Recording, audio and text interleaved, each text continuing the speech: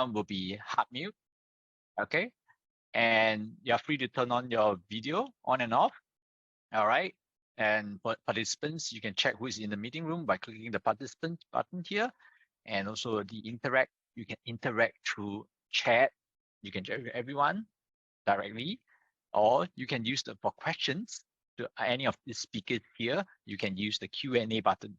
So all you need to do is enter your question, and once we're in the discussion, they will be answering your questions either by text or by live. All right. One important thing is there is a caption button here below. You need to turn on the caption. I'm going to go into details later, how you can select the language and what language is being translated to. Last but not least, in this page, there's a raise hand and react. If you need to react anything, you can give a thumbs up, you can give a heart shape, or if you need to raise hand and you want to speak, you can raise your hand, and our host will be here to unmute you and let you speak. Okay. Moving on to the next slide, this is the important one for the caption, translate the caption. So once you click on the caption, you can see all this. So very importantly, this is only available when you have the Zoom desktop client app and not the browser. So if you're using a browser, you might not be able to access it. You can set your language, which is our speaking language, which is the speaker, or the language that he's speaking. Right now I'm in English. If there's another person speaking in Indonesia, Bahasa Indonesia, you can turn that to a Bahasa Indonesia. So this is important so that the captions are generated accurately.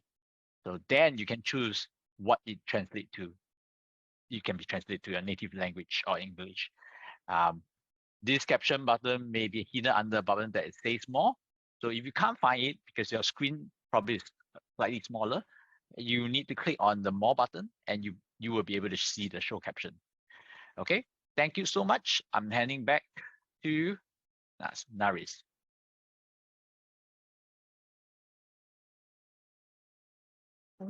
Thank you, Gary. All right, ladies and gentlemen, a little bit about Global Indigenous Youth Summit on Climate Change. The Global Indigenous Youth Summit on Climate Change is a 24-hour global dialogue taking place across 3 8-hour time zones. IT is developed by, for, and among Indigenous youth with one goal, which is to save our planet. It is anticipated the presentations today will include speeches, panel dialogues, short documentaries, artwork, and music. Before we start, I would like to give a short notes to all the participants about how this program is going to look like today. This morning, you will be expecting a 20-minute presentation from each speaker, followed by an open dialogue with the speakers, where you will have the opportunity to have a conversation with the speakers and to share your opinions, feedback, or even queries. We would love to hear from you as well. All you have to do is raise your hand and we will mention your name and unmute your mic to allow you to speak. You may also put your comments or thoughts in the chat box or in Q&A chat box. We are excited to kickstart Giyscc in Asia region this morning and hope that everyone here in this meeting are energetic to stay with us throughout the day. Without further ado, ladies and gentlemen, to start today's agenda, I would like to invite Temi Tope Subpanmu, the environmental toxicologist and the team leader for Giyscc All Regions, to deliver her introduction speech. Please welcome Tope. Thank you very much, everyone. Greetings from all over the world.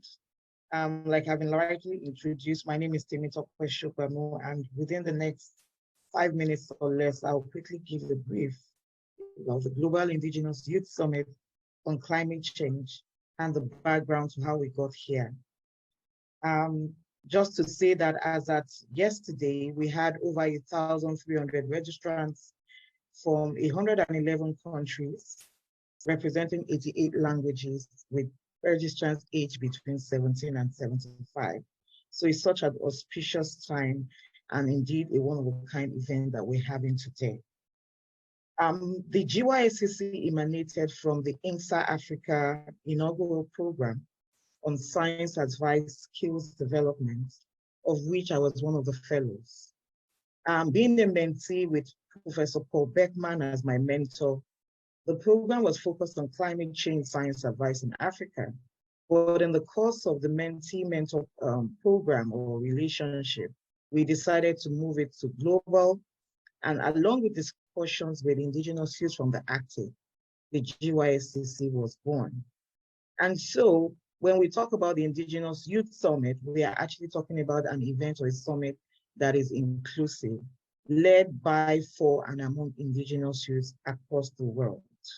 And so supported by UNITA with funding from Stranger Nature. I'm very happy to have you on board on this summit today. We know that we have over 500 million Indigenous peoples across the world, and we all, including Indigenous peoples, experience the impact of climate change, which has to do with varying temperature and weather conditions across the world. And the Indigenous peoples often live at the forefront of it, being vulnerable, but of course, they have also developed resilience over the years. And so youths, who I call the now generation, serve as potential conduits to ensure the integration and transfer of Indigenous knowledge and practices across the world. And that's why on this day of the United Nations, World Indigenous Peoples, we are convening this summit. Our aim is to mobilize partnerships amongst Indigenous youth through dialogue for climate action and to make our voice count.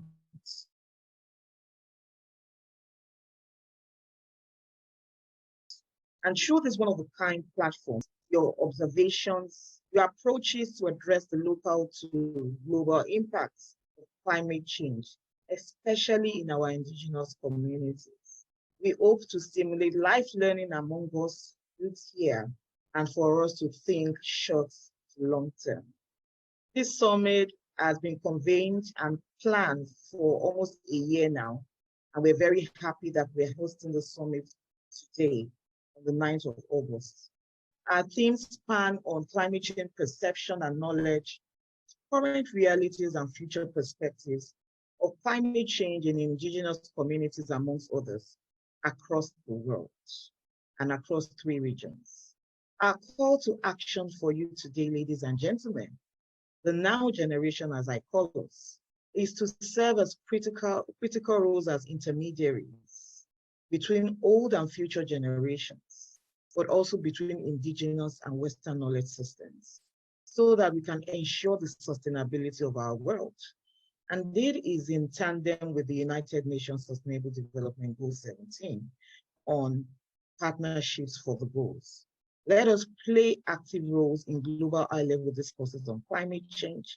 And we make a case on this day for the inclusion of Indigenous youth leaders in global decision-making and policy-making on climate change issues, including mitigation and adaptation. Let us be emboldened.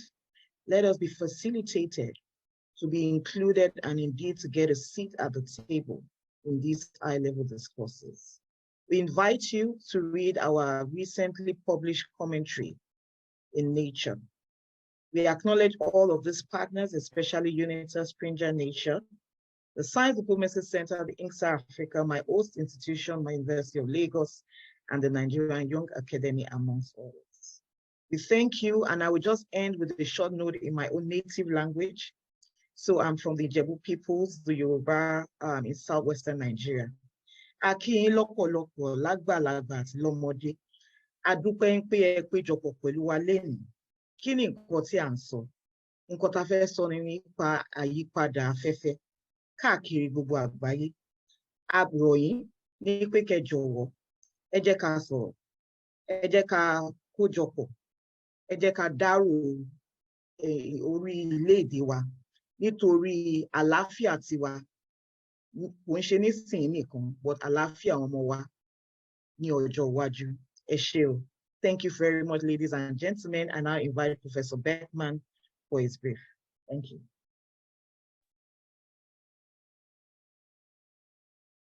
Good morning, everyone. It's an honor as well as pleasure to have the opportunity to initiate the Global Indigenous Youth Summit with Dr. Temitope Sogbonmu Tope and many talented Indigenous youth leaders from around the world who have made this dialogue, this by, for, and among Indigenous youth with global inclusion dialogue possible on the International Day of the World's Indigenous Peoples. I speak to you today from Falmouth, Massachusetts, on the home of the Mashpee Wampanoag, the Aquinnah, the Herring Pond, and nearby Narragansett tribes in North America. Indigenous perspectives are global and offer hope and inspiration to humanity to operate across generations. The spirit of this global Indigenous youth dialogue has reached the world, and it's truly amazing to be part of this journey with the Indigenous youth and leaders. And I just would like to take the opportunity to share the scope of the global context by reading the names of the 112 countries that are contributing to this. Afghanistan, Algeria, Argentina, Australia, Austria, Azerbaijan, Bahrain, Bangladesh, Belgium, Benin, Bhutan, Bolivia, Botswana, Brazil, Burkina Faso, Cambodia, Cameroon, Canada, Chad, China, Colombia, Comoros, Congo, Costa Rica, Cote d'Ivoire, Cuba, Denmark, Djibouti, Dominica, Ecuador, Egypt, Eritrea, Eswatini, Ethiopia, Finland, France, Gambia, Germany, Ghana, Greece, Grenada, Guatemala, Guyana, Haiti, Hungary, India, Indonesia, Iran, Iraq, Italy, Jamaica, Kazakhstan, Kenya, Lebanon, Liberia, Madagascar, Malawi, Malaysia, Mauritius, Mexico, Monaco, Morocco, Mozambique, Myanmar, Namibia, Nepal, Netherlands, New Zealand, Nigeria, Norway, Pakistan, Palestinian territories, Panama, Peru, Philippines, Portugal, Qatar, Russia, Rwanda, Saudi Arabia, Senegal, Serbia, Sierra Leone, Singapore, Somalia, South Africa, South Korea, South Sudan, Spain, Sri Lanka, Sudan, Sweden, Switzerland, Taiwan, Tanzania, Thailand, Togo, Tonga, Tunisia, Turkey, Turkmenistan, Uganda, Ukraine, United Arab Emirates, United Kingdom, United States, Venezuela, Vietnam, Yemen, Zambia, Zimbabwe.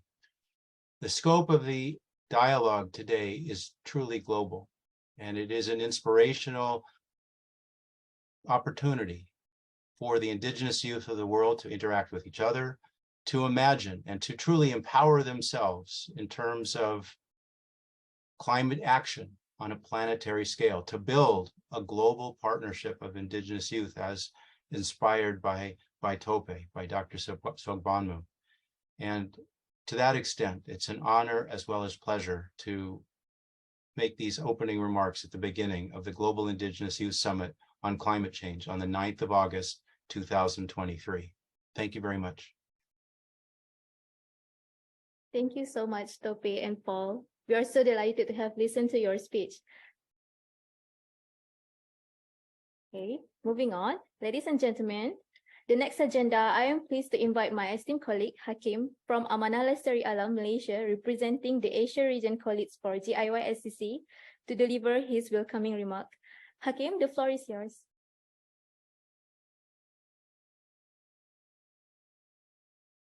Thank you, Azni. Assalamualaikum and selamat pagi, which is good morning in our local language, Bahasa Malaysia.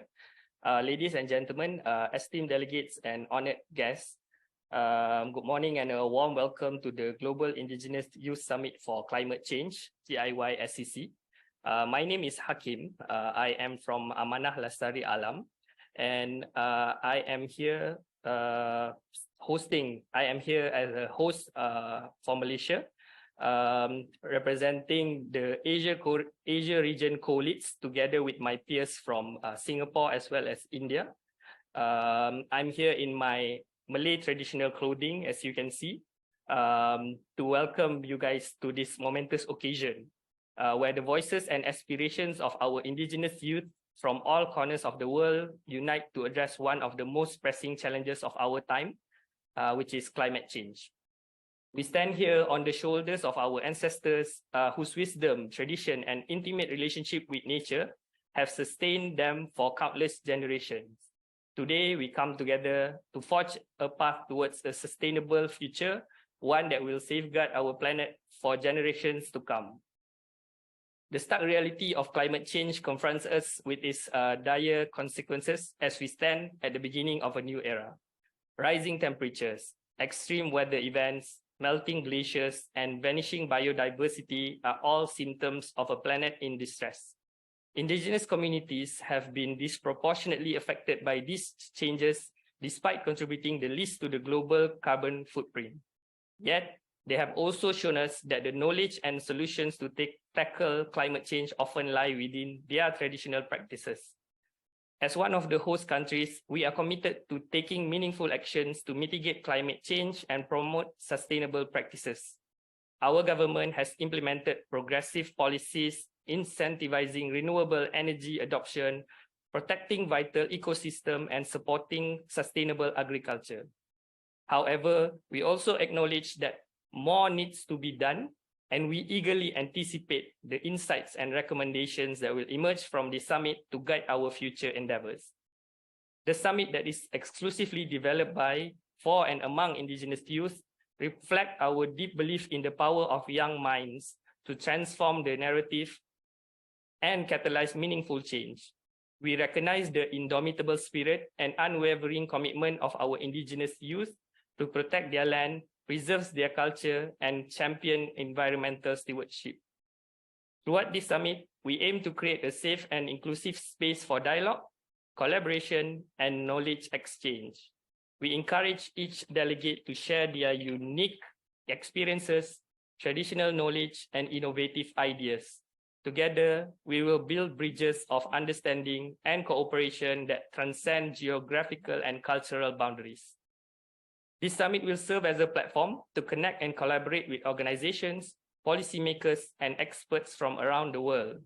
Together, we can harness the collective strength of our voices to influence global climate policies and promote environmental justice. The outcomes of this summit will not be confined to our time together here. Instead, we will echo across continents and reverberate through the ages. Our shared commitment to climate action will transcend borders and ideologies, inspiring others to join the cause and create a formidable force for positive change. Over the next hours, let us channel our energies toward building a brighter and more sustainable future. Let us seize the opportunity to learn from one another.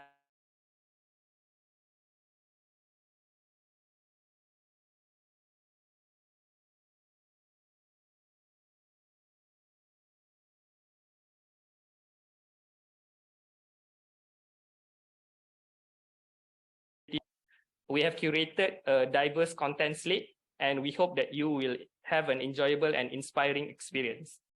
Let us walk hand in hand, guided by the wisdom of our ancestors and the passion of our youth. Let us embrace the responsibilities bestowed upon us and fulfill our duty to protect Mother Earth for future generations. Thank you.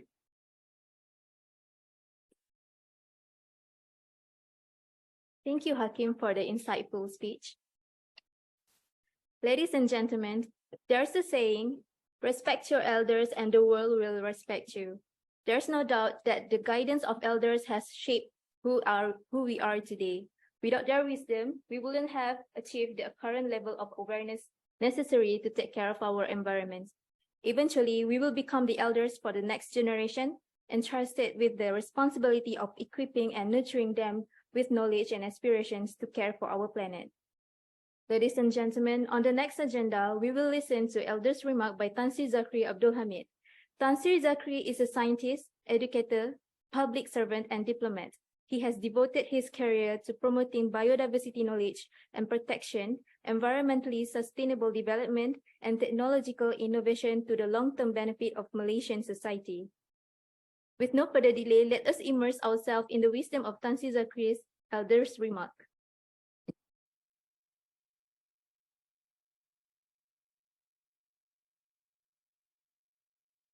Assalamualaikum warahmatullahi wabarakatuh.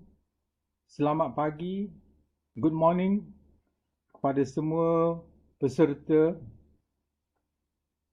Saya mewakili Jawatankuasa pemandu majlis ini, suatu persidangan secara maya yang akan berlangsung selama 24 jam di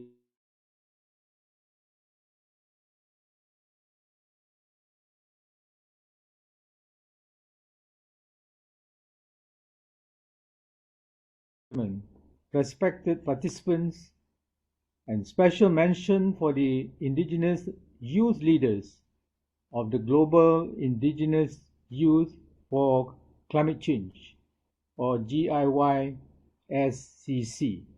a summit that is developed for, by, and among Indigenous youth.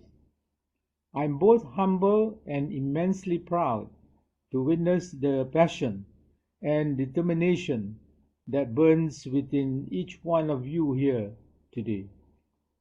Ladies and gentlemen, in my many years of life, I have witnessed the profound impact of climate change on our sacred lands, our traditional ways of life, and the delicate balance of nature. The world we inhabit today is vastly different from the one I knew in my youth. The signs of ecological distress are evident, and the urgency to protect our planet has never been more pressing. Ladies and gentlemen, although indigenous people represent only less than 2% of the world's population, they are responsible for the conservation of 80% of the Earth's protected areas. Indigenous peoples often have a spiritual connection that they take the protection of their habitat seriously. As elders, we hold a huge responsibility. We are the guardians of ancestral knowledge, the keepers of stories passed down through generations. Our connection to the land, the water, and the sky runs deep, and it is our duty to share this wisdom with the youth who will carry on our legacy forward. To the youth leaders of GIYSCC, I say this: your voices matter, your ideas hold power.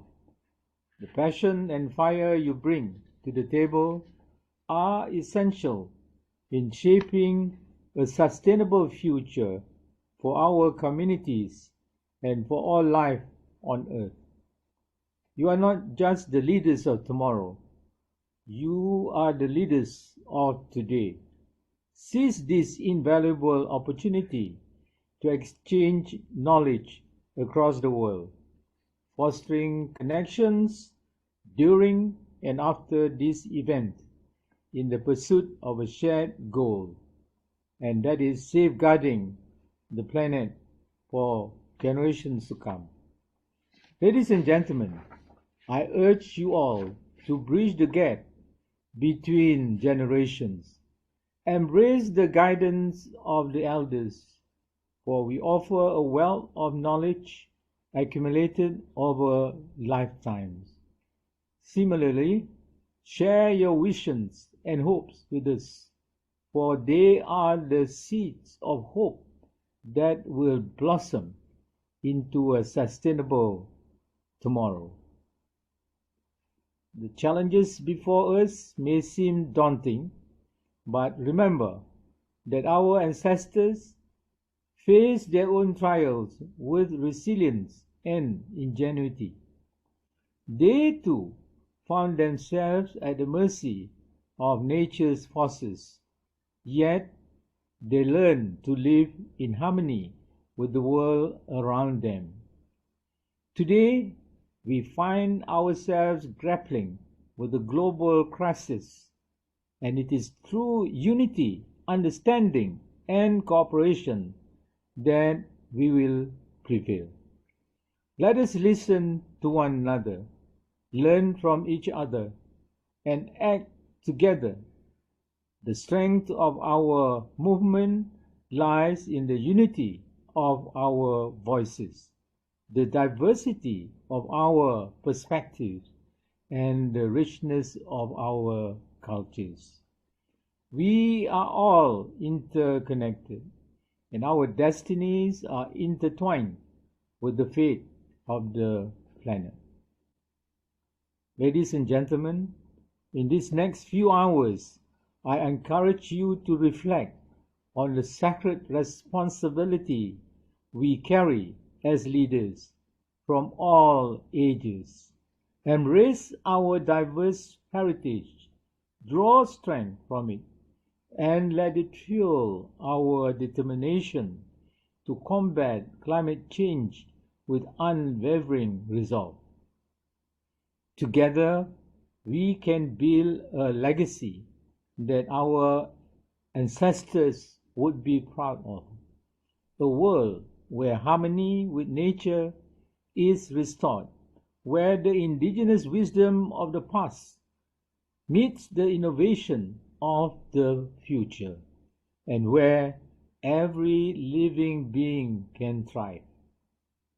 So, ladies and gentlemen, as we start this exciting summit, I believe the valuable sharing from our respected speakers will catch your attention and motivate you.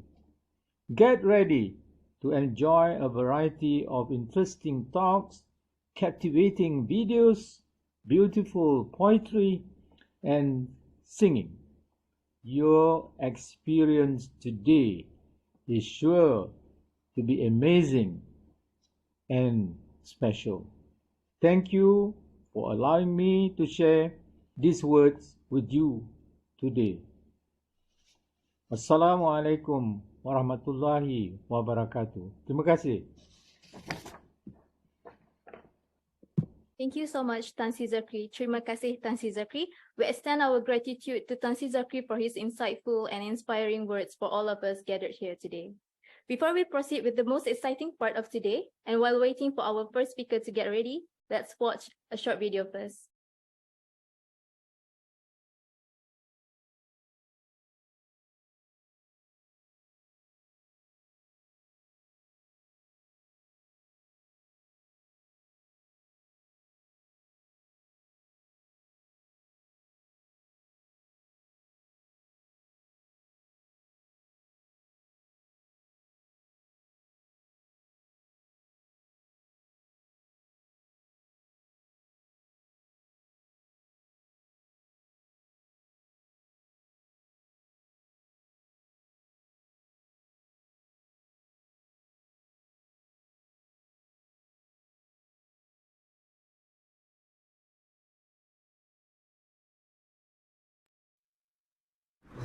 The peoples who inhabit the Borneo rainforests rely on the rattan to go about their daily lives, from hunting, foraging, farming, preparing food, and carrying precious cargo. Rattan basketry items were essentials of Sarawak's tribes people for many generations. Rattan is truly the lifeline vine.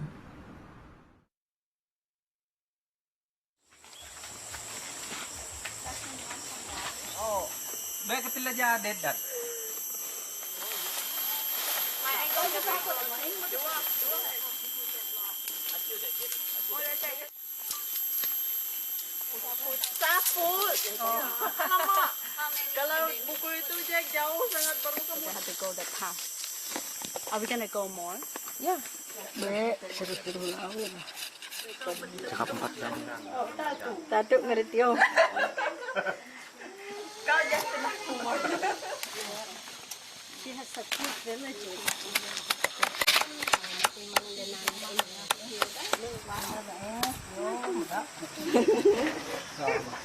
Ini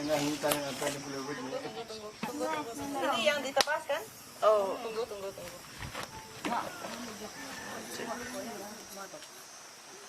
Or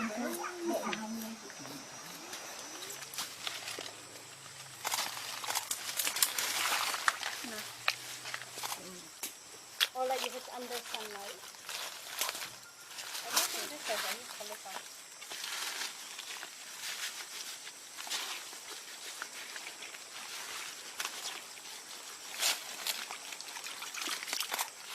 They buy the rotan.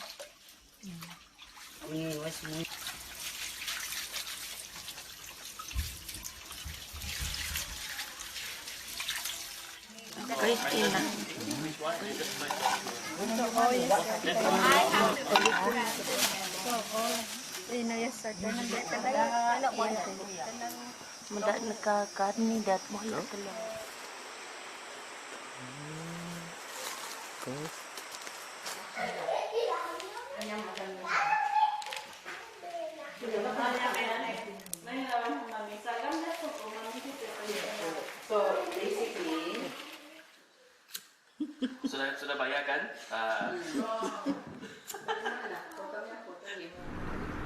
Sarawak's rattan basketry products today are in high demand, not only because of the depleting resources in our rainforests, but because of what is required for each of them to be made. Sturdy, tactile, and full of stories, it is such a pleasure to own that little bit of jungle in our daily lives.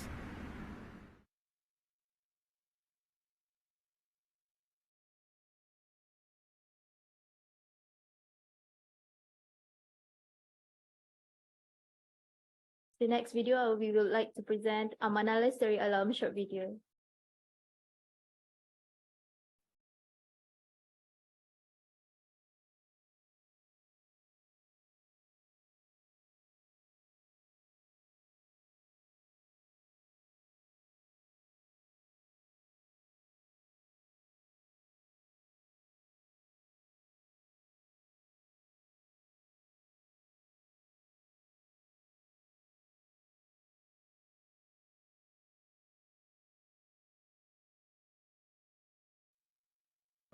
What would you give to live? To live in a home full of life, living in harmony amongst this beauty. But this is not how we live now.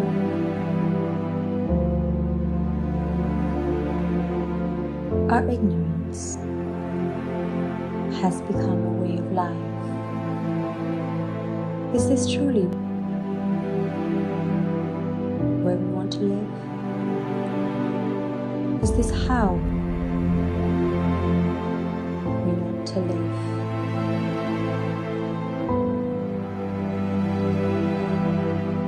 As humans, we can change the way we want to live, change the way we choose to live. We can protect our planet and live a better life we all deserve.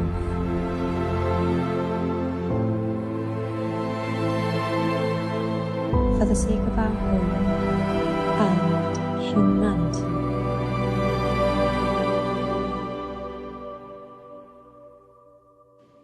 Act now, together.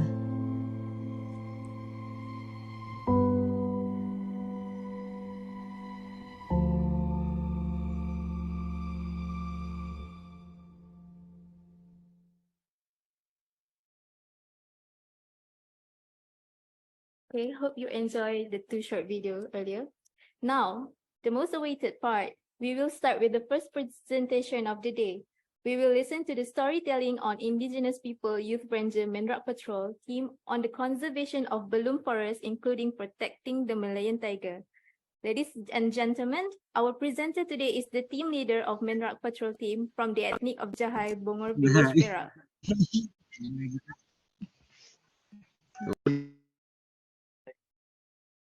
Tuan-tuan dan puan-puan, penyampai kita pada hari ini merupakan Ketua Peronda Menrak dari etnik Jahai, Kampung Bongor Perak. Beliau membantu mengajar rakan sepasukannya yang terdiri dari golongan muda dan kini mengetuai komunitinya dalam pemeliharaan alam semula jadi. Tanpa melengahkan masa lagi, saya menjemput Ardi bin Kembung untuk berkongsi dengan kita semua pada hari ini. Silakan Encik Ardi.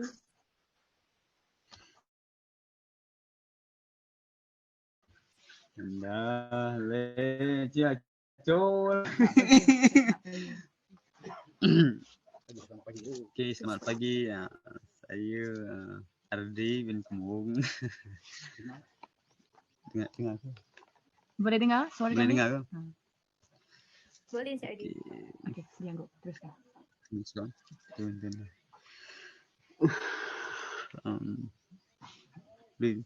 Memang sulit col. Okey. Yang ni tadi. Apa Encik Ardi? Tajuk Teruskan. peranan mendak. Okey. Tajuk peranan Menrak bersama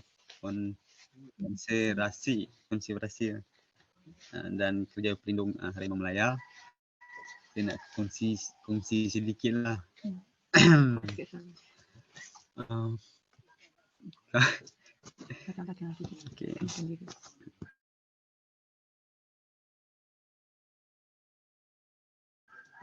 Latar belakang dari Ardi dan pasukan Ranger Menrak. Lepas tu ini lagi lah. Keluarga, lepas tu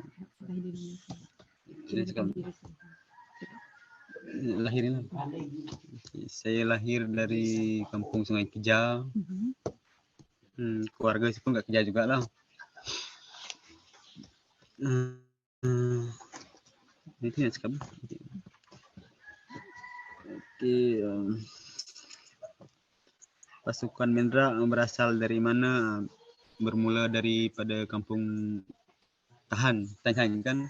Nah, bermula situlah kita berlatih. GPS pun kat situ dululah, sebab situ dulu kan dia tak ada apa tu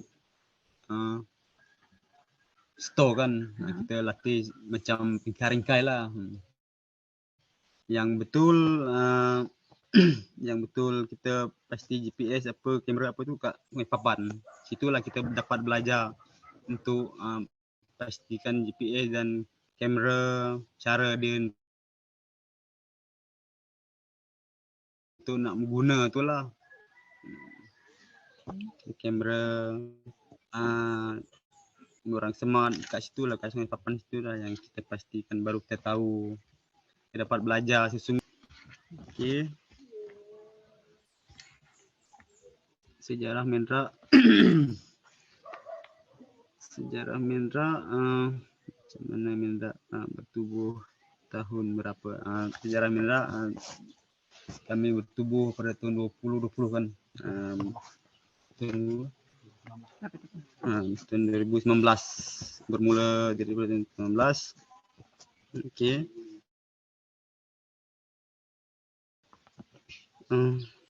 Mana Tanhai juga. Tanhai. Mula apa yang Ardi buat masa mula-mula hendak ditubuhkan. Okey. Kampung mana yang ni kan. Okey. Berlatih di mana? Ini sudah tadi kan. Okey, yang ini. Kenapa Ardi Menrak? Menrak. Nak cakap bahasa Melayu pun bukanlah pandai sangat pun. Boleh Encik Ardi, boleh cakap bahasa Melayu. Dah. Saya pun kuranglah pandai jugalah bahasa Melayu. Sikit-sikit dulu. Sikit-sikit pun boleh. Kenapa? Encik Ardi, you can. Encik Ardi kalau nak cakap dalam bahasa Encik Ardi pun boleh. In Jahai. Oh, boleh juga lah. Ya, boleh. Kenapa setia Menrak? Saya setia Menrak Jaga. Okey, saya jaga saya kenapa saya setia email ni saya jaga hutan saya dan lagi jaga harimau lah. Ada hutan, dia jaga hutan, jaga harimau, jaga keluarga dan lagi komuniti orang kampung kita dapat membantu lah. Dan lagi Will ini kan tadi kan tanggungjawab Mendra untuk jaga siapa tanggungjawab Mendra Encik RD, untuk jaga harimau tadi lah. Apa dia? Encik RD, apa perasaan Encik RD bekerja sebagai Menrak sejak 2019 ya tadi? Apa perasaan Encik RD? Happy ke? Suka ke? Or penat ke? Suka. Share. Penat pun ada jugalah, penat. Okey. Pagi-pagi keluar pukul berapa Encik RD? Untuk masuk ke hutan dan jaga hutan, protecting, lindung harimau. Pukul berapa Encik RD mula setiap pagi? Pagi-pagi. Okey. Setiap pagi kita bermula pada pukul 8. Mula-mula kita nak sebelum nak pergi ronda tu kita bersediakan apa peralatan GPS, bateri dia, lepas tu kamera, secukupnya alat-alat untuk kita bawa dalam hutan tu. Makanan, periuk apa-apa tu lah yang kita bawa. Peta itu alat yang penting lah sekali untuk kita nak jalan dalam hutan tu, kita nak tengok. Dalam hutan tu kita duduk kadang-kadang 14 hari, kadang-kadang kita turun juga, kadang 10 hari, kadang seminggu macam tu lah. Kita nak break sampai 14 hari pun kita tak boleh juga. Kalau kita pun kita fikir tentang anak kita kat rumah, tu sakit ke apa ke, tu yang kita takut. Kita pun masuk dalam hutan terisau juga dengan anak kita. Tu sakit tu dah lah, orang tak biasa dekat hospital memang macam tu dah lah. Masa rondaan tu kita boleh cakap. Okay. Kita ronda ni kita mengambil tapak harimau tu lah, tapak kijang, tapak rusa, tapak babi, sebab kita kontrol makanan harimau tu lah. Sentiasa ada. Kita takut tu ada yang masuk yang bawa jerat ke apa ke, itulah yang kita takut tu. Binatang asing tu lah. Sebab orang tu dia tak sama dengan kita. Kita ni kita penjimat. Kalau orang masuk orang lain Okay. Biasanya Encik RD pergi dengan berapa ramai pasukan Encik RD? Okay. Pasukan saya dia satu tim tu 5-5. Walaupun tak ada senjata pun, tak ada parang, boleh lah. 5-5 jugalah. 5 orang. Macam mana rakan-rakan ataupun penduduk kampung Encik RD nak jadi Menrak? Apa keperluan yang diorang ada untuk jadi seorang Menrak? Macam mana nak cakap? Dia kena pandai memburu ke? Dia kena ada ketahanan diri yang macam mana ke? Cik Adi boleh kongsi? Kena kuat semangat lah. Aduh, banyak macam lah berani lagi. Tak apa. Okey, betul. Okey. Jadi lepas Encik Ardi, selain daripada jaga harimau, Encik Ardi ada tak jaga orang daripada tebang pokok dekat Royal Bloom? Nak pastikan tak ada orang yang datang memburu and tebang pokok secara haram. Ada tak jaga? Ada. Ada kesan cantai, kesan kayu gaharu, ada jugalah kesan takik. Kami pun masuk dalam hutan tu, kami beronda, kami buat rekod lah. dalam smart petrol tu. Kenapa Encik RD rasa jaga pokok ni penting dan perlu untuk jaga, untuk halang orang daripada potong pokok? Kenapa Encik RD rasa penting? Macam tu salah. Jahai. Boleh nak cakap jahai juga boleh ke? Boleh, Cakap bahasa boleh. sendiri boleh? Boleh. Undang bahasa Inggeris. Sebab yang penting sayang Johor, sebab Johor tu pelindung untuk menrahab dan lagi bangun kelentun, lepas tu bohol kasar mai sebab mai gin perlu herb bahaya lah, perlu herb hi go atas herb apun go herb dan lagi nigi kom bagi du nanti saya cakap itu campur lah, nanti kalau saya cakap itu campur saya minta maaf nanti kalau habis kalau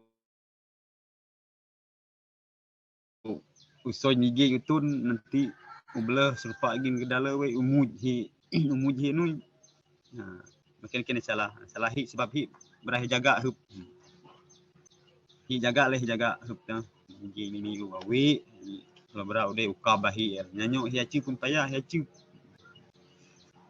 sebab nak cari makan susah.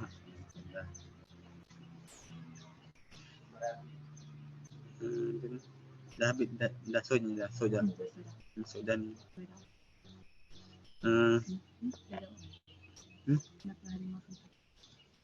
Kenapa harimau penting untuk orang asli untuk hutan? Sudah.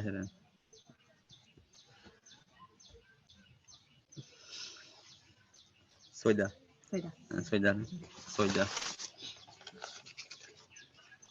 Ada persoalan nak ni? Okay, Cik RD ada apa-apa lagi yang nak dikongsi dengan kami? Berkaitan aktiviti seharian Cik RD sebagai menrak ke? Jejer dah. Orang boleh kau jejer. Gentar dah. Inilah menrak macam mana menrak membantu keluarga RD dan komuniti RD kenal keluar pekan. Nah, dah kalau ada dapat gaji tu lah.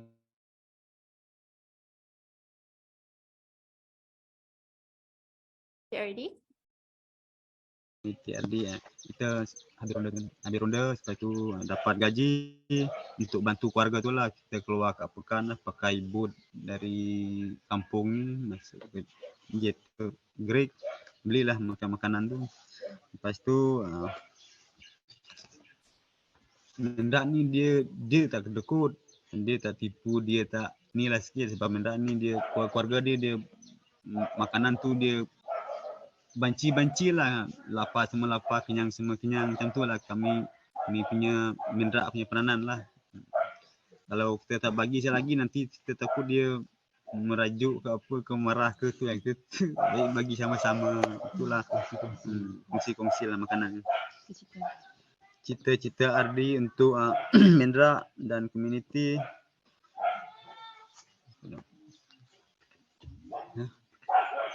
Apa dia? Semangat lah. Menrak bergerak sendiri. Menrak bergerak sendiri. Lepas tu tiba lagi serah tu lah. Harapan RD untuk harimau. Dia tental lagi ya. Tental lagi lah. Makanan cukup, kalau tak apa terjadi makanan harimau ni kena kita jagalah. Betul kan? Kena. Makanan harimau ni kita jagalah, Kalau kita tak jaga selagi nanti orang asing tu bawa apa gerak apa-apa tu nanti dia pupuskan semua, habislah untuk masa depan orang budak-budak pun habislah. RD. Tanyalah ada saran tanya sebut bergentar ni, cuba bergentar ni. Apa harapan Encik Ardi kepada anak-anak muda dalam jadi seorang menrak dan menjaga hutan? Apa harapan Encik Ardi bagi anak-anak muda zaman sekarang? Cita-cita tu lah. Cita-cita Untuk menakni. cinta pula. Cinta pula. Cita-cita Ardi untuk menrak dan komuniti Ardi, saya berharap pada mengharap untuk masa depan orang budak-budak lah. Orang budak-budak lah yang nak sambung ke kerja menrak ni. Saya harap orang menrak muda ni lah orang nak sambung terus ke hadapan. Itulah untuk saya lah. Saya boleh gerak sendiri. Saya boleh gerak sendiri. Telinga. Supaya orang bergerak sendirilah.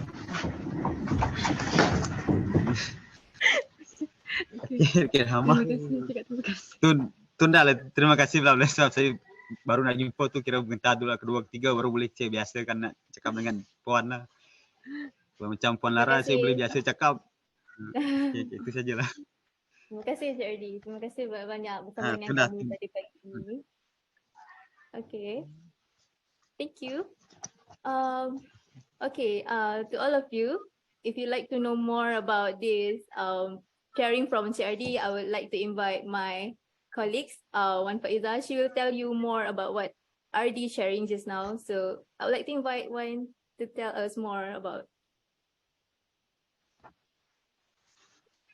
The indigenous youth from the Giyscc community in the deep in the primary forest reserve of Malaysia in Royal Belum.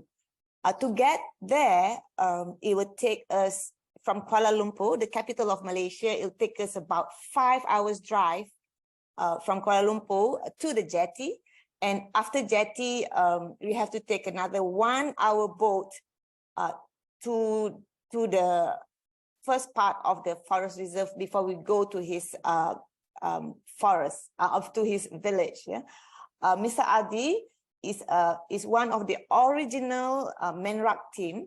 Menrak is the a patrolling ranger that was set up by an NGO called Rimau. Rimau in Malay is tiger.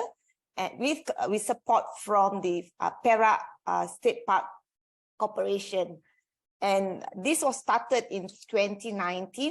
And what Menrak does is actually they use the help of the indigenous people to support the ranger team of the Perak State government to patrol the forest reserve in Royal Belum, in Perak, a state in Malaysia.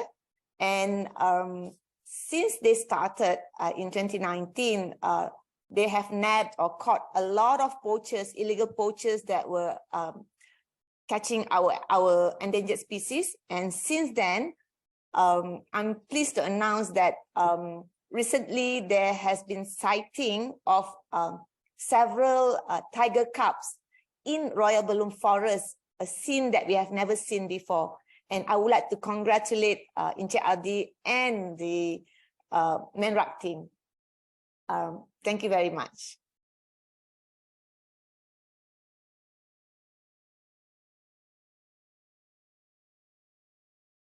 Thank you so much, Wan, for the sharing.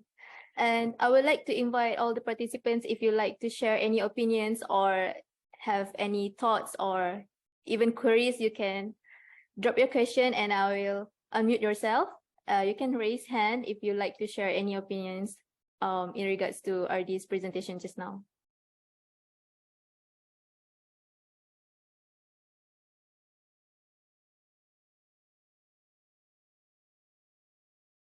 Hakim tengokkan if ada anyone.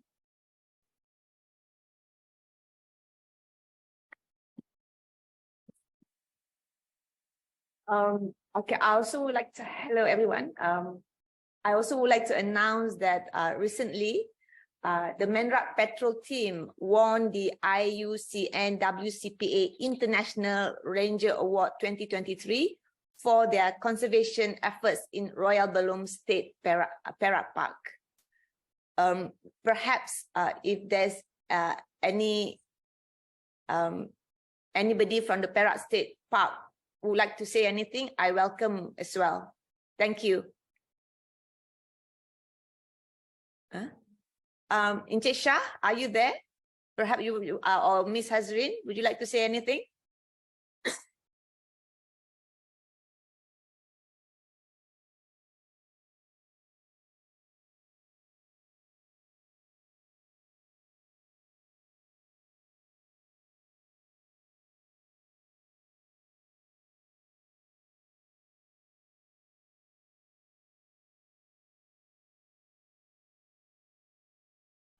For everybody's information, back when we many years ago, there were over 1,000 Malayan tigers in our jungles. However, to date, it has reduced to a mere 150, and therefore the Malayan tigers need to be protected. And we welcome everybody to go into the Royal Belum or the Perak State Corporation website, which we will share later for you to find out more about this initiative. Thank you.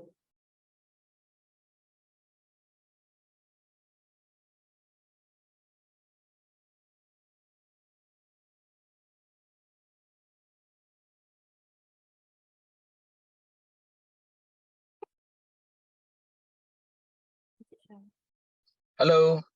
Hi, Encik Shah. Hi guys. Sorry, I'm in a car. As usual, my name is Shah Reza. I'm the director of the Perak State Park Corporation. We would like to say thank you for inviting our Mendrak boys for today's session. I think the Indigenous Jahai Asli has proven that with proper motivation, proper training, and incentive, they can actually contribute to conservation and be world class. You know, the fact that they won the IUCN WCPA International Ranger Award, which was participated by 52 countries over 114 nomination, and they were one of the 9 that was selected globally.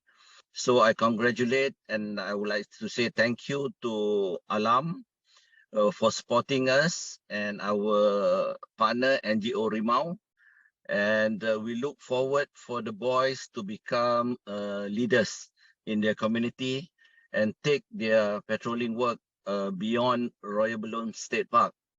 So once again, congratulations to the boys. RD is an excellent example of leadership by the Jahai community. As mentioned, the Malayan tiger, one of the 6 subspecies left, only exists in Peninsular Malaysia, and there's less than 150 individual tigers. So the efforts that's been done by the Mendrak boys is tremendous in terms of saving the Malayan tiger. So thank you again. Thanks, bye. Thank you so much, Shah, for being with us today. Puan, if you have anything you would like to add? Maybe mungkin orang-orang Mendrak boleh bersorak, kata apa khabar ataupun terima kasih semua sekali. Lambai-lambai sikit. Tunda. Okey, lain. Ada.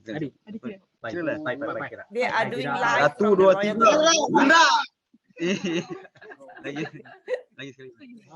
Lagi sekali. Okey, 1, 2, 3.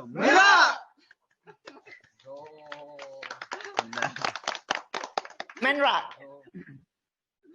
Mendrak. Terima kasih Encik Adi. Tunda. Thank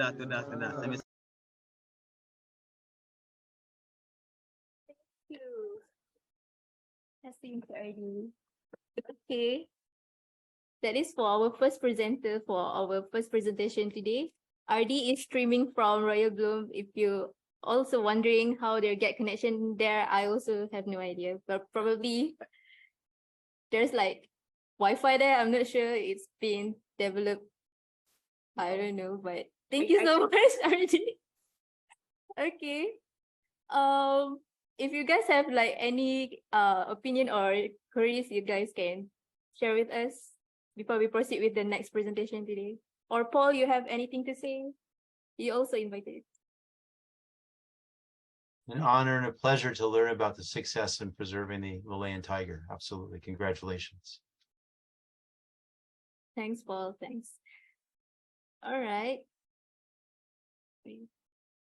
Okay, well, we have like another 5 minutes before we proceed with the next presentation. Maybe we will watch a short video first while waiting for our presenters to be ready. Okay.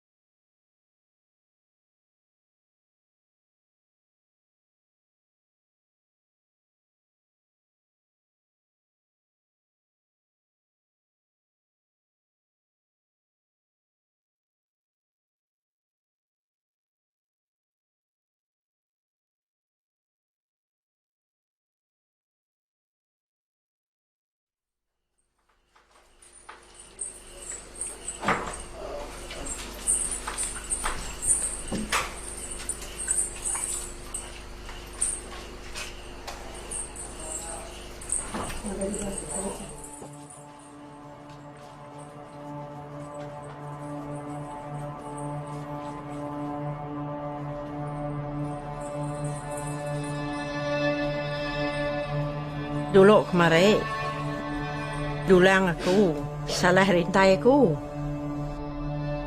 Masuk buang kami, baka kita telah masuk buang. Malamnya mimpi dek. Nah baru dek. Tak ada dulang salah rintai dek. Tegas seminggu. Mimpi baru. Dek tidak nak ngah baru. Maka dek sakit. Maka dek parai ku amano kita.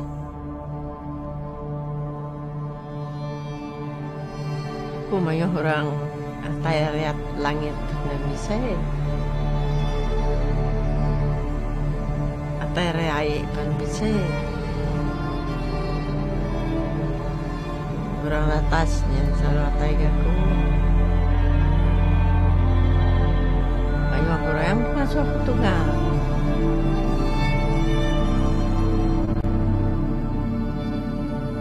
Oh baka kita bisa orang nolong. Bisa kaya tay. Bisa kaya ngirim kita yang ada tay. Tanda kita yang ada orang nolong. Nak, kita boleh aku ketawa nak.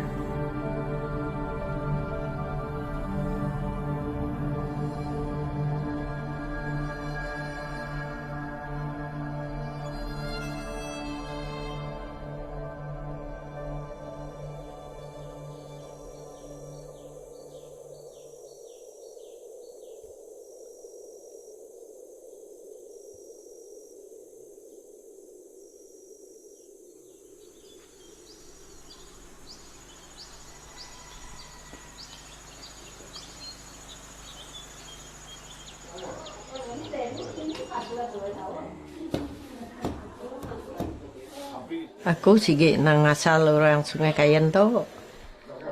Sige orang ke tenunan pa kumo. Turunan kami hari ni. Muyang-muyang dulu-dulu. Ini tuai kita cuba.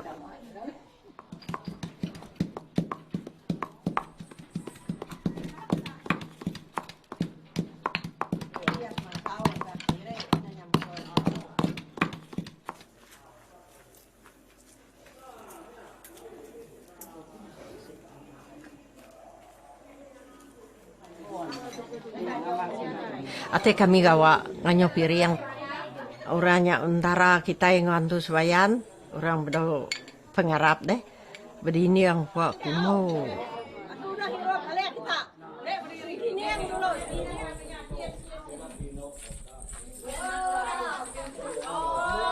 ate kami nak kainnya ngai ya betara ko jako betaranya ngai makai piring kami.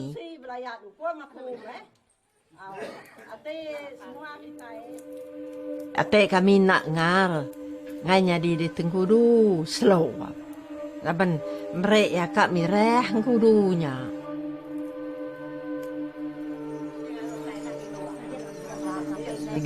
Ate kita kak kita ngar nak ande kita nade mimpi jo nganya di.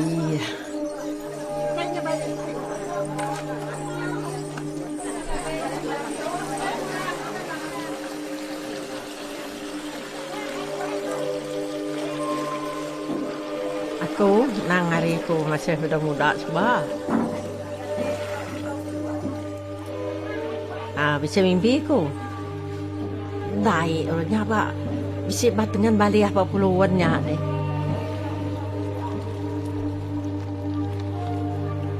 Dia kami nyelam kai. Debai orang. Tenggelam. Datai. Datai orangnya. Jadi semua balau cokku. Mana ba ulu nyawa ya nangga nyawa ada orangnya mana?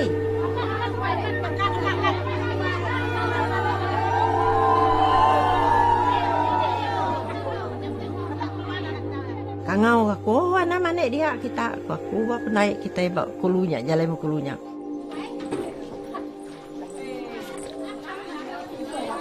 Apa yang bel? Anak mana pada kita utai nyanyi penuh hai kayan tu.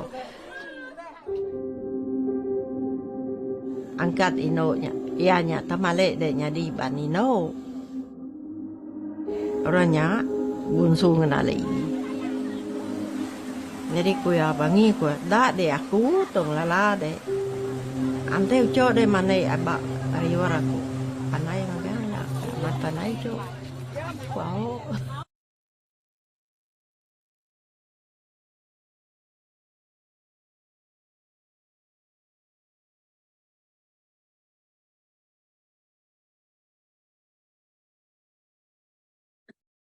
Okay.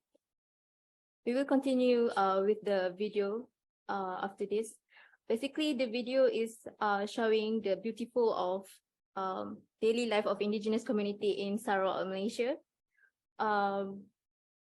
Showing about the process of making traditional clothes, which is in Malaysia we know as tenun batik. And not to worry, we will share the video, the half of the video after this, after the presentation. Okay, ladies and gentlemen, we are now moving on to the next presentation of today. Our next presenter is the founder of Kelab Belia Prihatin, an organization led by youth who are committed to making a positive impact on our planet and empowering their peers to raise environmental awareness across the nation. Luqman and his team have undertaken numerous initiatives in the recent years and have been actively engaged in various collaborative projects, all working towards the shared objective of safeguarding our planet.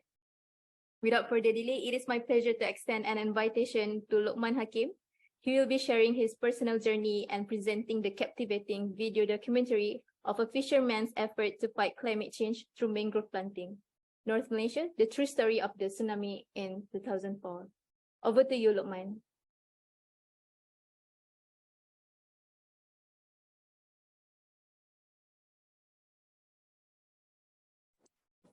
Yeah, hello, Assalamualaikum warahmatullahi wabarakatuh dan selamat pagi. Good morning everyone. Should I speak in Malay or English? You can speak either language. You can speak in Malay as well. Okay. Pertamanya terima kasih kepada semua tim sekretariat penganjur. Thank you everyone who make it today, and of course to the organizing committee. My name is Lukman. I'm from Malaysia, and I'm leading a youth collective of Malaysia called Belia Perhatian, or in English we call it as Youth Concern.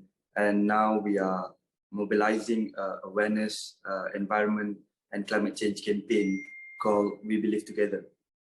So basically, we are not only focusing just for a few areas, but we do it on a nationwide level for both in Peninsula and East Malaysia.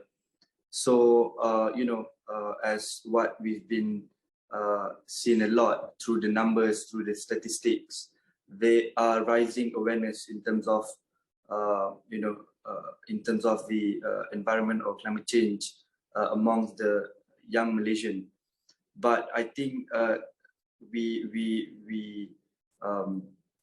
think that there have to be an increasing numbers of effort to translate all the awareness into action. So that's why we start doing all this mangrove tree planting and initiatives, so that more people can be involved and more people can engage. And by doing it, in a way, we are providing access, because sometimes they might want to contribute back to the environment or to Mother Earth, but they don't know how they can do it. Jadi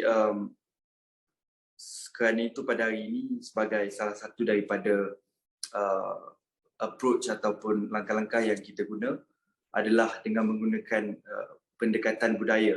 We are using cultural and art approach, and I think after this we will show a documentary that fully made by our team, young professional, to share and to tell the world about one of the unsung hero that we have in Malaysia.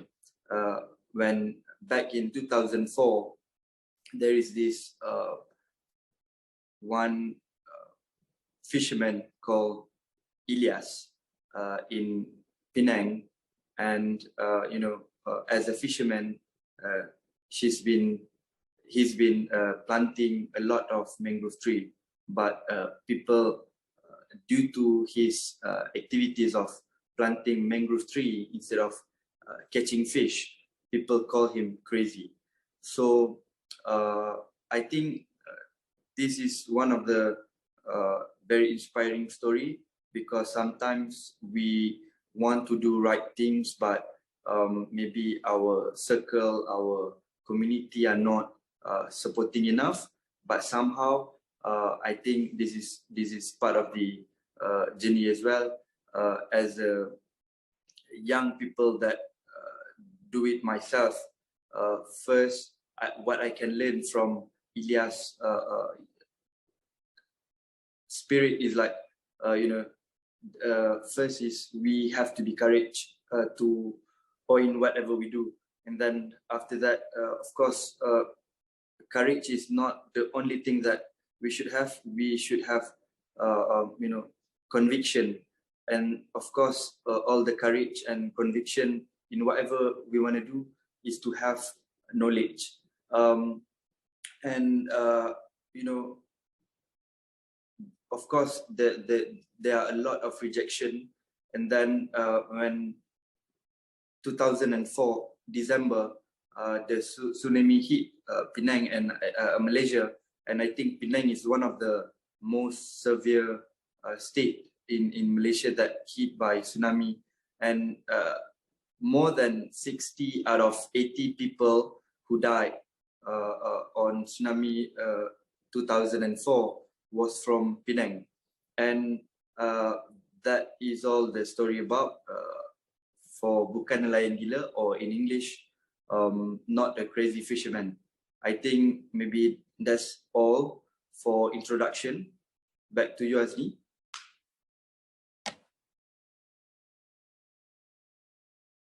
Thank you so much, Luqman. Now we will present the documentary of Bukan Nelayan Gila, produced by Amanah Lestari Alam and Kelab Belia Prihatin.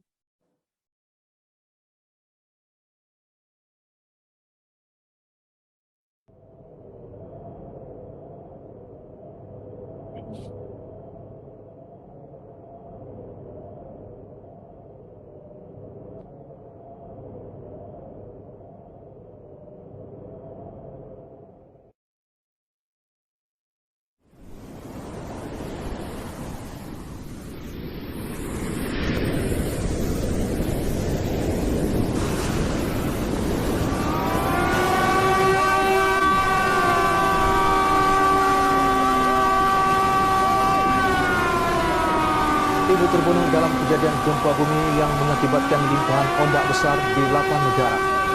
Pulau Pinang adalah antara negeri yang paling kuat merasai gegaran.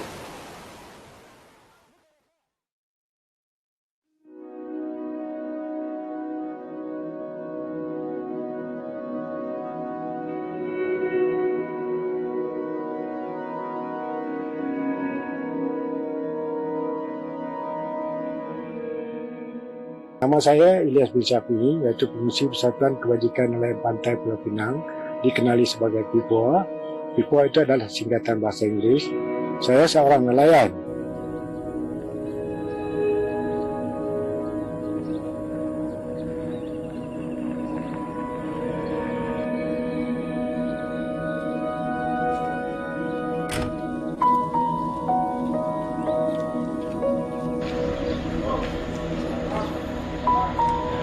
Apabila saya melihat hutan-hutan bakau ini semakin kecil, jadi saya memikirkan generasi akan datang ini, apabila mereka menjadi nelayan, kemungkinan anak saya sendiri pun akan menjadi nelayan. Kita mempunyai anak yang ramai, mungkin ada 1-2 tu akan turut serta jadi nelayan lah.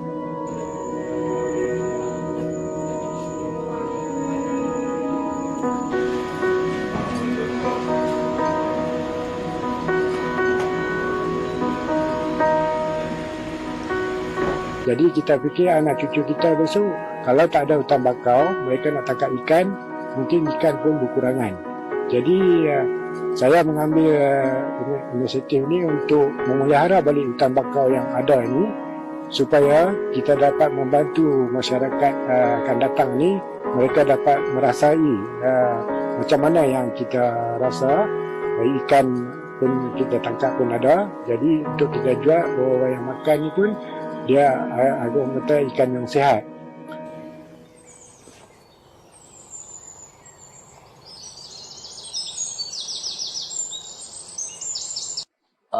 Dengan Cik Des ni saya kenal dia dah lama dah. Nak kata belasan tahun lagi saya kenal dia.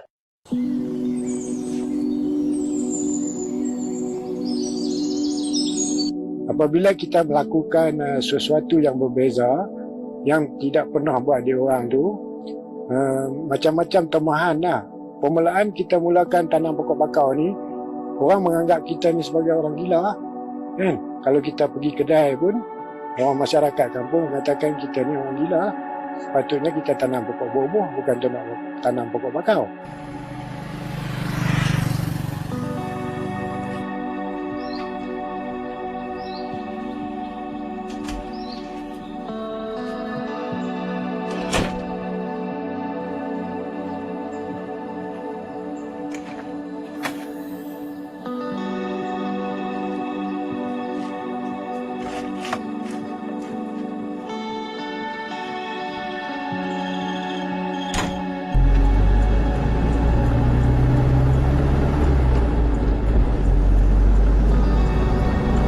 Pada permulaan tu dapat gangguan-gangguan lah. Apabila kita nak menanam tak dibenarkan lah, berbagai. Lama kelamaan dah apabila tsunami lah. Apa orang kata tsunami ni dapat mengajar semua lah. Apabila tsunami mai pada 2004, bermakna yang tak ada hutan bakau ni dia akan ada kematian dan sebagainya. Jadi apabila kawasan-kawasan ada bakau, selamat. Jadi baru orang tahulah kepentingan hutan bakau tu. Kita bercerita berkenaan dengan tsunami 2004 juga dikenali sebagai tsunami Lautan Hindi yang telah berlaku pada 26 Disember.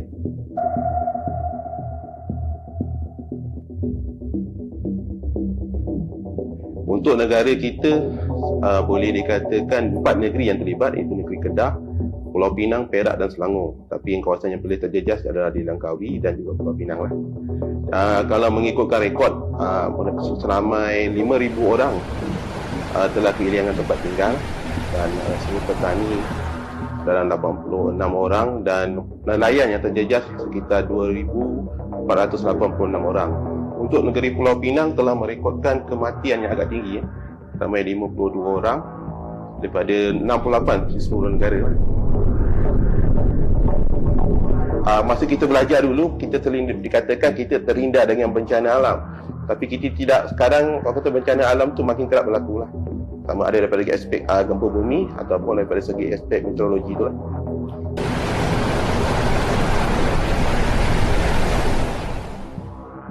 Masa tsunami berlaku kan, tengah-tengah ribut, masa tu kita tak tahu kita kata ribut je lah. So orang semua balik duk lari masuk rumah. Kuku saya ni keluar pergi ke laut. Pasal apa? Susah, hidup susah kan. And then nak protect, nak save sampan dia. You know? Nak save sampan dia, nak ikat, nak tambat sampan dia tu supaya kuat kan. Dia tak balik. Pulau Haji Ibrahim tu saja yang kena sampai kan. Ya, dia punya kolor tak jauh lah dekat dengan laut. Mungkin masa tu yang penuh. Bila alun tu dia pukul, dia himpun sampan ke ban lah. Tapi orang tak dapat lah. Masa tu masa yang penuh orang dah nelayan dah balik kan. Pertama di sini hutan bakau tak hutan bakau. Kalau tak ada hutan bakau ni mungkin Sungai Udang tu dah kena. Alun tu dah sampai, Sungai Udang dah kena. Sekarang ni nelayan pun dah sedarlah. Macam saya kata tadi, apabila tsunami itu dapat mengajar. Jadi nelayan tahu. Nelayan sudah tahu kata hutan bakau ni dapat jadi zon penampan. Dia boleh membantu untuk kesan daripada tsunami itu.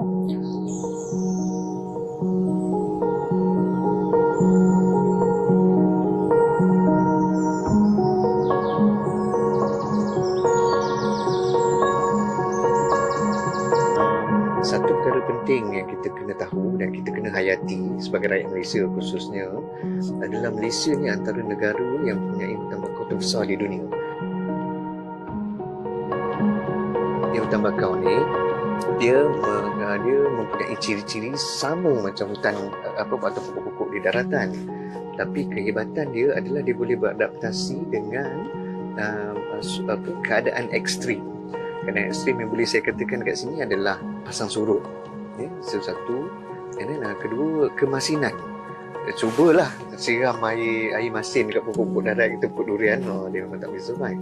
Tapi pokok-pokok bakau, jenis-jenis pokok yang boleh hidup di dalam hutan bakau ni, dia boleh beradaptasi. Maksudnya dia dah berevolusi selama juta-juta tahun untuk mengatasi isu tu.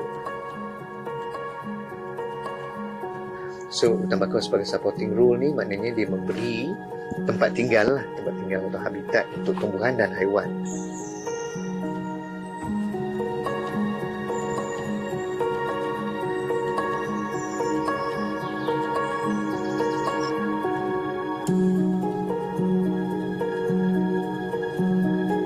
Tahun 2004 tu mengajar kita bahawa negara kita boleh terkena impak tsunami walaupun gempa bumi itu berlaku di Aceh, sebab dia berlaku di dasar laut kan, dia menyebabkan ombak besar yang menyebabkan tsunami.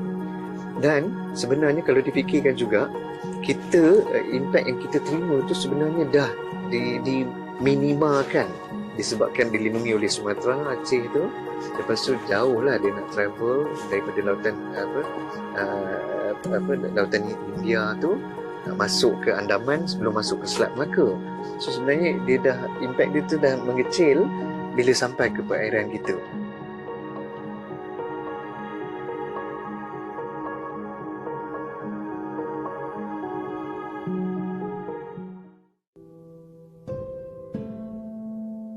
Hutan bakau memang hutan karbon yang berpantas dan tinggi.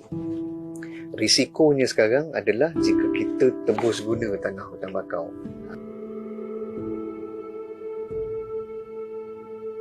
Bila kita tebang pokok bakau, peluang untuk menyerap karbon dah hilang. Itu satu.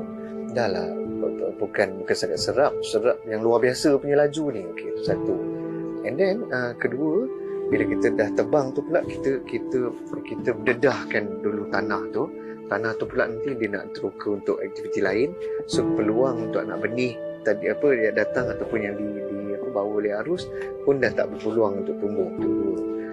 Tapi yang tiga yang paling dahsyat, apabila kita dedahkan tanah yang penuh dengan karbon ni tadi kepada udara lah, kepada oksigen, so karbon tadi yang dah tersimpan akan teroksida. Hutan bakau yang banyak ni boleh menyerap karbon yang sangat banyak untuk membantu dunia memerangi perubahan iklim. Kita pula bila kita dedahkan, kita pula akan jadi pencemar karbon. Itu kerisauan dia.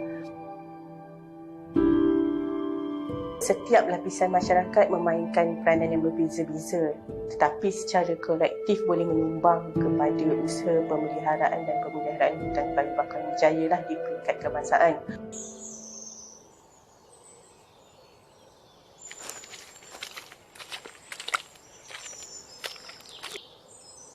WWF dengan Pak Cik Ilyas melalui Persatuan Dia Pifwa, kami memang dah lama mengenali antara satu sama lain.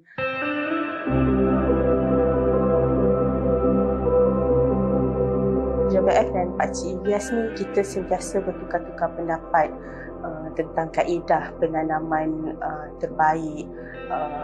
Contohnya bagi spesies berembang, sebab Pak Cik Ilyas telah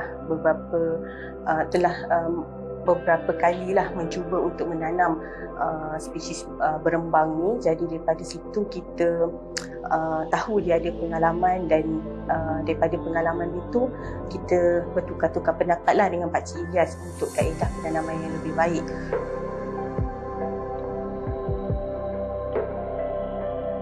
Sejujurnya kagum lah dan cukupnya menghormati usaha yang dilakukan oleh Pak Cik Ilyas ni. Lebih dia mesra dengan kita panggil Pak Cik Ilyas lah. Dia bukan saja menggerakkan pada usahanya kelestarian nasihat, tapi juga menjadi seorang individu yang memimpin persatuan nelayan dengan baik dan cukup komited dalam tugas dia.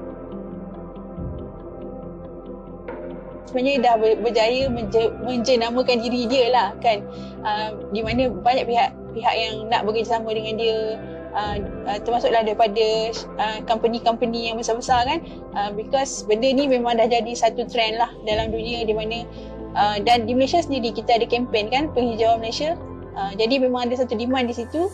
Di samping bukan sahaja buat saja-saja, tapi kita tahu setiap usaha kita tu akan menyumbang kepada penghijauan Malaysia dan juga menyumbang kepada pengurangan suhu dunia lah kan. Walaupun nampak sikit, tapi orang kata sikit-sikit lama-lama jadi bukit.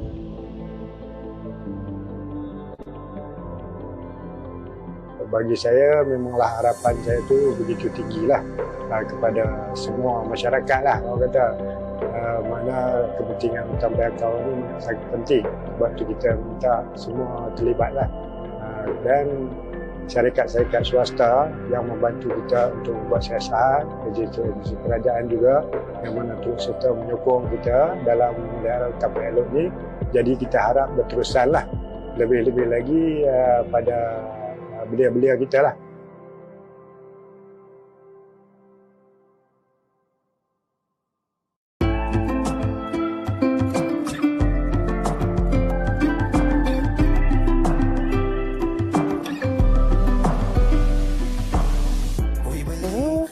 From our engagement, what we observe, right, youth banyak very prihatin. Ya. Masalah diorang platform. Ya. Platform is insufficient. Ya. They are aware about climate change. They are aware about the need for us to do something. Ya. However, not much things are being done. And when I say not much things are being done, not much things are being done by the adult group.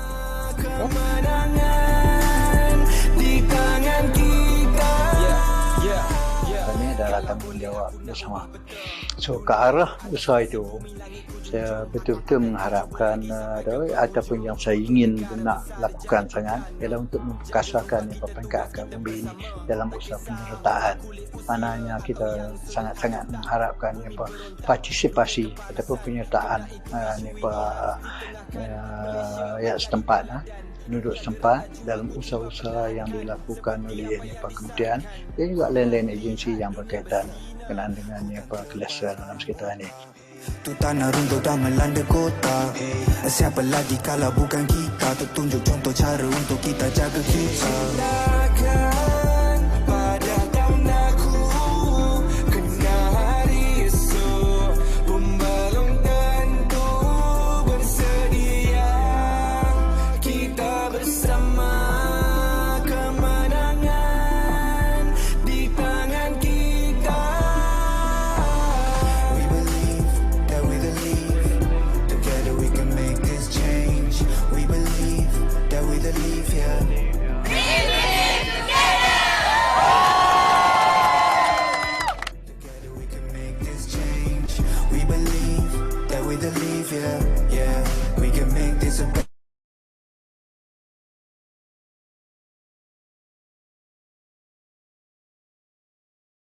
Thank you so much, Luqman, for sharing with us this background story and also the documentaries. I would like to pass to Wan, if you like anything to add. Thank you, Azmi. I would like to mention that when Pak Lias started the project, or rather when Pak Lias started, he was the only one in his village planting the mangrove. And being a fisherman, where usually you would go to sea to fish for food, a lot of his villagers say that he's a crazy fella. However, when the deadly tsunami of 2004 hit the Indian Ocean and arrived Malaysian shore, Penang was one of the most hit in Malaysia. And what has happened, Pak Lias village was the one that was least affected by tsunami. And since then, it has opened up a lot of eyes amongst his villages where after the tsunami happened, many of his villagers started supporting Pak Lias with the mangrove planting.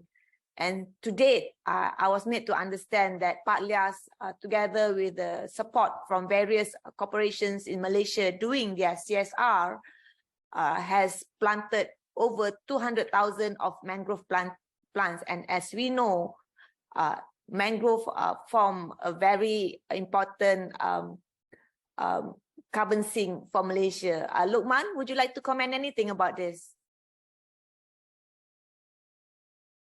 Okay, ni pun komen juga. Encik Luqman? Ya. Hello, boleh dengar ke? Yes, we can hear you.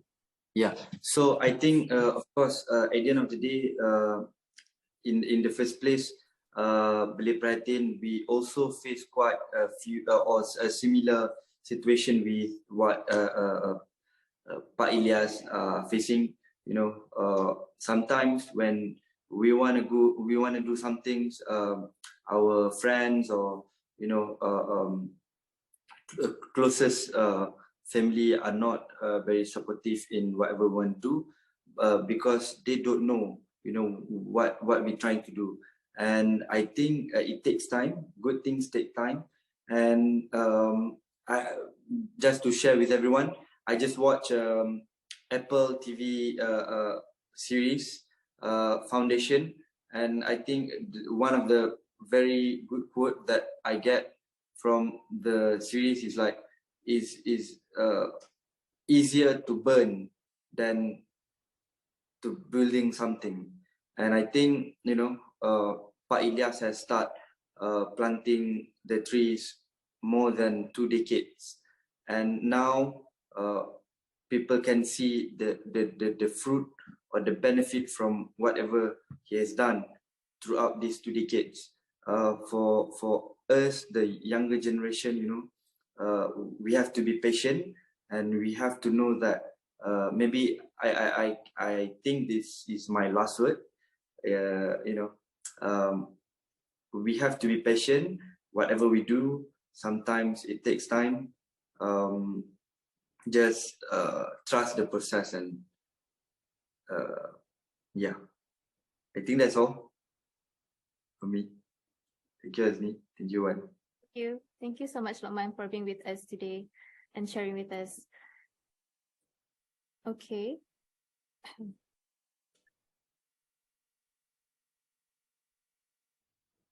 Before we proceed with the next presentation, we would like to replay half of the video that we shared earlier.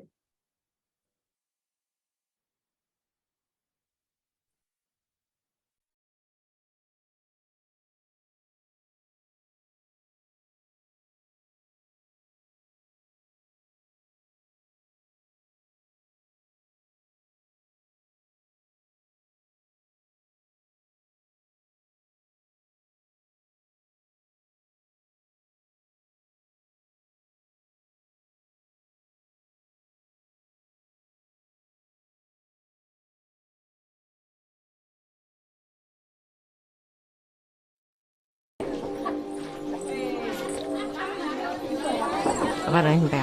Ana mana pada kita utai nyanyi penuh hai kayan tu. Angkat inonya, ianya tamale de nyadi banino. Orangnya bunsu ngenali. Jadi kuya bangi kuya dak de aku tong lala de. Ante uco de mana abak ariwar aku. Panai magala, mat panai jo. Wow, kerja makan dia tu.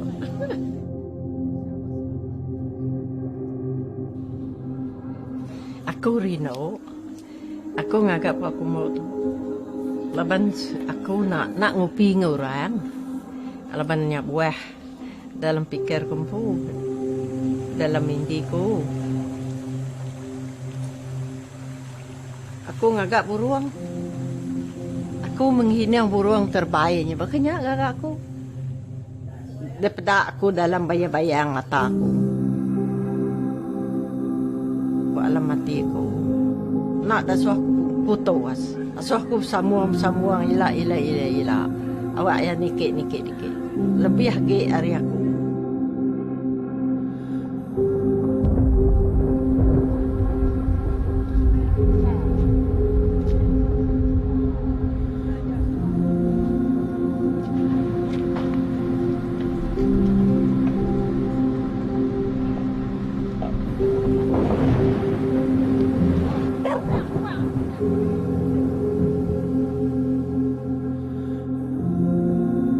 Karap aku ngopo aku mau tu ngarap ke semua bala ino di rumah garek tu nak lupa ingat ke nama datuk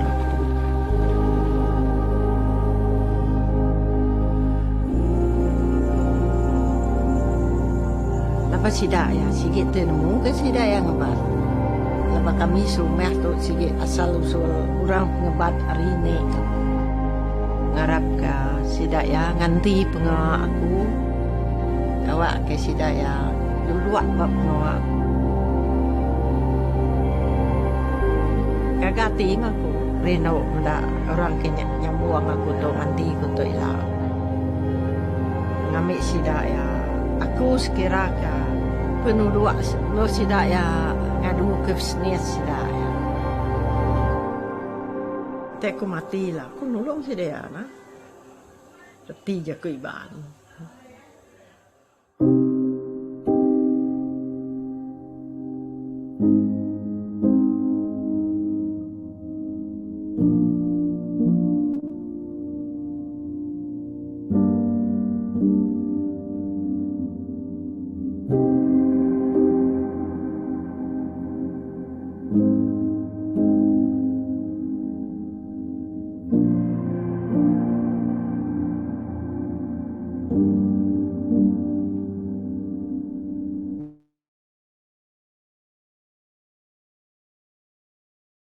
Okay. Ladies and gentlemen, from Malaysia, let's fly to Bangladesh. Our next speaker today is a civil engineer and researcher by profession from the ethnic of Swahili.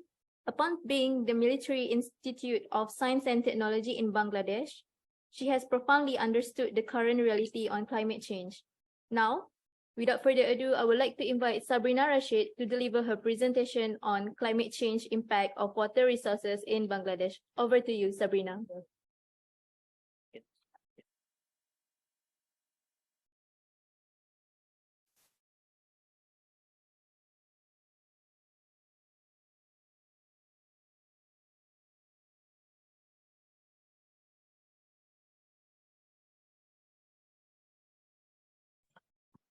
Hello, thank you for giving me the floor. Hello, everyone. I'm Sabrina Rashid Chianti. I'm from Bangladesh, and just giving you a little bit of background about myself. So by profession, I'm a civil engineer. I have completed my bachelor from Bangladesh University of Engineering and Technology. Then I have worked as a researcher and lecturer at Military Institute of Science and Technology. After that, I came to Canada for my higher studies and completed my master's from University of Alberta, Canada. And right now I'm working as a civil engineer in Canada. So today I'm gonna present about the water resources issues and how climate change is impacting those issues in Bangladesh. So I request to the host to give me the I think access to sharing my presentation. That would be great so that I can start.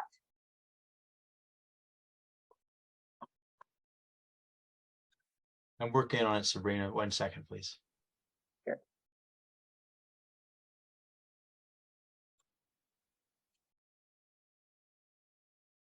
You are now a co-host and should be able to share screen.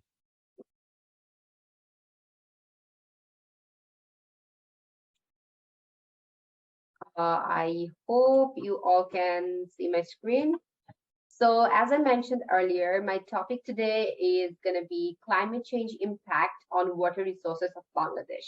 As you know, Bangladesh is very rich in water resources. That's why the climate change impact will be the most on these particular issues. So today I'm going to address this very important issue and want to highlight some key aspects regarding the climate change impact in the water resources of Bangladesh. So this is going to be my outline of today's presentation. At first, I'm going to give you a little bit of introduction and context about where Bangladesh is geographically and why it's more prone and vulnerable towards climate change. And then I'm going to talk a little bit more about the water resources issues and what are the key issues that is very vulnerable in climate change. And then I'm going to address in details about the flooding, sea level rise, cyclone and storm surges, and finally conclude my concluding remarks.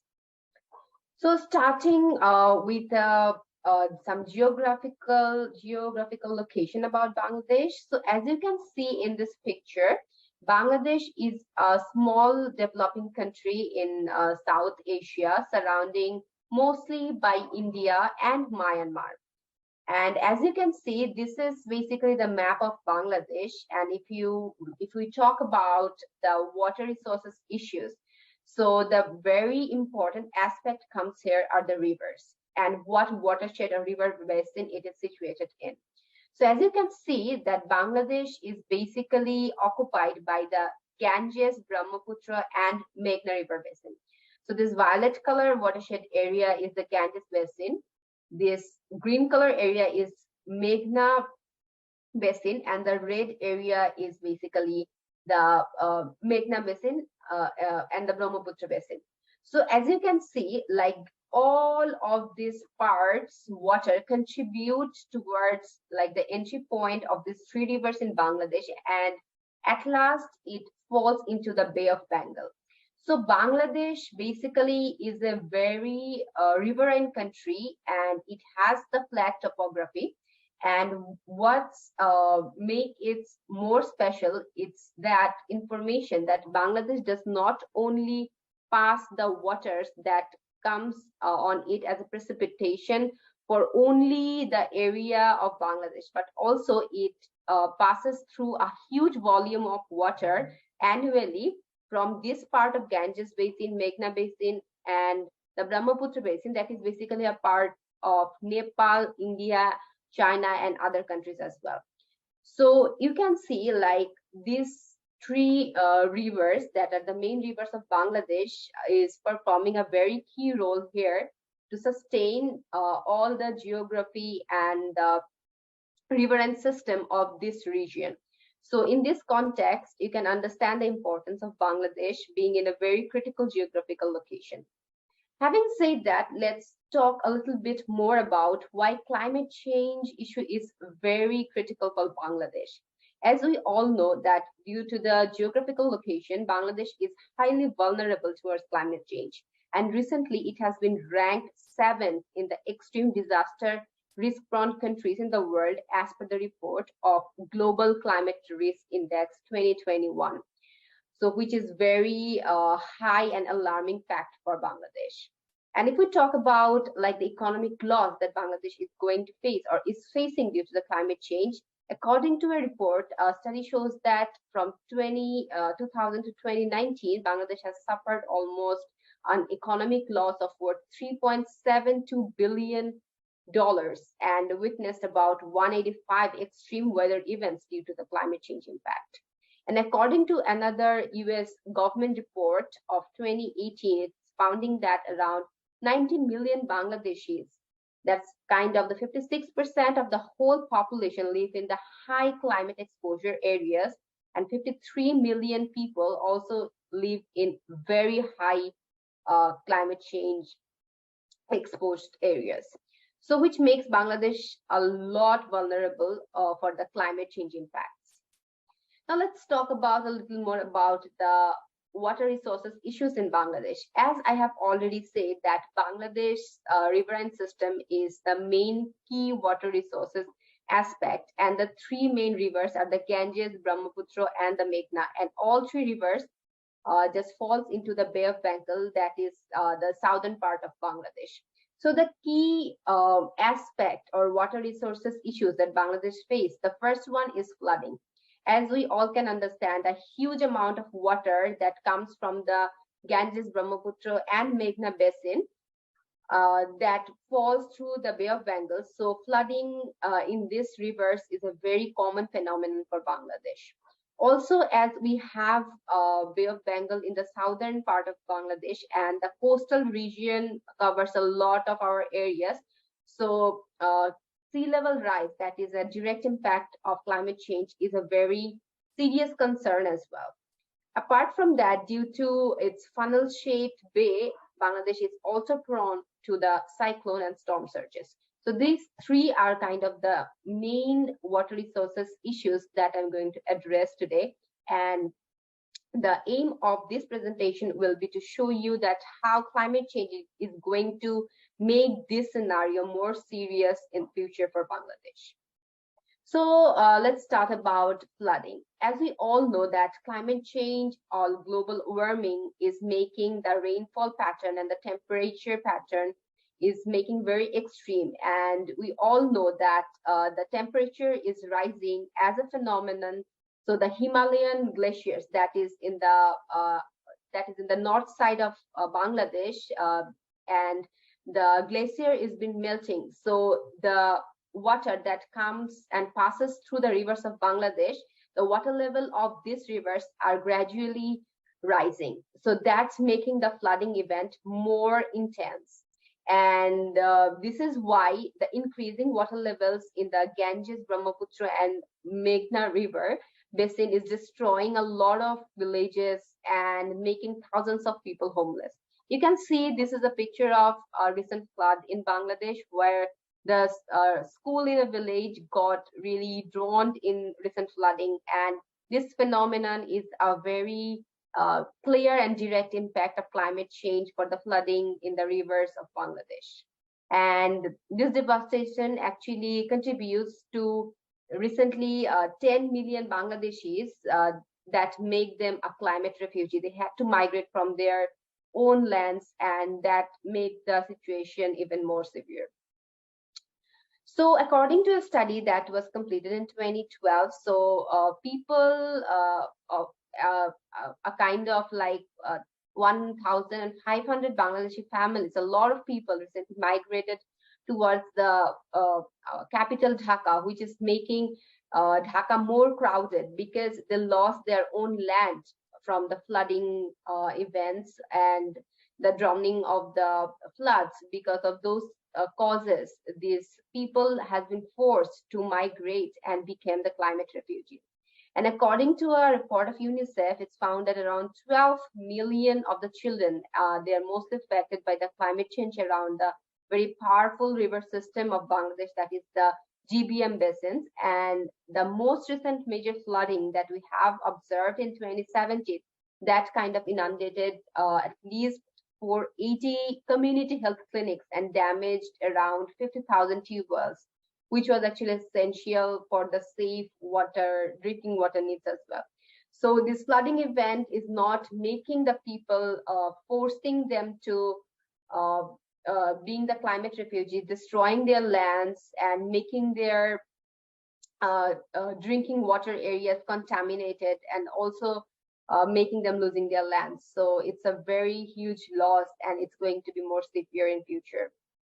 So now talking about the second major concern of ours, that is the sea level rise. As I have mentioned before, like Bangladesh's geographical location shows that in the southern part of Bangladesh, there is Bay of Bengal, where we see a lot of coastal communities living in the southern part of Bangladesh. So protecting the coast is a very vital concern for us. But we can see in some studies that when climate change is being intense year by year, and we can see like there is a projection, if the there is like 50 centimeters sea level rise happens in Bangladesh due to the climate change, the 11% of Bangladesh's land will be submerged, and that can cause 18 million people have to migrate for the sea level rise alone. So which is a very huge number. And we have to think like how we can accommodate these people if they lose their land. And this is a very severe concern. And some scientists project that 5 to 6 feet of sea level rise by 2100, which is like 70 years apart. So it can happen for Bangladesh, which can displace around 50 million people. So according to a study of Intergovernmental Panel of Climate Change, IPCC, with Dhaka University, so this is a projection that how sea level rise can impact the lands and how much area will be submerged. So this is basically the scenario that is our current and present scenarios, and these dark color areas you can see, those are like the heavily populated areas in Bangladesh. So if there is like 1 meter rise in the sea level due to climate change in the future, so it's projected that 15 million people will be affected for that, and around 17,000 kilometers squares of land will be submerged, and this amount of land will go underwater, which is a severe concern for Bangladesh. And if that sea level rise is around 1.5 meter, then 18 million people will be forced to migrate from that region, because 22,000 kilometers squares of area will be submerged, as you can see in this third figure. So the sea level rise has been a very severe concern for Bangladesh, because a lot of our lands are very near to the coast, and if this sea level rise continues to rise in this rate, then we are going to have very serious issues. And what can be that direct impacts if the sea level rise continue to rise? So as you know that near the southern part of Bangladesh, we also have a very, I would say, one of the heritage sites in the whole world, that is the mangrove forest, Sundarban. So in this southern part of Bangladesh, Sundarban is protecting Bangladesh from all the heavy cyclones and other storm surges. So sea level rise will destroy the biodiversity and the livelihood surrounding the Sundarban, which is a very big concern for us, because Sundarban has been shielding us for a very historic time. And if this forest area is being endangered for climate change and sea level rise, we are going to have very serious impact. And also we have seen like the sea level, with the rise of the sea level, the salinity of that southern and coastal area has been rising, and the soil that was previously used for agriculture, right now they cannot be used for agriculture because the salinity level of the soil has increased much. And according to a study, that the salinity of Bangladesh soil has increased around 26% in the past 35 years due to climate change. And it infiltrates the agricultural land, and it is hindering the crop growth and limiting the ability to take up water, which is a very serious issue for the coastal region of Bangladesh. And also salinity is threatening the safe drinking water supplies of 10 million of people that are living in the coastal region of Bangladesh. And this coastal community is suffering by consuming this salty and contaminated water and having a lot of health issues and cardiovascular issues, high blood pressures and diseases like that.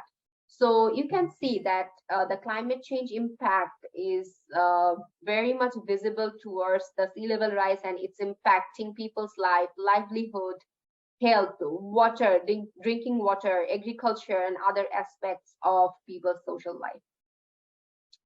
Now coming to the third point, that is a cyclone or storm surge. Because of the geographical location of Bangladesh, as we have the huge Bay of Bengal in the southern part of Bangladesh, and because of the funnel shape of our country's bay, our country has been prone to cyclones, storm surge, and other natural disasters frequently. And we all know the Bay of Bengal narrows towards the northern shores, and it meets the southern coast of Bangladesh. And this funneling is actually having a serious level of direct cyclones from the histories we have seen, and making this condition even more intense. But what we have seen that due to climate change, the rate of these natural disasters, cyclones, storm surges, is being increasing in the recent years, because according to a study, we have seen that there was about a percentage of having 1 to 6 natural disasters, but right now the cyclones that is hitting on Bangladesh is even more frequent.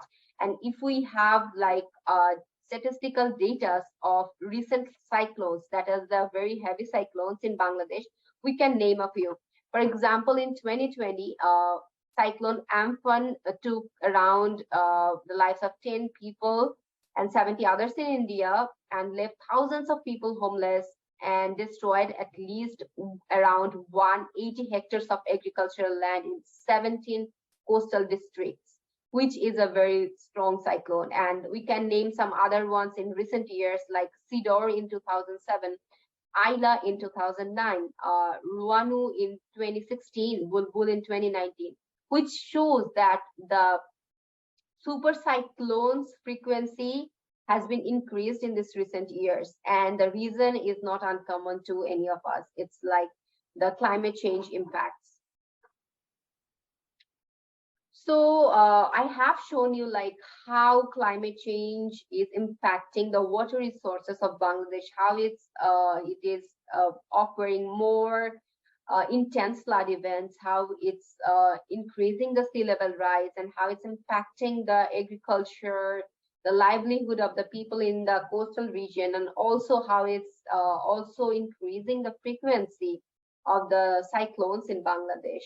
So if I have to have some concluding remark, so it's very much visible that climate change is a very serious issue right now in the current status quo of Bangladesh, and the studies and all the data are showing that it is going to be worsened in the future, right? So we need to analyze that what are the key causes and what is making this climate change issues much more serious.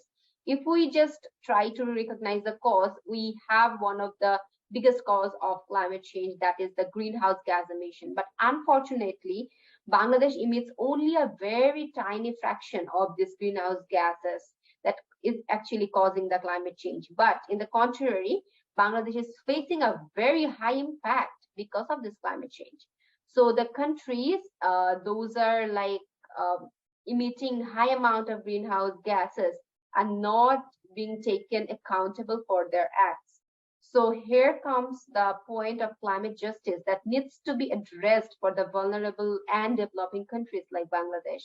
And as a representative and as a Bangladeshi people, our target or our responsibility is to send and preach this message to all those countries who are not giving this a serious issue, who are taking this very lightly. We want to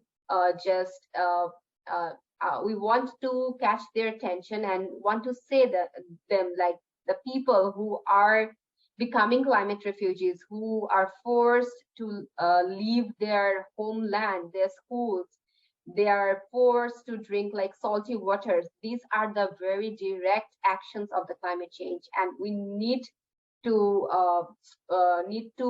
have some actions to stop it, because people's life has been directly impacted for that.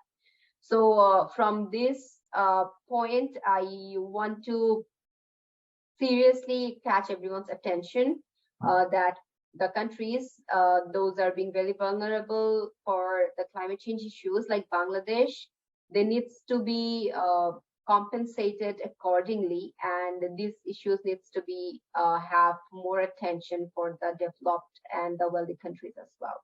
So by this point, I would like to conclude.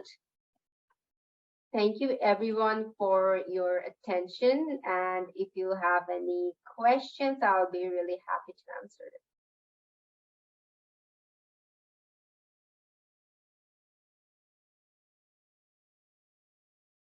Thank you so much, Sabrina, for sharing with us that amazing presentation. You've done an amazing job there.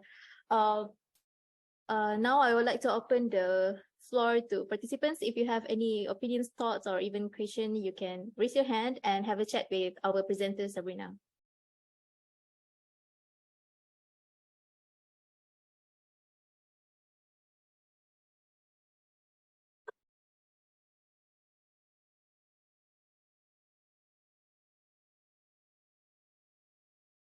I think someone raised their hand, so yeah, feel free to unmute and ask your question. I think Lukman Hakim, yeah.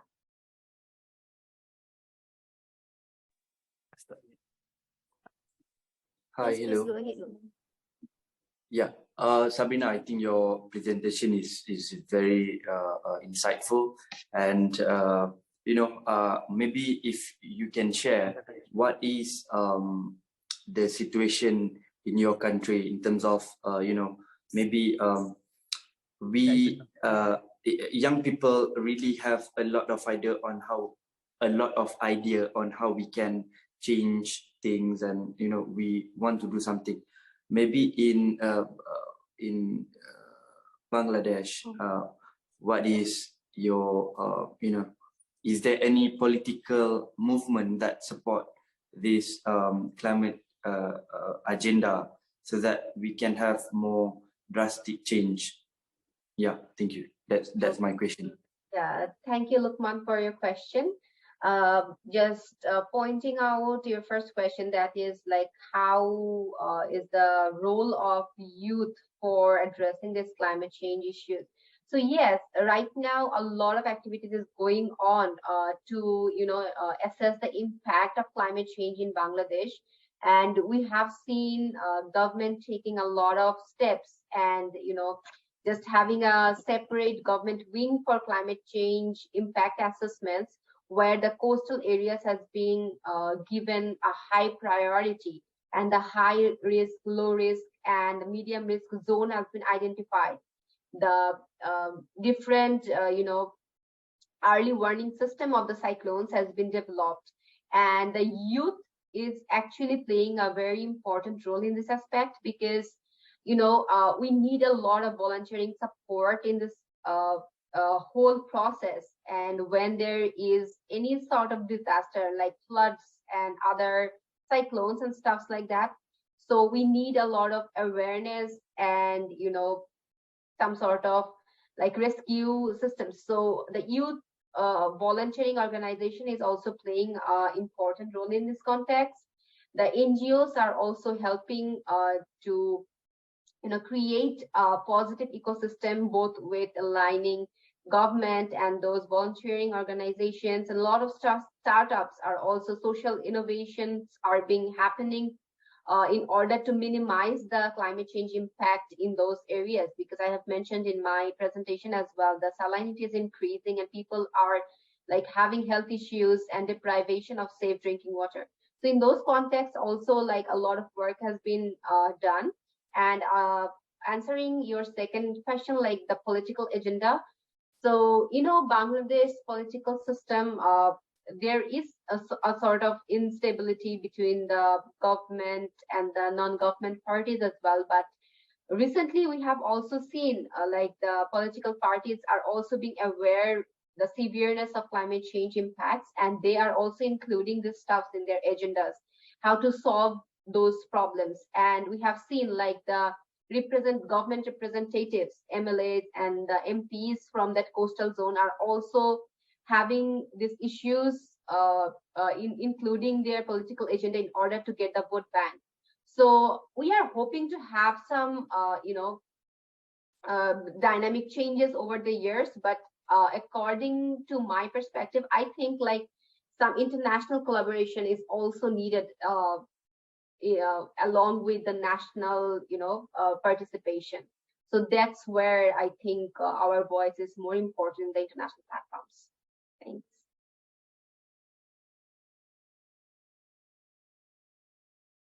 Thank you so much, Sabrina.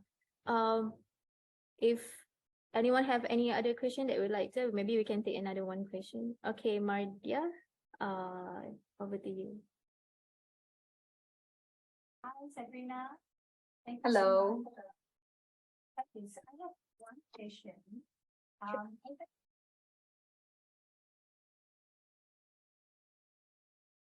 I think she got disconnected.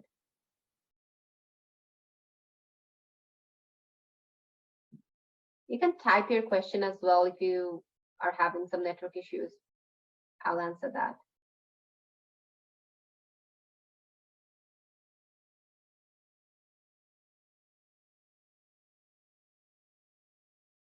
Maybe Mardia can type out the question to Sabrina, and Sabrina can attend in the chat box. Yeah, sure.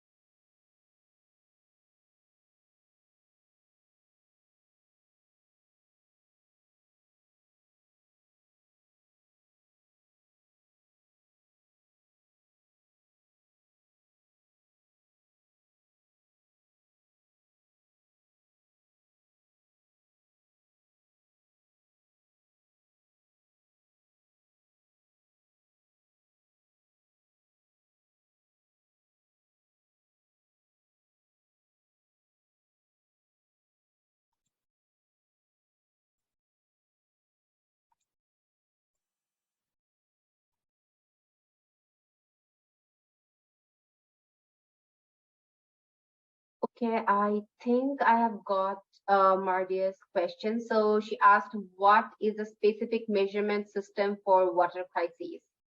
So I think a lot of research has been going on for the quantification of that water crisis, and we have some systematic scale for measuring like what are the impacts and how this climate change is having issues on water crises. For example, I know there has been some interdisciplinary work, because this water resources issues does not only impacting the flooding or like the cyclone stuff like that. It has a direct impact with the agriculture. It has direct impact with the health of the people. It has direct impact with the social and livelihood of people. So the quantification needs to address a lot of issues.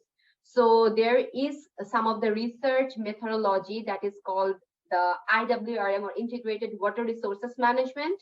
So we have some specific research methodology that addresses like the relative importance of these fields, and it can quantify that what is the impact of water issues having like health, livelihood, agriculture, irrigation, and stuff like that. So I think if you search for some of the research papers from our university as well, I was also involved in one of the research group who does this sort of quantification and measurement for these water crises. They have some specifically addressing like this amount of economic loss is being happening for this particular climate change issues over water resources, and this amount of people will be impacted. So their research methodology is a very good, I would say, answer for your question, like how this specific measurement system is going to be for evaluating the water crisis. I hope that that answers your question. Okay, I think I've got another question. Sabrina? Oh, sorry. Okay, there's a question from Tasi Emmanuel. I'll pass it to Tasi first.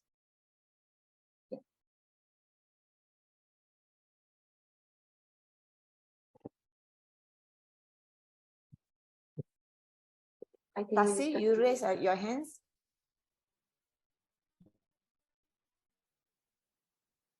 Emmanuel? Yeah, good morning. Yeah, good morning. Hello? Yeah, we can hear you. Hello? All right. Thank you very much.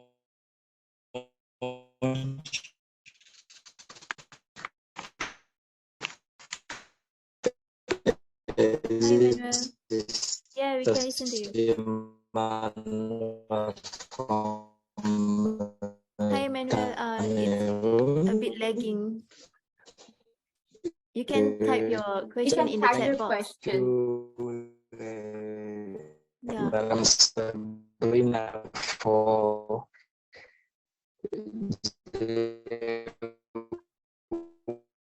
Hi, Manuel. Sorry, we cannot hear you. Yeah, it would be great if you can type your question. Presentation. Actually,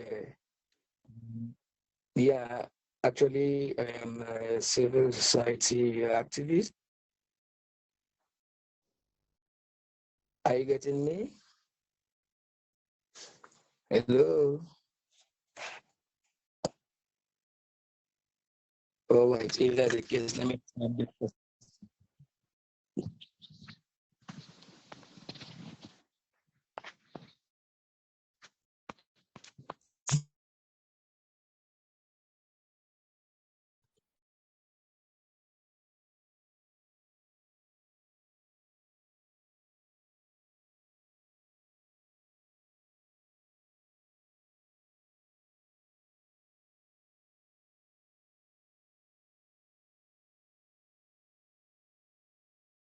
Looks like you need to unmute yourself. We cannot hear you.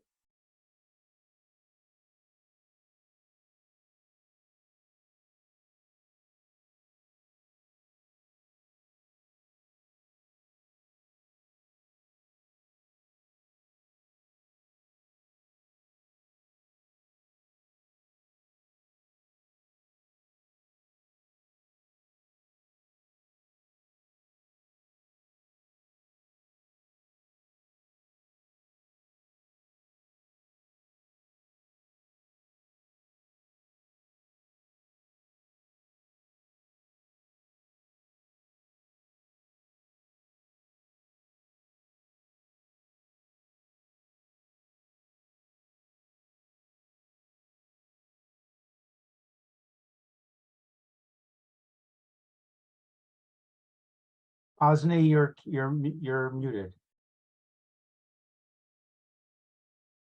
Let's hear what Alia and Adarisa have to say about the future perspective on climate change. Over to you, Alia and Adarisa.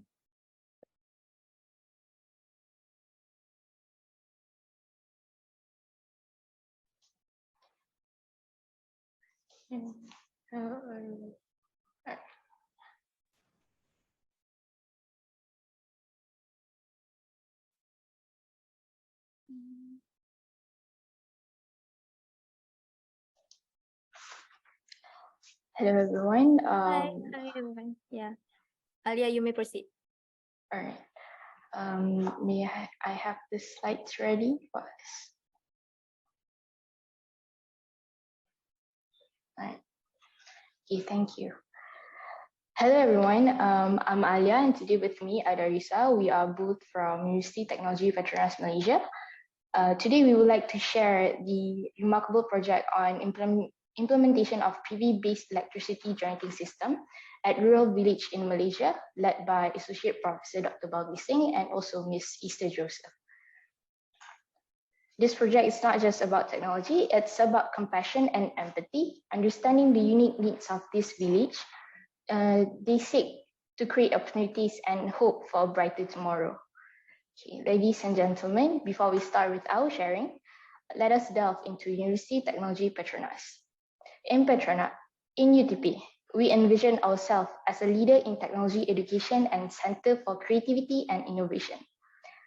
As an esteemed institute of higher learning, our primary mission is to provide unparalleled opportunities for knowledge and expertise in engineering, science, and technology. We aim to cultivate well-rounded graduates who possess technical proficiency, creativity, and innovation. Our commitment to pushing the boundaries of technology and education drive progress and positive change for the betterment of society. Together, as a community dedicated to education and innovation, we strive to shape a brighter future for all. Next slide, please.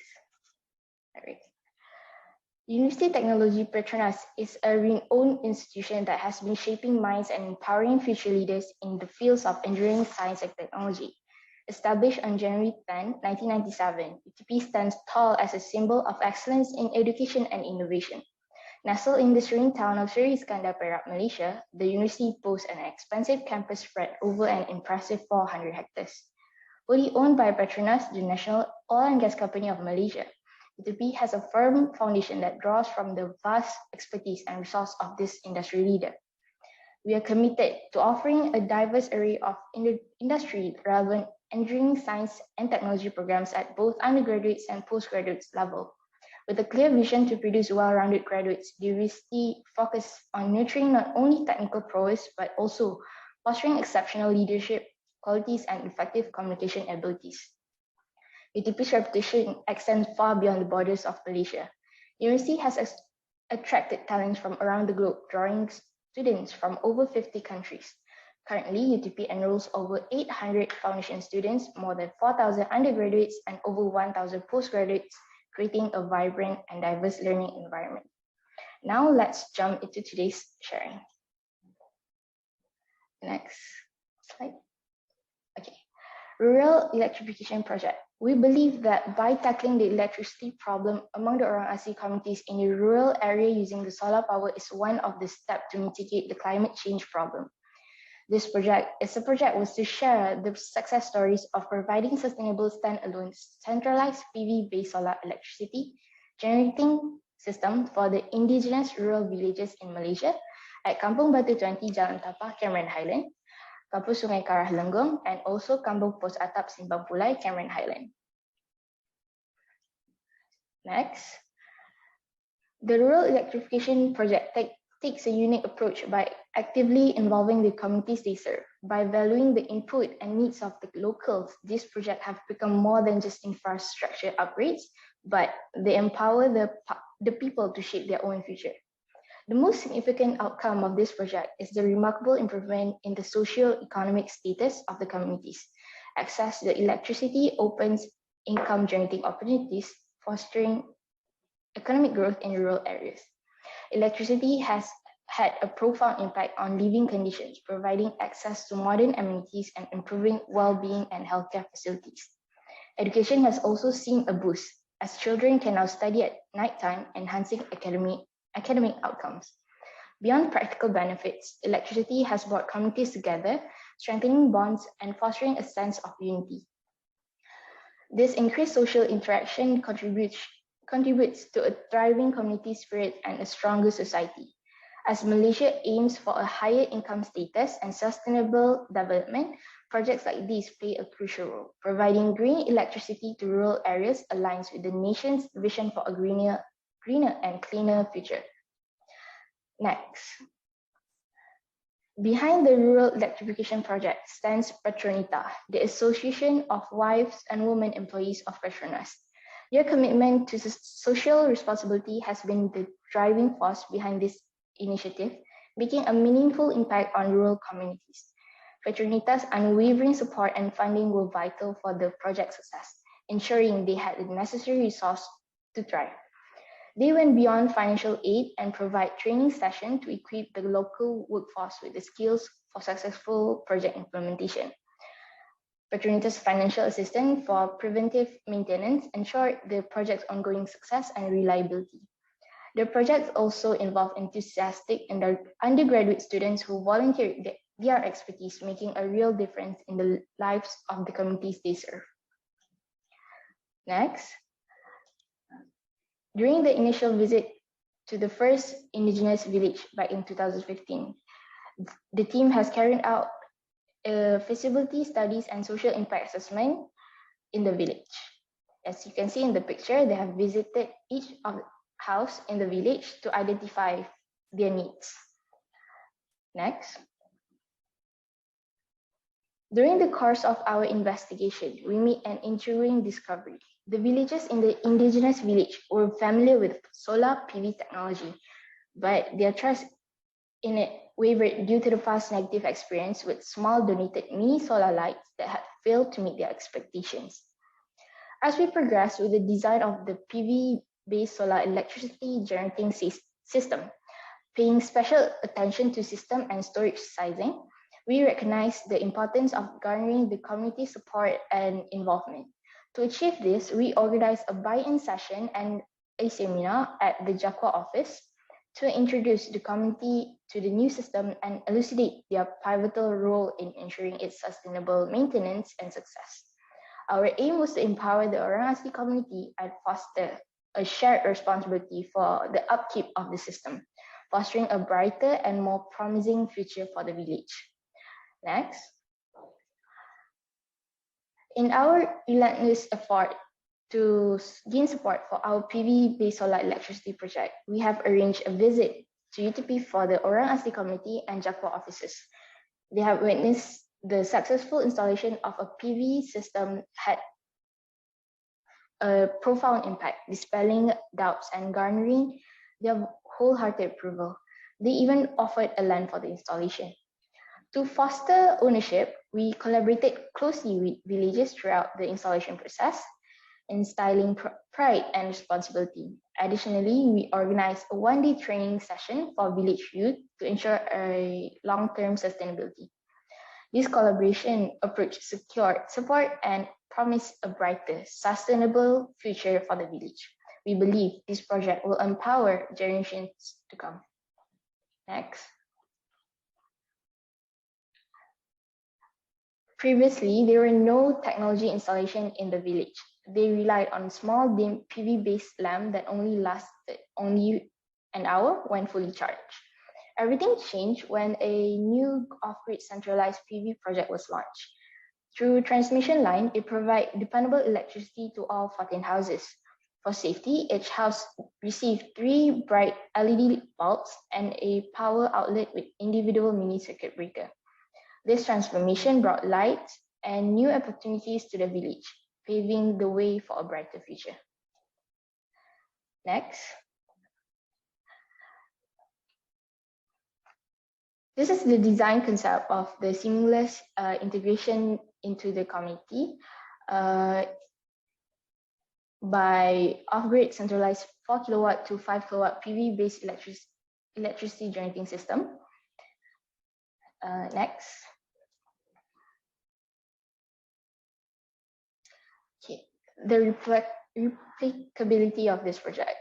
The first sustainable green rural electrification project at Kampung Batu 20, Jalan Tapah, Cameron Highland, an indigenous village, was completed successfully at a cost-effective price thanks to UTP's impactful technology-based community service model. This project was highly significant as it provided green electricity to Orang Asli villages who had been without access to the national grid for over 40 years. The successful implementation earned UTP the trust and the confidence of Petronita, who provided funds for 2 more similar projects. This project took place in 2017 at Kampung Sungai Karalengong and in 2018 at Kampung Pos Atap Baru, Simpang Pulai, with an increased capacity of 5 kilowatt for each village. This initiative extended the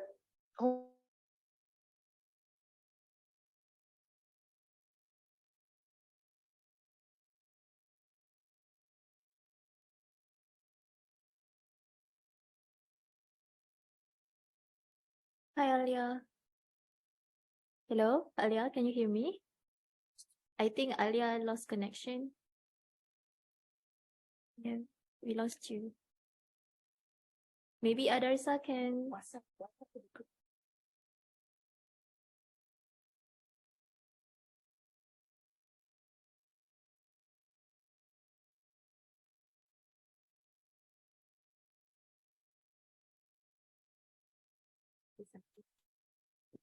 Maybe Adarsa can proceed with the presentation while waiting for Alia to back in the meeting. Or maybe we can open to questions to the participants while waiting for our presenters to be back.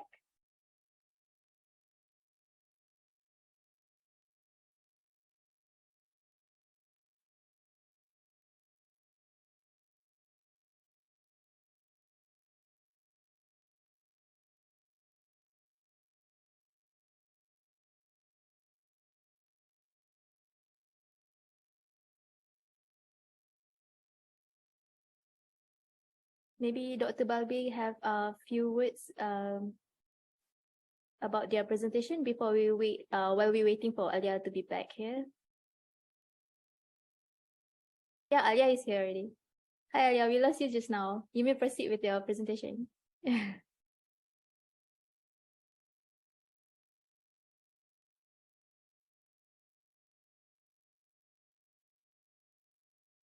Alia? All right. Okay, thank you. Sorry for the... No worries, you may proceed.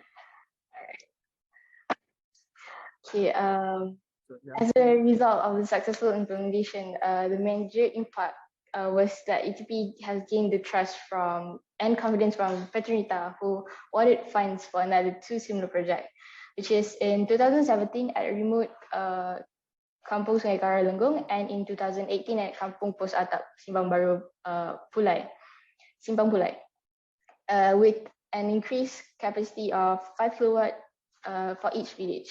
Now I will pass the floor to Adarisa for the details in each project. The floor is yours, Adarisa. Thank you.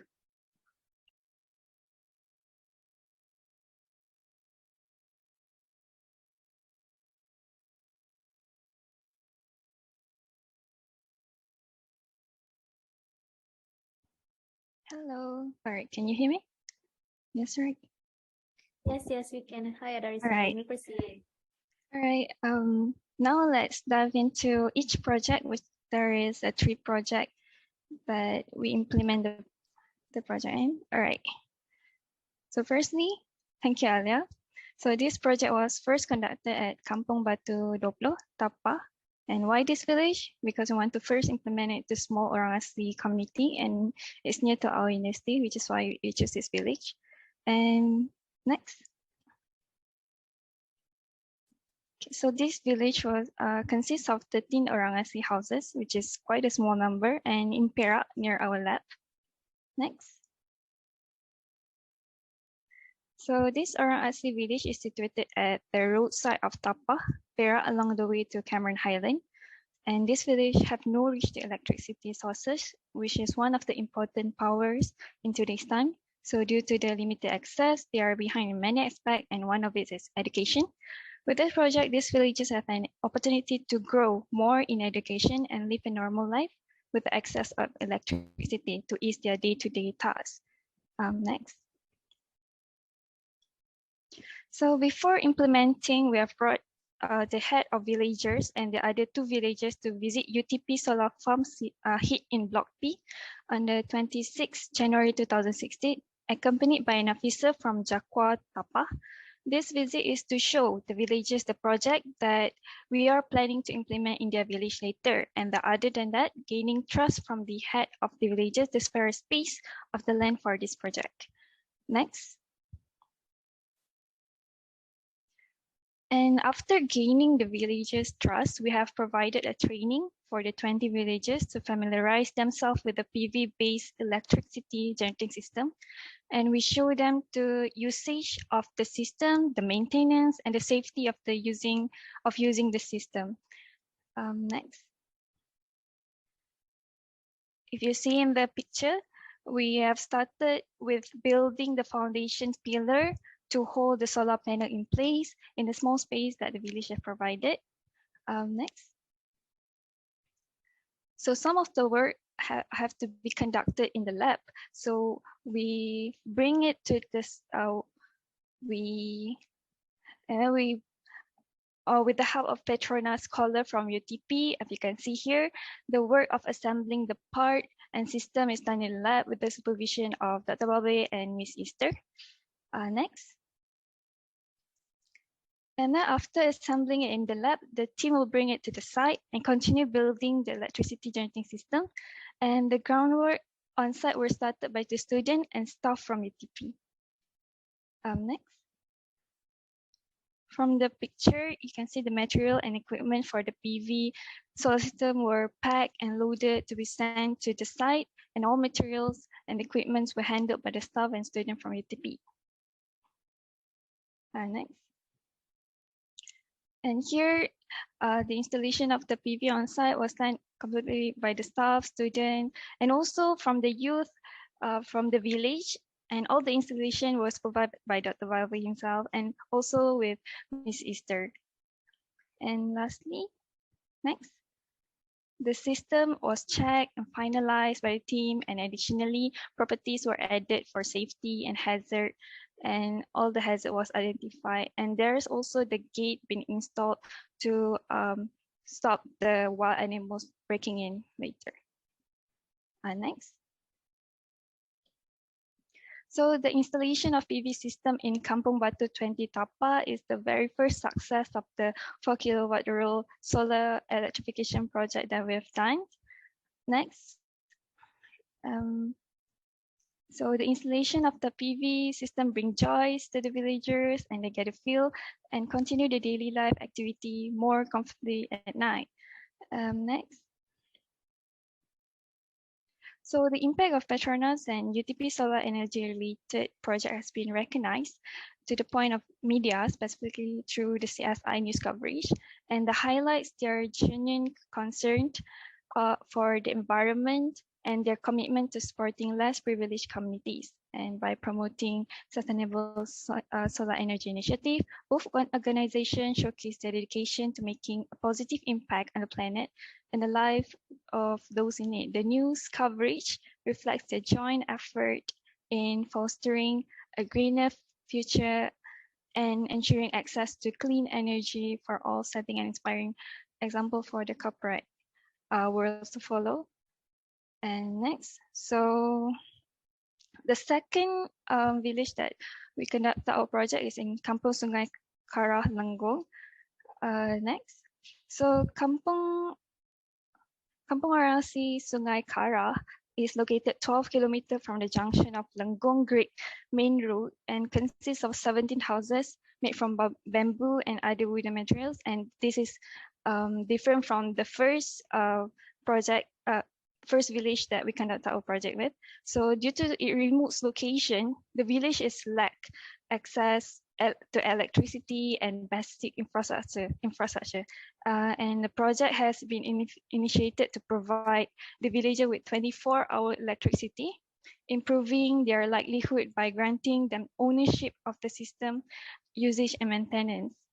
And additionally, the initiative will reduce safety and health hazard caused by the continuous use of candles and kerosene lamps, where they've been using from years before. So this is one of the initiatives that we are to do. Next. Okay, maybe Adarisa can speed up, conclude your presentation, and then we will open the floor to the participants, and you can have a conversation with the participants.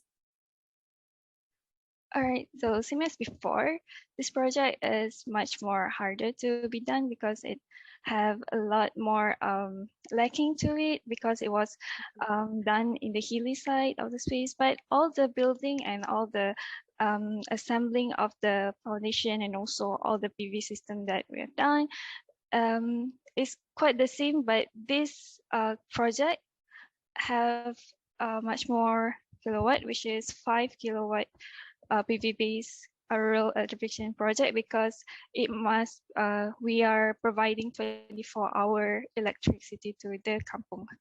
Okay, to conclude, the team believes that the access to electricity in the rural village have directly improved the socioeconomic growth of the village, and it was crucial for enhancing their quality life in terms of health, education, and also income. So prior to the PV system installation, children and use of candle for studying, leading to poor handwriting and safety concerns. With this electricity, women could cook meals and children could prepare for school and without fear of darkness or danger. So, and the rural electrification project have significantly improved living condition. So ladies and gentlemen, today we witnessed the beginning of transformation journey in the rural village, and we would like this project to be the insight of our future future green energy and also renewable energy to be used in the rural kampung later. So thank you for all being part of this journey, and with the solar, let us light up the dream of the rural communities. Thank you very much. Thanks so much. Thank you, Adarisa and Alia, for the wonderful presentation. It's wonderful to see you to get involved with this kind of initiatives. All right, I open the floor to the participants. If you have any thoughts or opinions or even queries, you can ask to both of them and have a chat with the speakers. You may go ahead. You can raise your hand and I will unmute you.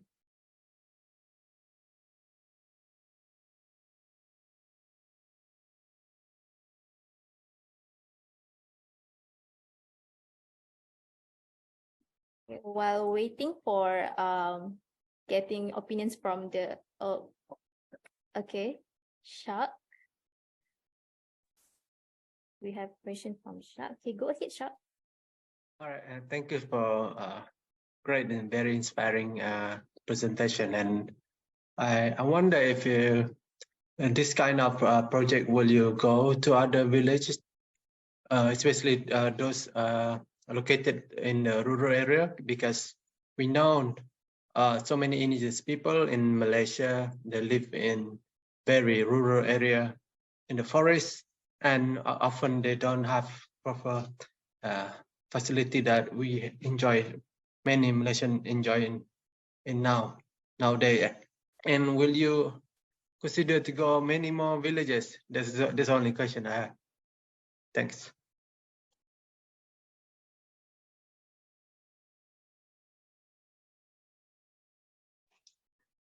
So thank you for the questions. I believe that we will look forward into the next project, and we need to be prepared. Will plan to do more projects like this. And me myself and anak orang asli, coming from that background and now in UTP studying, I believe if we bring more projects like this into the rural village in Malaysia, would help the children to become better and have a better education, just as me and Adarisa. Yes, Dr. Balbi. Thank you. Yes, Dr. Balbi.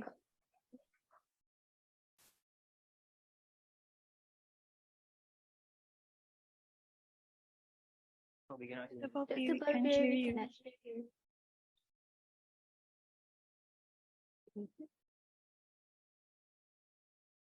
We cannot hear it.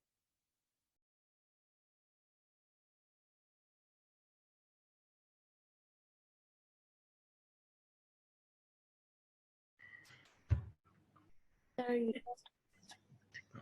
Maybe Dr. Balbi can share your thoughts in the chat box, and I will help you read them.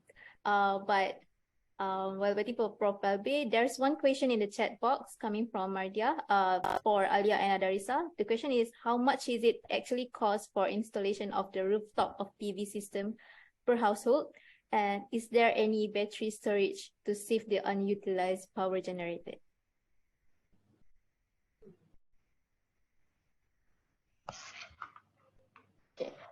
For the cost of the installation, I would like Dr. Balbi to answer that. But for the battery storage, Can you hear me now? Can you hear?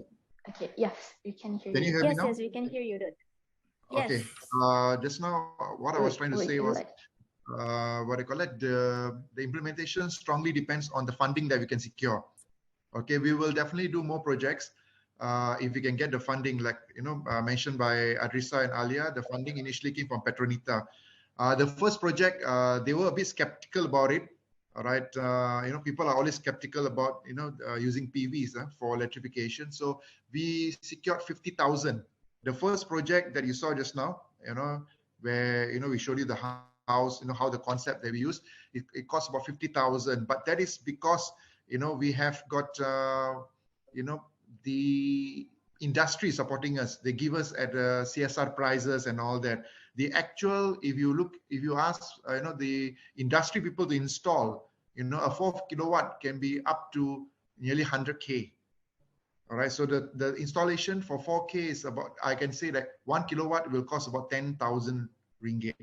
Then again, depends on the location. All right, if it is deep in the jungle, then to bring the things in will be very costly.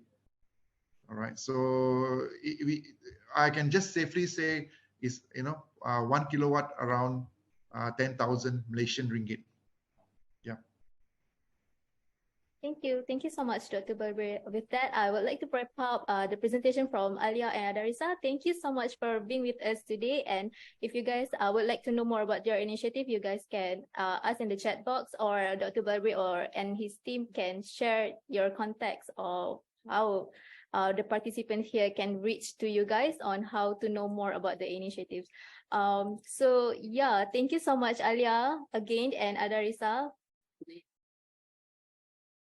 All right, ladies and gentlemen, our next speaker is from the indigenous people of Temuan in Malaysia. He will be bringing the arts of drawing, painting, colors, and how powerful these artful manners brought change to climate awareness. Today, his works are proudly displayed in international galleries, including the Museum of New Zealand, National Gallery of Australia, and more. Without delaying any longer, please welcome Giyscc Koyot to present. Giyscc, the floor is yours. Thank you. Thank you so much. Let's share the screen.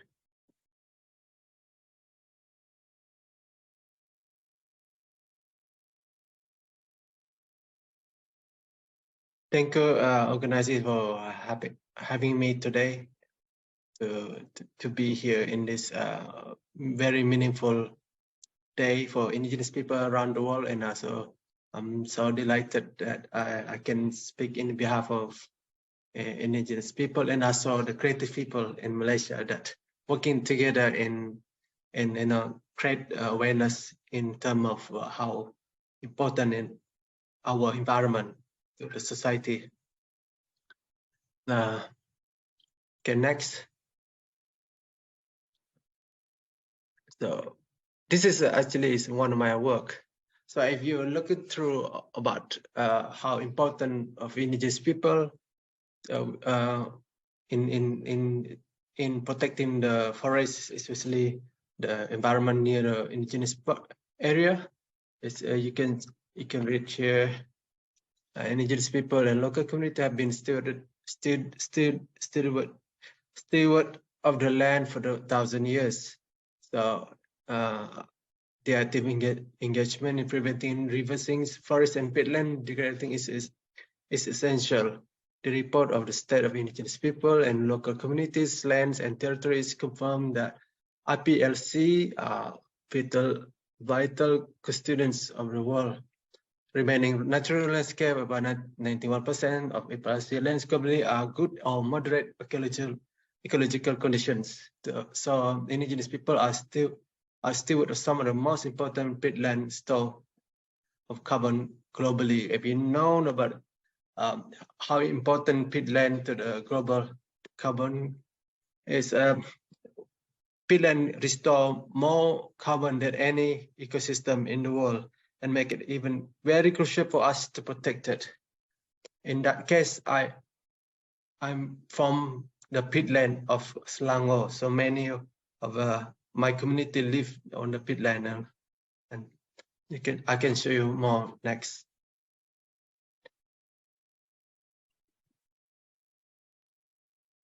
So many of our community, we use the peatland as our livelihood, and many we can get many of proteins, even wild vegetable, and also continuing our culture, and they all provided within the peatland area, because peatland is quite fertile for many vegetable and plant that really useful for indigenous people. And we all know that indigenous people are very poor, and also our education system quite low compared to many Malaysian. And but our belief in ecosystem and belief in environment is really within our lifestyle and within our culture. So we are living together with environment, basically. Next. So our indigenous culture are tied together with the nature. So every culture where every lifestyle we do every day have to be from the nature, and we always get inspired from nature. So many of our traditional dress, our religious ceremonies, and our even the food come from nature. So basically here you can see how important of peatland provide us many of material for our daily lifestyle. So many of indigenous people around the world really dependent on the environment for our living, predominantly ancient forests and peatland. Okay, next.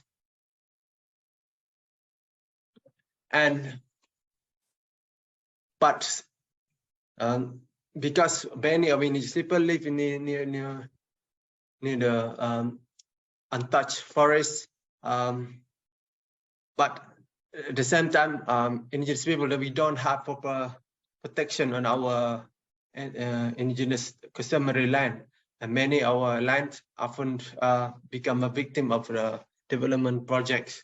Especially is in this picture talking about, in this painting, I talking about the highway development in Malaysia. Malaysia, we got more highway than human population, I guess, and because I think it's quite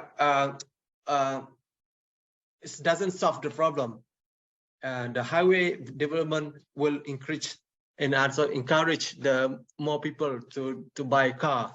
So means we will need to buy more petrol to run the car, and again, the more car we have, we need to reduce the traffic by, so everybody will build another highway. So it's a vicious cycle, and this has happened in many indigenous land there, where the land become been encroached by the highway development.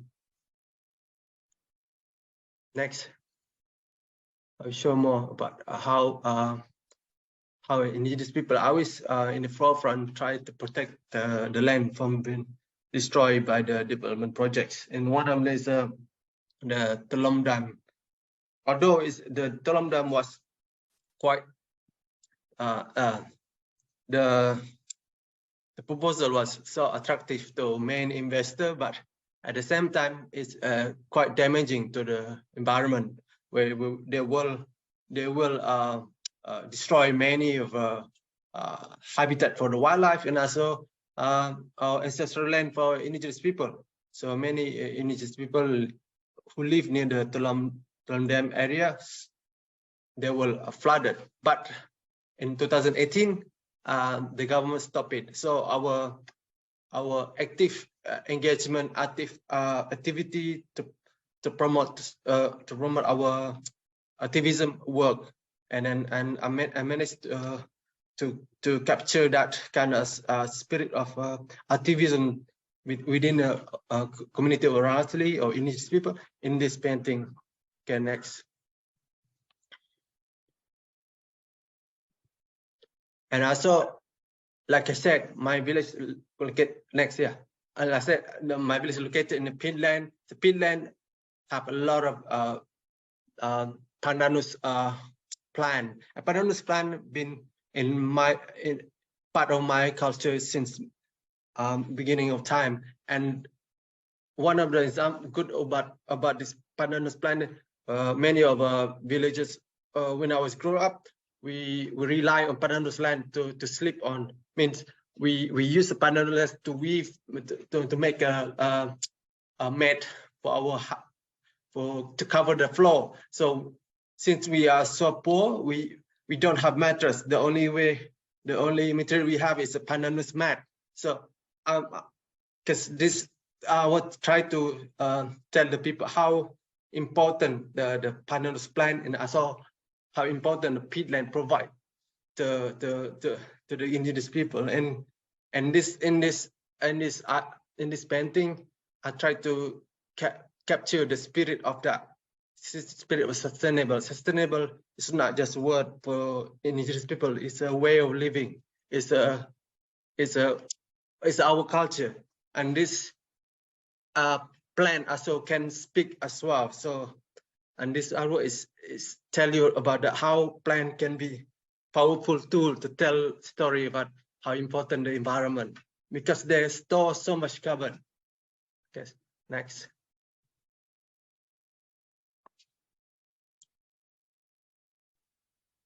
And I'm so curious about how many indigenous people run the country, especially in Malaysia. Really try best we can to protect our land. And one of the is quite permanent activists within the community in Tamia people in Kelantan. His name is Titi Bananjang.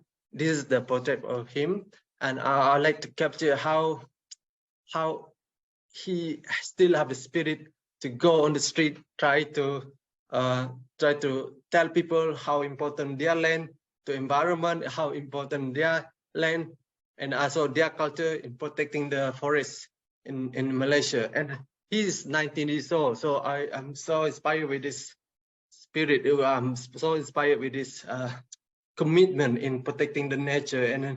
And with that, I dedicate this painting about his activism. Okay, next. I also love to explore more than just painting. In this artwork, I collected many material from the forest, and I try to use the 3D art in capturing the tension for many generations in Malaysia, or many people who came to see my work. So in this piece, I use a piece of material I collected, pieces of material I collected from my village. So in my village, the forest, the peatland forest was deforested.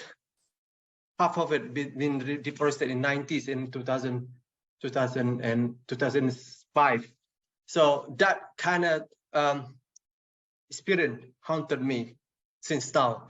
And I want, as an artist, I like to reflect what happened then, and I want to show it in my work because I believe the art has a powerful message within the image, within the arrangement of the work. I believe art have we have a universal language. We can translate to any languages without word. I believe art has power to change. Okay, next.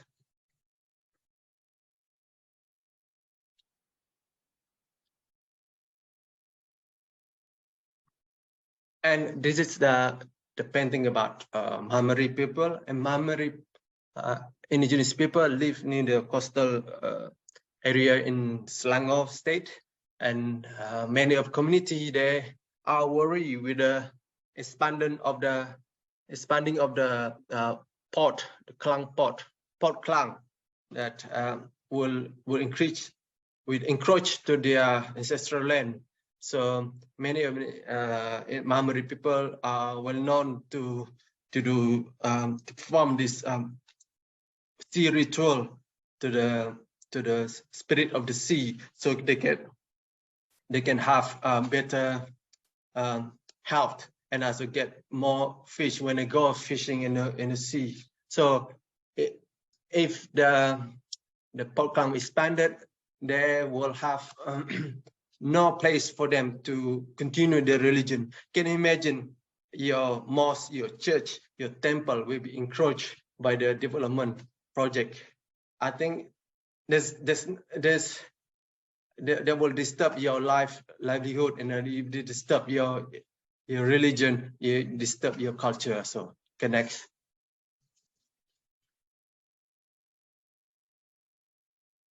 And in the case in my village, I saw the peatland was part of a Selangor government project who want to destroy the peatland to build mixed development, but well, we managed to stop it actually. And we know how important the peatland to the community. We know everybody, every activists out there will know how important the environment, the peatland to environment in terms of storing our carbon that we release, the car from the car that we drive, from the delivery or any modern vehicle out there.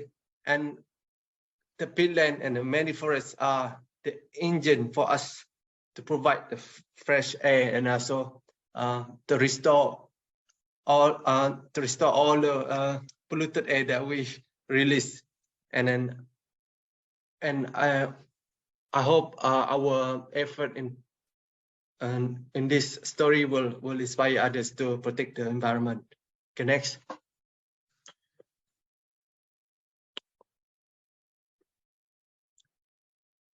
So this is the forest near my village, and the mixed development proposal was quite alarming to community in Selangor, not just Selangor, but I think will affect others community around Malaysia. And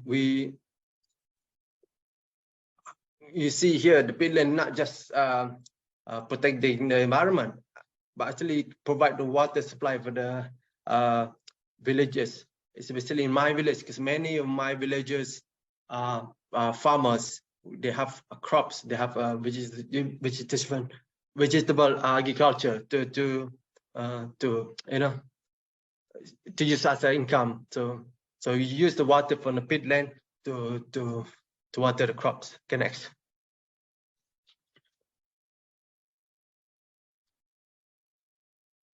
So in 2020,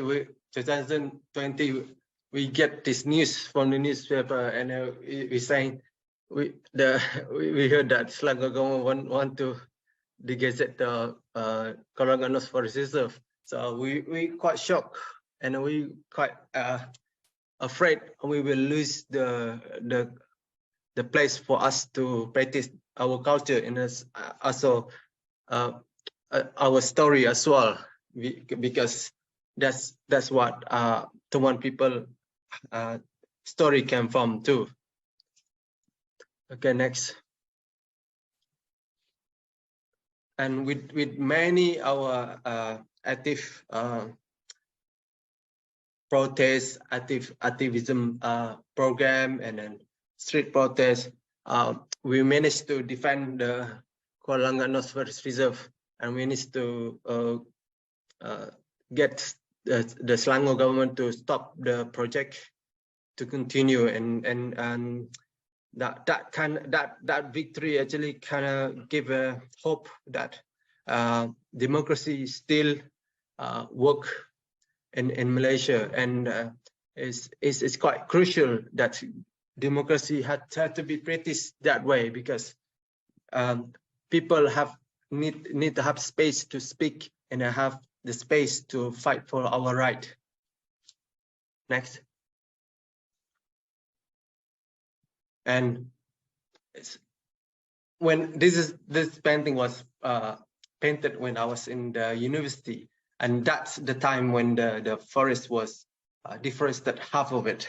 So that kind of trauma I always linger around in my dream, and linger around wherever I'm in a deep thinking. And with that time I was thinking I was feel hopeless because I cannot stop that development project and logging project, because I was away from my village. So the only way I can do is capture and document that event within my work, within my painting.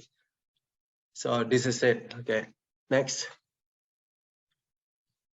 And of course, palm oil generates so many economy in Malaysia. So even my family, we own small plot of the land to grow the palm oil plantation, only like 2-acre palm plantation.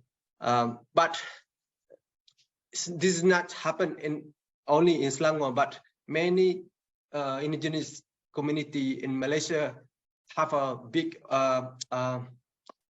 small plot of the palm oil plantation, which is good for community income, but it's not good to continuing their culture, because the more they're just relying on a monoculture, they will forget about their culture. Means many of the land will be cleared to plant the palm oil plantation, and they end up losing touch to the natural environment, where how we can find the material for their culture. For example, the weaving, the one I'm wearing now, and the dress, and then the stories, and because all the indigenous stories, all indigenous wisdom come from the nature. And palm oil, this is not a Malaysian plant, it's from Africa. If you study thoroughly history of palm oil. So I feel like quite concerned, even though palm oil gave me a life what I'm today, where give me money for me to go to the university, but at the same time it make me think how we gonna address that problem, address that conundrum. Okay, next.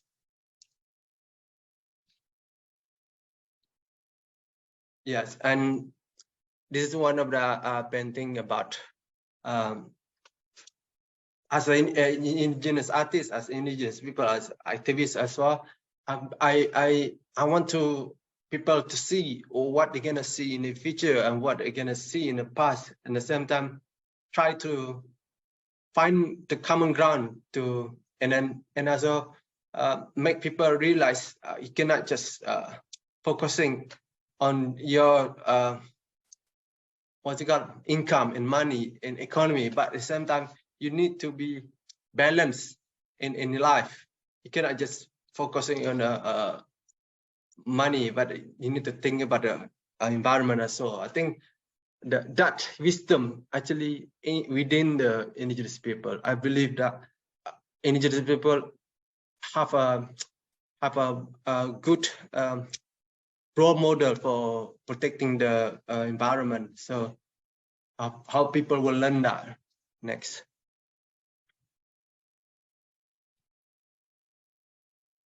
So apart the painting, the installation, I do artwork on in the form of a performance art.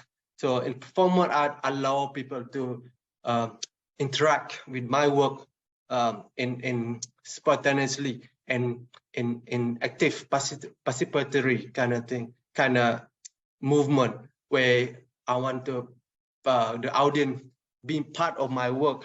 In this piece, I performed this in Italy, and I managed to get the public participation in my work, and so they can understand why I do my work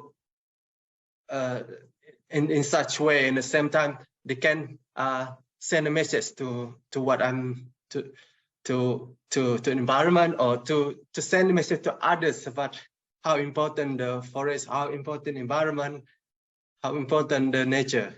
So yes, I'm quite pleased that many people turn up and many people join in my performance art in Venice.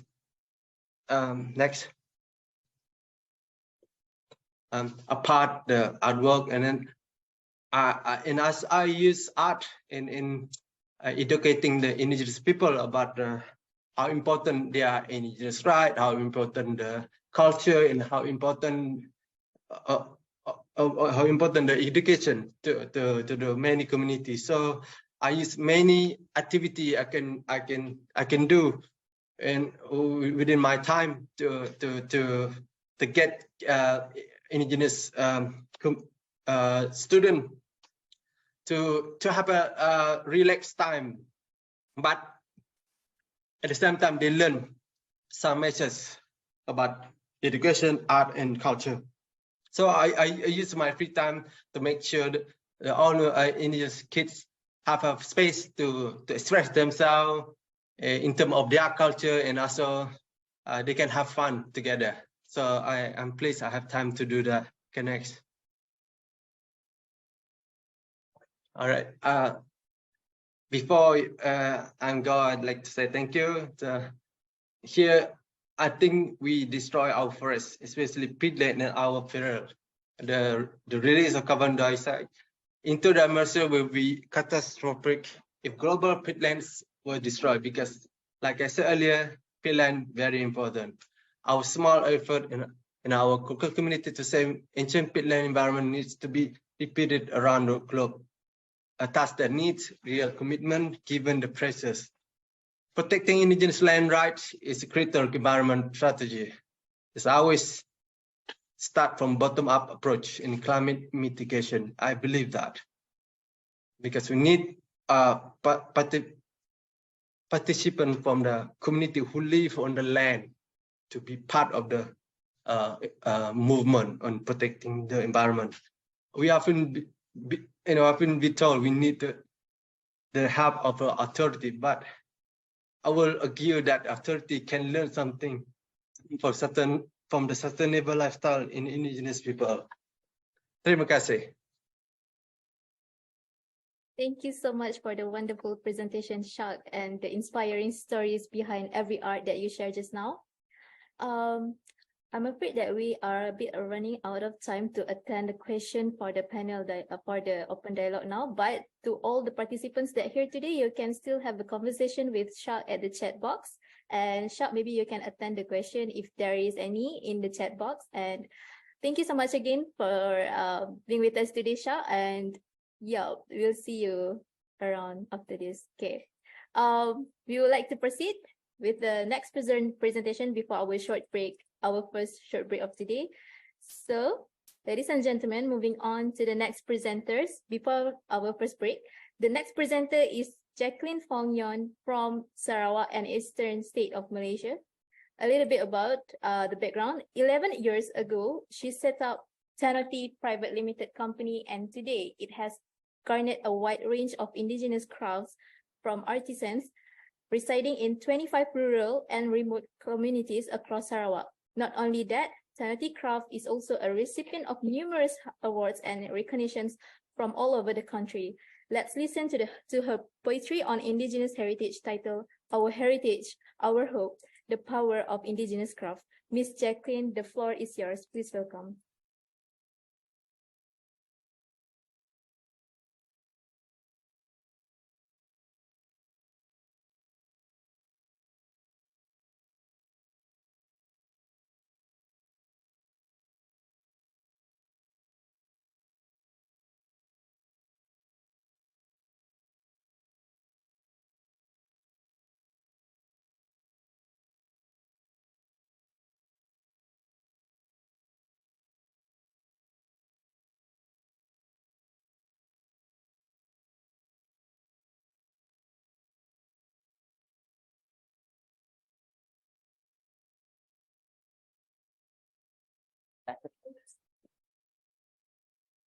But what if the place depends on the space and time and the face and the good or bad things we face?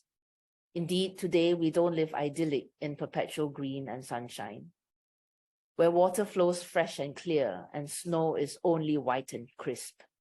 Today, no one person can command the rain to fall, but stop just before it floods, or that the sky is not filled with fog, just mist. The world has progressed to Mother Nature's despair, where only tech and science will have a slim chance to repair. As a people, we live our lives to adapt, to exist in harmony with our homes and habitats. We learn to survive, but more so we aim to thrive. The people to whom our land belongs, they've been living and surviving and thriving for generations strong. They lived for decades, centuries, millennia before the advent of research, theories, formulations, and academia. They hunted, foraged, and farmed for their nutrition, built shelters from foes of nature, and developed kingdoms. They drew and painted and carved their thoughts, wove clothes and made costumes, created words to communicate, turned sound to music, and dance to tunes. Despite their lack of knowledge, the knowledge that we understand today, a tapestry of life developed within them to carry them along the way. Culture commingled with living. As they built, they learned, and then they repeat the process by way of continuous learning. For all the rights which they had learned from all the wrongs, the power of indigenous knowledge is incredibly strong. Now, I would like to delve into the topic of handicrafts, which I prefer to define as items made by fingers, ancestrally choreographed. At its very core, crafts embody the nature of the people and how they lived from way, way before. From the beginning of time, the genesis of man, people crafted to seek shelter, to gather foods, and in every way sustain. As populations grew, congregations are born, stories then begin to flow, and culture is finally formed. Craft becomes the enabler of the people's celebrations and strife, inexplicably linked to them from before their births to their afterlife. The artisan of today, using wisdom from her foremothers, transferred into every cut, slice, beat, and incision, every movement inevitably flawed by her human hand, yet executed by her in machine-like precision. The product of the hand today, echoing the hands of people long ago, extracting treasures from the land, the nuggets of the clay, and the blood of indigo. The true technology of the purists, the art of dreamers daring to dream, Craft converges nature, nurture, and ancient science, and telling us just as it seems. Seemingly, craft greatly identifies, gratifies, satisfies the needs and wants of its owners and its people, to provide shelter and comfort, to protect, adorn, delight as a product, object, or symbol. The beauty of handicraft for the maker is that she connects truly with her land, abound with materials and ingredients to produce her work with no financial spend. Her only investments are her time, her skill, and the knowledge she took from her mother, where she creates magical items to be enjoyed by herself, her family, her friends, and any willing buyer. Sarawak, Malaysian Borneo, a vast land and home to dozens of ethnic groups from our highlands to our shores. We've been making objects of desire from stone or bone or forest overgrown, beautiful items to call their own or define their people and their home. For each tribe, rows of woven mats in the longhouses found in room to room, the graceful Iban ladies weaving dreams on their looms. The beaded kabo provides cosmic protection, and beads for hats, necklaces, belts, and dresses for dance and celebrations. The embroidered keringkam, bringing opulence to marriage, the carved shield and sharp parang ilang for the warrior's courage. Earthen pots fired from special clay found along the riverbeds to precious songket hand-woven using gold and silver threads. As much as our diverse group of people is a colorful montage, the crafts of Sarawak too make a mighty collage.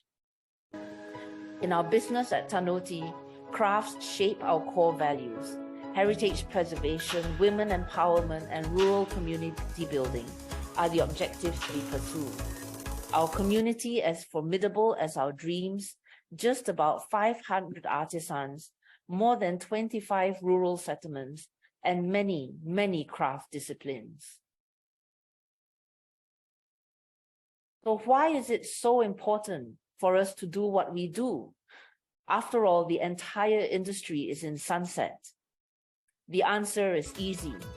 We have our legacies to protect, the lives to affect, and the future to set. Where 45% of our population resides outside the urban grid, employment is always scarce and funds illiquid. But wait, don't we have skills which are marketable to make items which are tradable? Of course, handicraft skills are already embedded, handed down from parent to kid. The wisdom of ancestors, their habits, ways, and knowledge running in their veins. Let's harness them and give them a fighting chance to remain.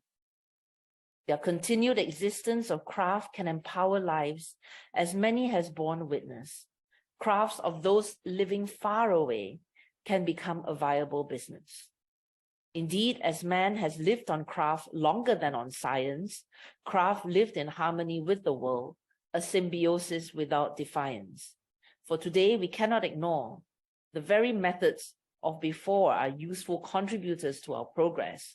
Please bring crafts to a thundering encore.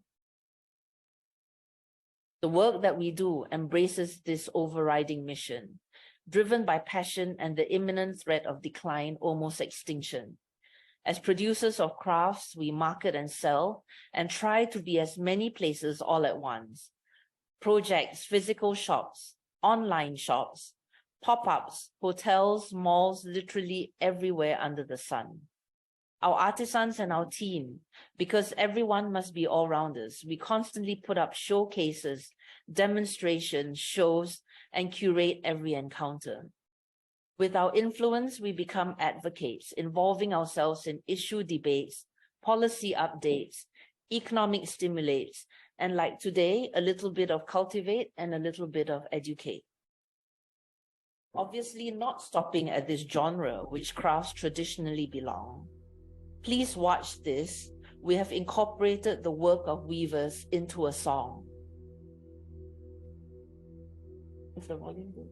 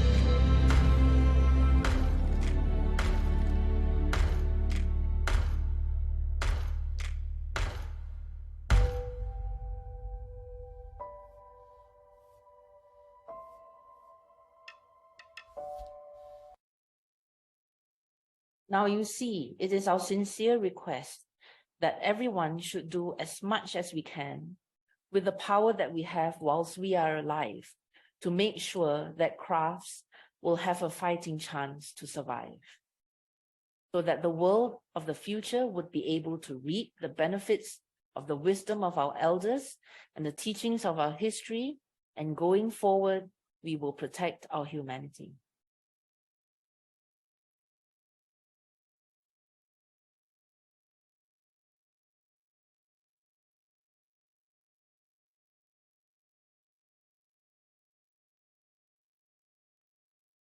Thank you.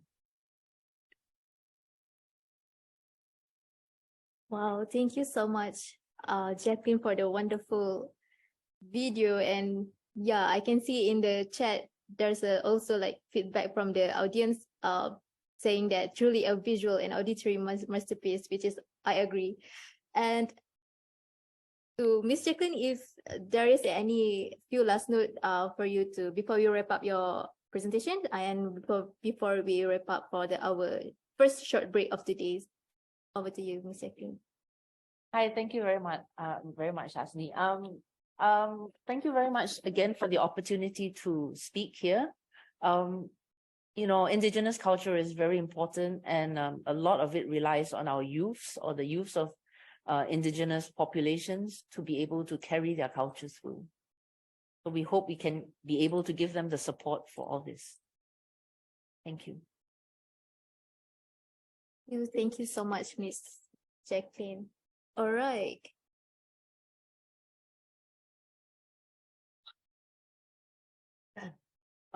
Thank All you. right. Now I can. It's time for a 30 minutes break before we resume with a series of captivating presentation hosted by my esteemed colleagues from Singapore. We will be taking over for the Giyscc Asian region.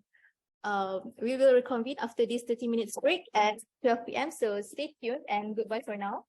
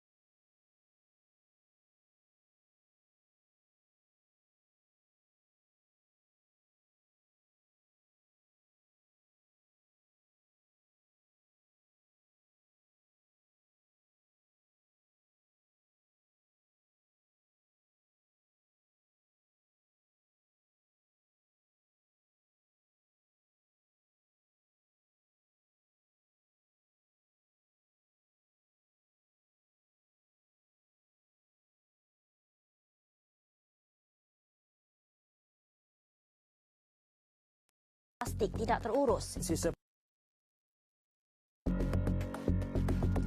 Malaysia berada di kedudukan ke-8 teratas yang menghadapi masalah sampah plastik tidak terurus. Sisa pepejal di Kota Baru, Kelantan meningkat sebanyak 430 tan sehari sepanjang bulan Ramadan ini berbanding 350 tan sehari pada hari biasa.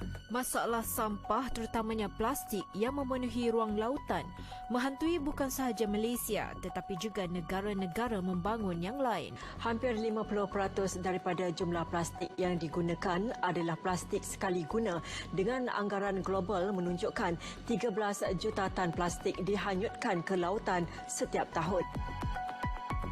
Manusia dan plastik tidak boleh dipisahkan. Kebergantungan kita kepada penggunaan plastik sangat tinggi dan tidak dinafikan, murah, praktikal, tahan lama dan kalas air. Tidak kurangnya ramai menganggap penggunaan plastik ini merupakan isu remeh, maka ada yang tidak kisah dibuang merata. Namun tahukah anda, plastik adalah musuh senyap kepada manusia dan ia boleh mendurjanakan. Bukan sahaja kepada alam sekitar, malah manusia juga boleh menjadi korban.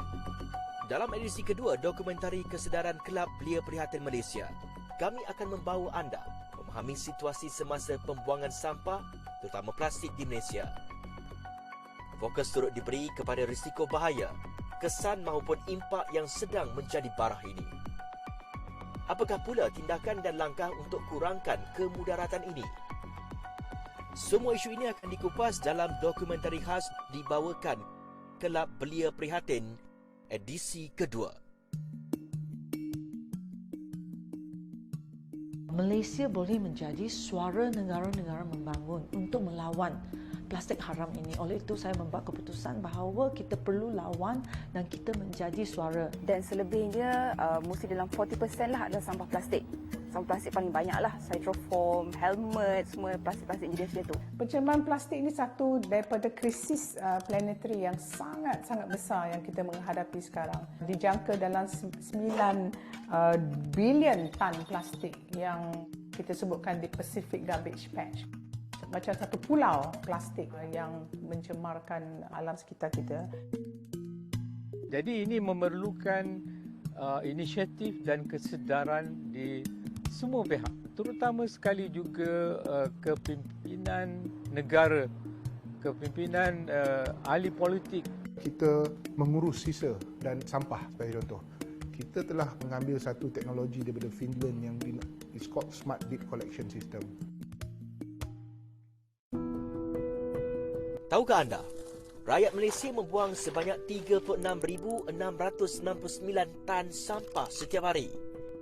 Ini bermakna setiap rakyat Malaysia membuang sebanyak 1.17 kilogram sisa pepejal secara purata. Sekiranya ini berlarutan, tak mustahil pandang kiri, pandang kanan akan kehilatan sampah.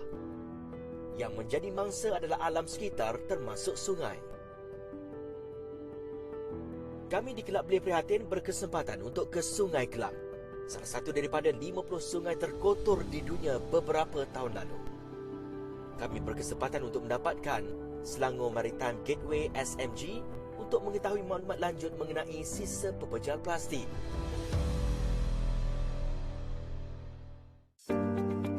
SMG yang berperanan menjaya projek untuk meningkatkan nilai Sungai Kelang menggerakkan jentera pembersih sungai dikenali Interceptor.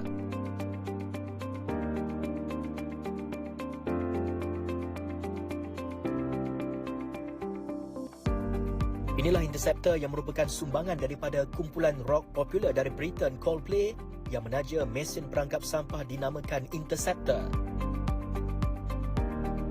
Difahamkan Malaysia merupakan negara pertama yang menerima sumbangan tersebut dan menggunakan mesin perangkap sampah dengan kendalian NGO di Ocean Cleanup. Interceptor 005 ini memulakan operasi di Sungai Kelang pada 2021, mampu memerangkap hingga 100 tan sehari sampah terapung yang dibuang ke dalam sungai sebelum sampai ke laut. Namun sebelum Interceptor 005, terdapat satu lagi mesin perangkap sampah iaitu Interceptor 002 digunakan di Sungai Kelang dengan kendalian NGO sama bersama Selangor Maritime Gateway.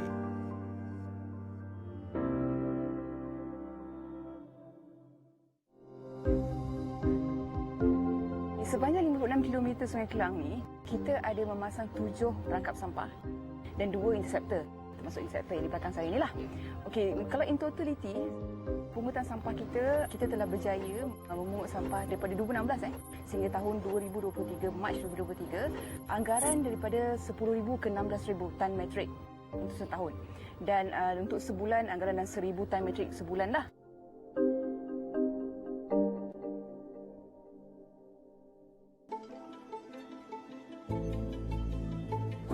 Kelab Play Perhatian turut menjalankan tinjauan dan usaha pembersihan Sungai Melayu Iskandar Puteri Johor dengan aktiviti mengutip sampah di hutan bakau di kawasan itu.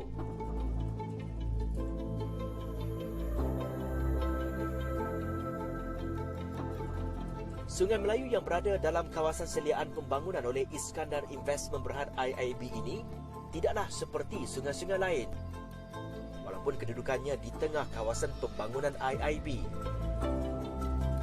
Namun tidak dinafikan, sampah-sampah yang berjaya dikutip turut mengandungi bahan plastik yang dibawa dari hulu ke hilir. Impaknya akan mengalir terus ke laut sekiranya tiada tindakan diambil. Namun bagaimana pula dengan sungai-sungai yang lain, terutama sungai yang tidak diurus dengan baik oleh pihak berwajib? Pastinya satu situasi pencemaran yang sukar untuk kita hadap.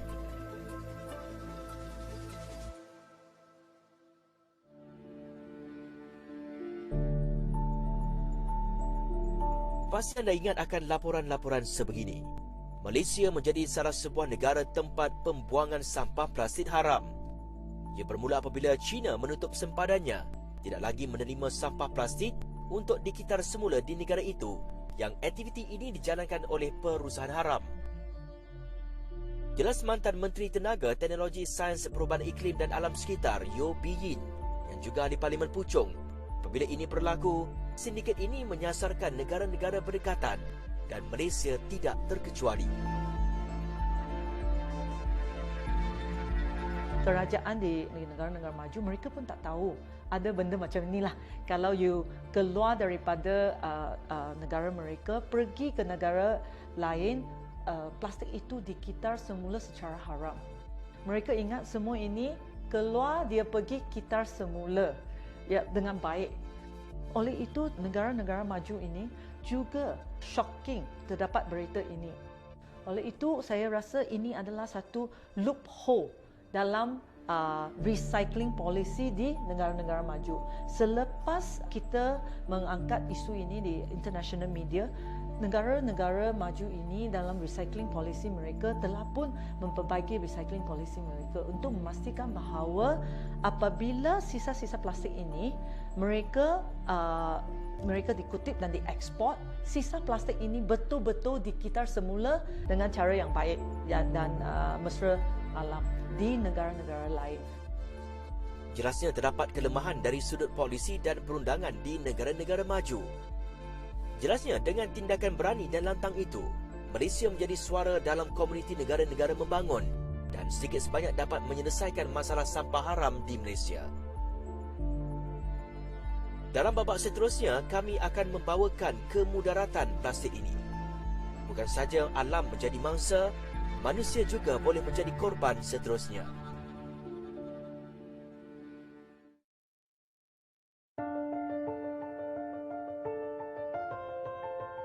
Kalau dilihat kiri dan kanan kita, lambakan sampah dan plastik di keliling kita. Semua ini puncanya dari sikap kita. Tidak menguruskan sampah dan plastik secara teratur. Tahukah anda, pembuangan dan pelubusan sampah tidak teratur boleh menjejaskan kesihatan selain alam sekitar? Ya, ini kebenaran yang perlu kita hadap. Profesor dan Pengarah Eksekutif Sunway Center for Planetary Health, Sunway University Malaysia, Tan Sri Dr. Jamilah Mahmud memaklumkan, kesihatan manusia sangat berkait rapat dengan kesihatan planet. Jelas beliau, hasil tangan manusia ini dijangka lebih 9 bilion tan plastik berada di lautan Pasifik dan ia membahayakan kehidupan. Dan ini adalah sangat berbahaya kerana bukan saja plastik itu nombor satu menjejaskan kehidupan haiwan dan sebagainya dan tumbuhan di dalam laut, tapi yang menjadi punca makanan kita, tapi juga mikroplastik ya. Jadi plastik ini pecah, dia menjadi kecil, dimakan oleh ikan dan sebagainya, dan bila kita makan pun kita dapat mikroplastik itu. Tapi juga plastik yang terdedah, dia akan juga mengeluarkan mikroplastik yang kita akan menghidu ke dalam paru-paru. Jadi banyak penyakit yang berlaku akibat mikroplastik.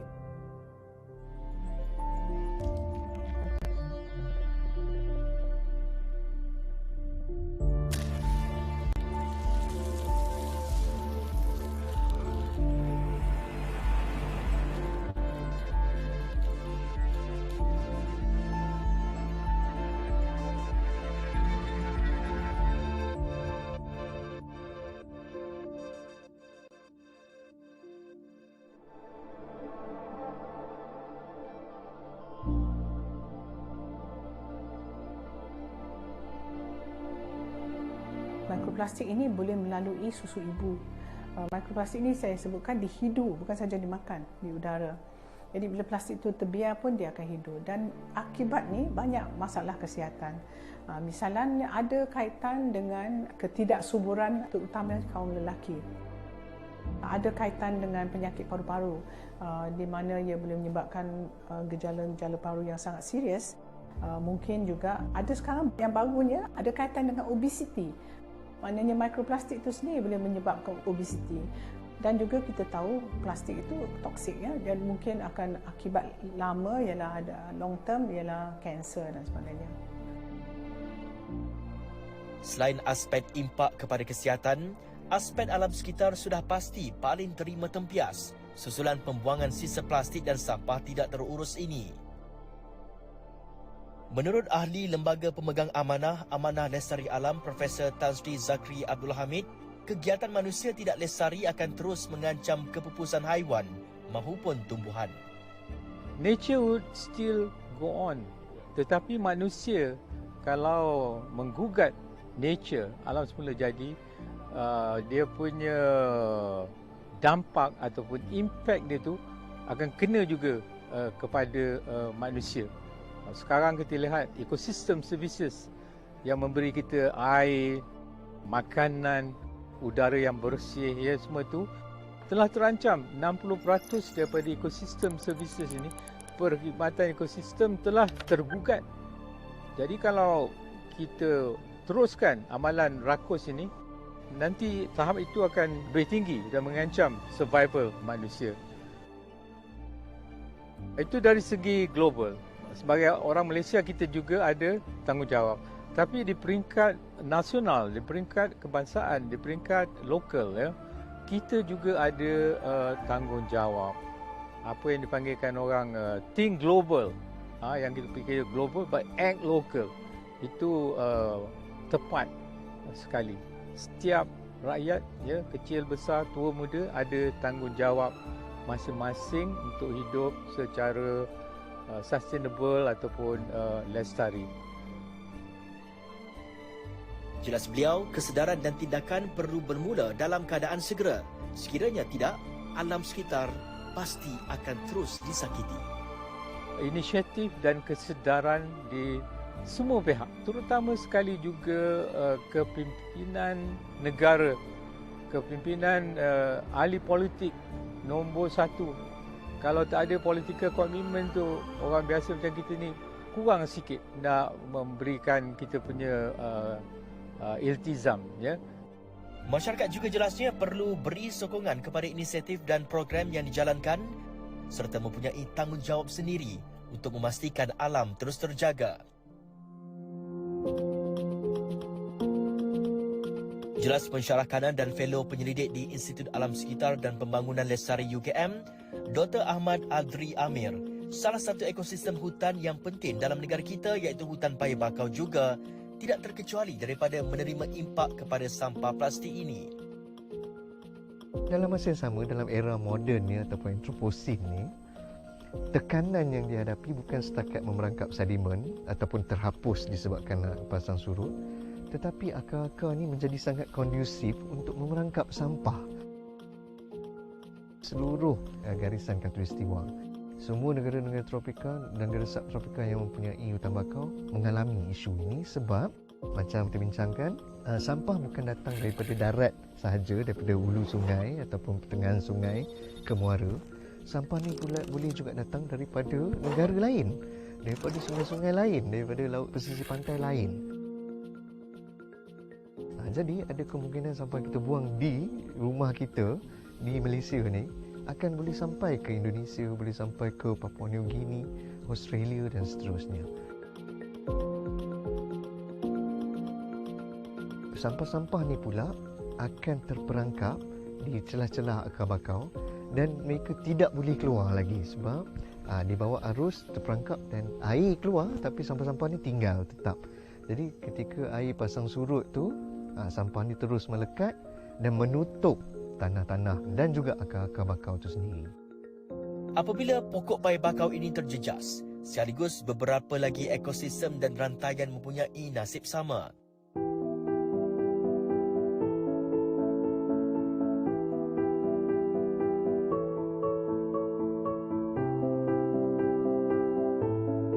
Jadi bila berkurangannya hutan bakau, bila merosotnya letupan hutan bakau, jadi fungsi-fungsi ataupun ekosistem services, perkhidmatan ekosistem yang disediakan oleh hutan bakau kepada manusia dan juga kepada alam akan juga terganggu. Jadi kita akan kehilangan habitat marine, ya, habitat hidupan laut.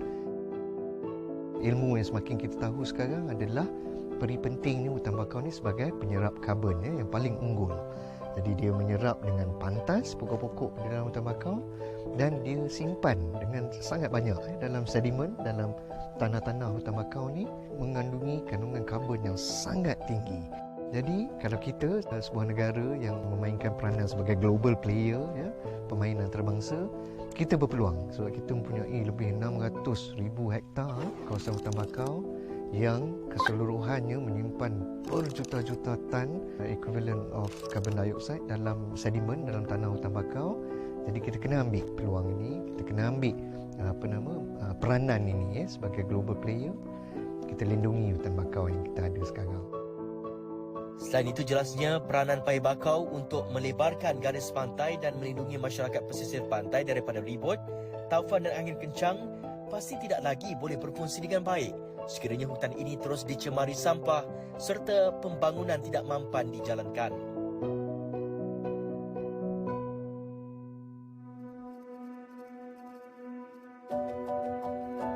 Itulah kesan sekiranya plastik ini tidak diuruskan dengan baik.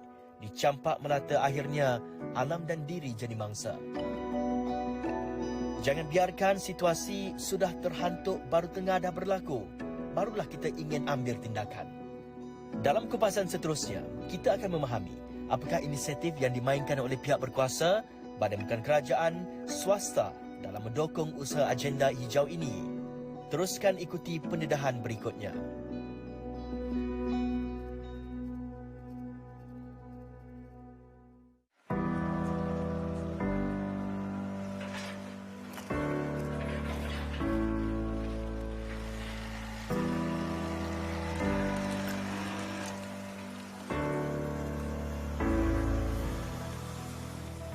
Kita perlu bergerak sekarang, ambil tindakan segera.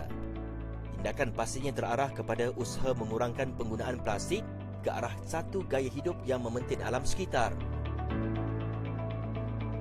Pihak kerajaan, pihak swasta dan juga pengguna perlu bekerjasama dalam memastikan perkara ini dapat diselesaikan. Saya percaya pencapaian maklumat yang jelas hasil daripada kolaborasi semua pihak ini akan dapat untuk memberi pendedahan dan juga maklumat yang jelas kepada pengguna khususnya untuk mereka mengubah dan juga memilih gaya hidup yang lebih mampan. Kerana ini sangat penting untuk kita mengubah masa depan. Selain bahan plastik, bahan sukar terurai juga turut menjadi fokus. Bagaimana kita boleh memainkan peranan dalam memberi kesedaran dan menggerakkan satu gerakan kitar semula secara baik. Dengan data yang kita ada, at global data that we studied that thoroughly, and also the Malaysian data that we are very privileged to receive from our government, so we have decided that this is the right time for Malaysia to have a specific movement to catalyse the textiles and clothing circular economy in Malaysia, di mana kita punya sasaran adalah number one is that to create awareness that unwanted fabric should be retained, reduced, reused, repurposed and recycled. Sebab pengetahuan tu kurang mendalam di Malaysia.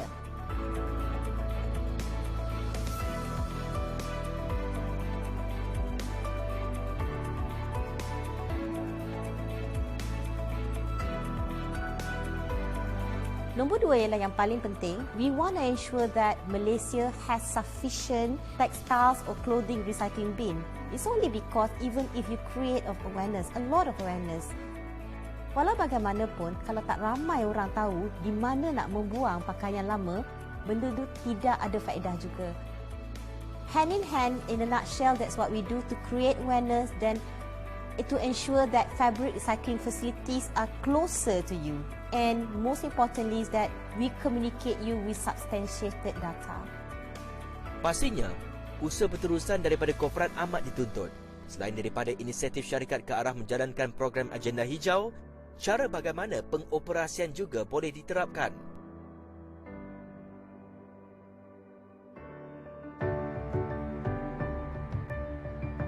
I think for us to take this ESG to the next step is looking into how can we use technology to help us achieve these ESG policies.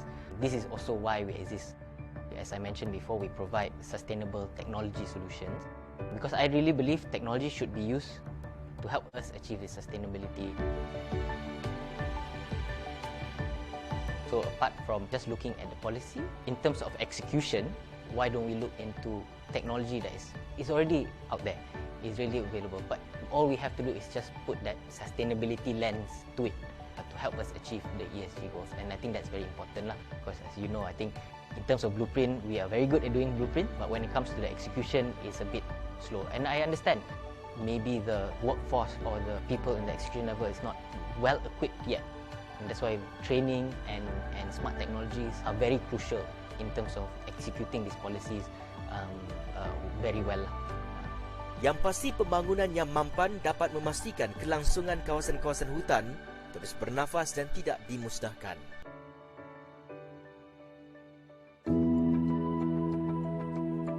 Ini yang dijalankan oleh Iskandar Investment Berhad di kawasan Iskandar Puteri Johor yang menerapkan pembangunan mampan. Kita di dalam perancangan untuk membina the first net zero carbon Central Business District Association. Jadi kawasan Paya Bakau ini, as you know, carbon sequestration daripada kawasan Paya Bakau ini adalah yang tertinggi, lebih tinggi daripada hutan biasa dan tanaman-tanaman lain. Jadi kita menggunakan ini sebagai satu aset utama kita dalam membangunkan pembangunan lestari bandar low carbon ini. Ini termasuk usaha untuk menguruskan sisa pepejal. Bagaimana ia boleh diuruskan dengan cekap serta mampan. Penting juga untuk saya kongsi bahawa hasil kecekapan sistem pengurusan sisa pepejal yang kita jalankan juga inilah sebenarnya berhasil untuk mengelakkan daripada sebarang pencemaran langsung atau tidak langsung daripada berlaku di situ. Sekaligus dapat kita memelihara khazanah alam ini.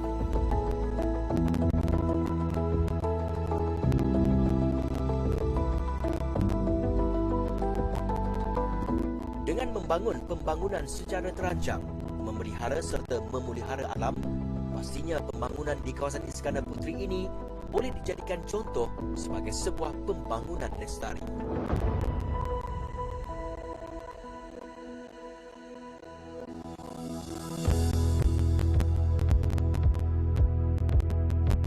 Harapan saya agar sedikit masa lagi Iskandar Puteri dapat menjadi sebuah tanda raya contoh dan antara wilayah perniagaan utama di Asia Tenggara.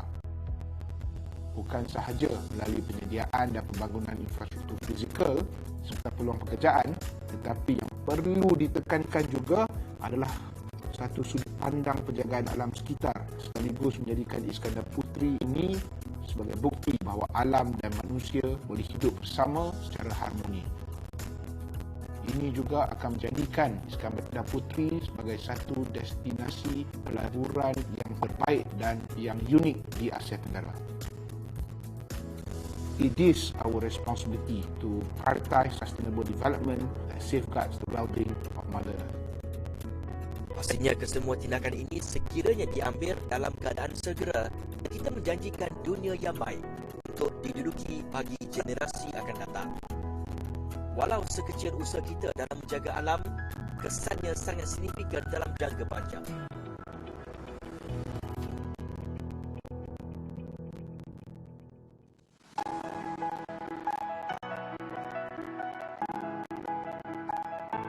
Usaha ini pastinya perlu disokong dan didukung semua lapisan masyarakat, terutamanya anak muda, anda pewaris alam ini.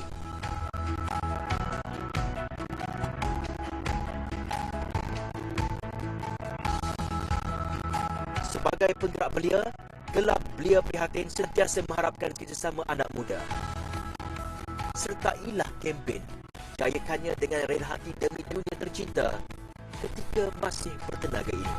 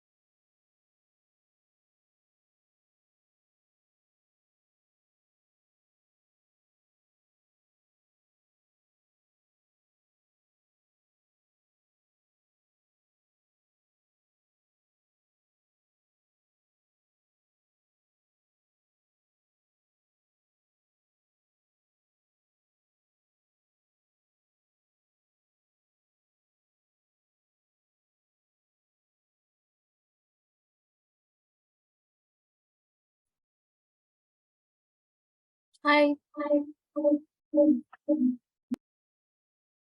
We're back in GIYSCC. I would like to invite my colleagues from Singapore, Faris, to take over the station for today. Over to you, Faris. Thank you so much. Terima kasih banyak-banyak Azmi. Thank you so much. And welcome everyone. Selamat datang. Salam sejahtera. Greetings of peace and blessings to all of you. 大家好 and Anibarkum Varnakam. I'm from Singapore and it's been such an honor to have all of you on board with us. It was morning here when we started at 000 GMT. And right now it's afternoon here, right at 12 p.m. in Singapore. On National Day. It's actually National Day in Singapore, so happy National Day to the Singaporeans who are watching this.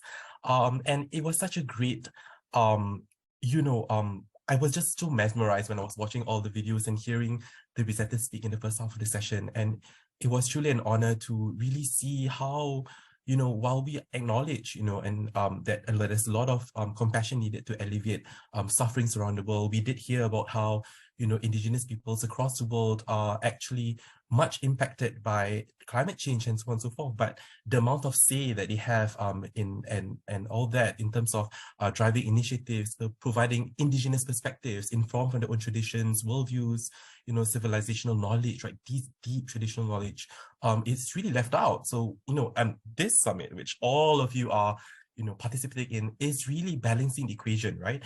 And what I really gathered from the first part was also how, we look at the lack, of course, we look at the things we need to improve, but my goodness, when I looked at the beauty of the music and the pictures, and all the Indigenous peoples, rising up, saying hello and so on and so forth, there's so much beauty.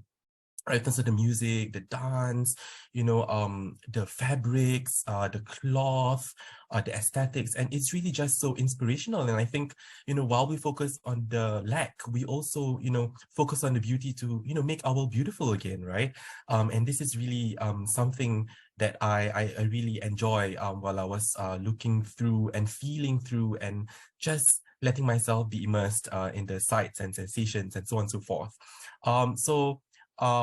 Without further ado, I think I will sort of run through what's going to happen in the next part. So what's going to happen in the next part is really the focus of the next part would be when we talked about the stories of what is happening on the ground, the possible solutions, the beauty of the videos and so forth. The next part is actually, driving towards, kind of seeing how we can straddle and kind of be autonomous between both modernity and tradition. Because at the first part, we have all the beautiful traditions of the Indigenous peoples, the amount of effort, that Alam is doing, for example, driving this change. But now we go towards sort of kind of solutioning in terms of what they have touched earlier, all right, are also amalgamating modernity and tradition, but also what we're going to delve into is, we're going to delve how to make communities climate resilient. We have people who are going to present from, who are based in Thailand or Indonesia to Nepal, who are based in China and so on and so forth. They're going to bring forth solutions, and we even have interesting solutions like, digital decarbonization and so on and so forth, right? Amalgamating the traditional as well as the modern, right, in terms of technology and so forth. So now I'm going to start with a video that I'm going to sort of present. So I do a bit of music here and there in different languages. And this video is entitled Speechless. Now, all of us would have kind of grown up watching a lot of Disney shows. And I remember watching the first show, Aladdin, when I was growing up. One of the first shows, through Disney and all that. And the next installment of Aladdin actually had a song called Speechless, and I thought that it was very, very apt for this because it resonated a lot with what we are trying to do, giving the Indigenous peoples of the world a voice, right? Not only a voice, but voicing out things have power, but also the hands and the heart to shift change in the world towards a better future, one where we alleviate and possibly even eliminate the disastrous effects of climate change in the Anthropocene or in the human kind of impact that we had on climate change. So let's do this. I hope you don't mind, but we'll kind of listen to this video together. So let me just share it. So it's in Tamil, Malay, Mandarin, and also Kristang. So Kristang is also one of the indigenous languages in Singapore, right? So let me just share this. Hold on. Okay. All right. So this is Speechless in Tamil, Mandarin, Kristang, and Malay.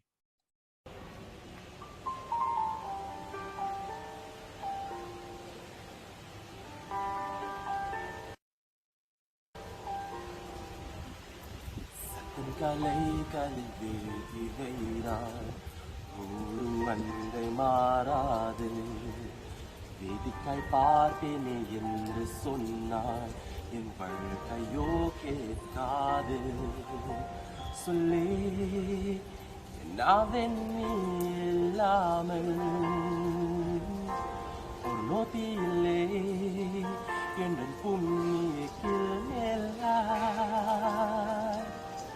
alontrainana solindrinan povena un copam contentana la vindria veno sol pece ece tirai kamal urai kamal pona o alintaro povin na vindria veno sol pece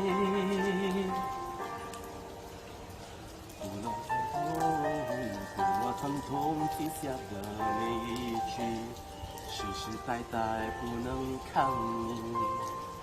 要守规矩，要沉默不惹事，我偏要改写这故事。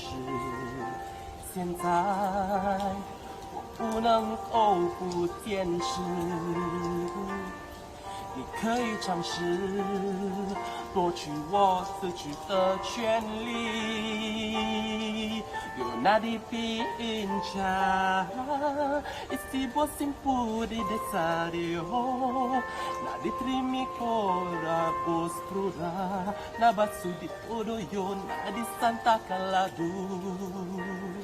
Causo il lobspira, ora un luto che refuga con io, non schisse che io già pica, causo io sabe io na di santa calagu.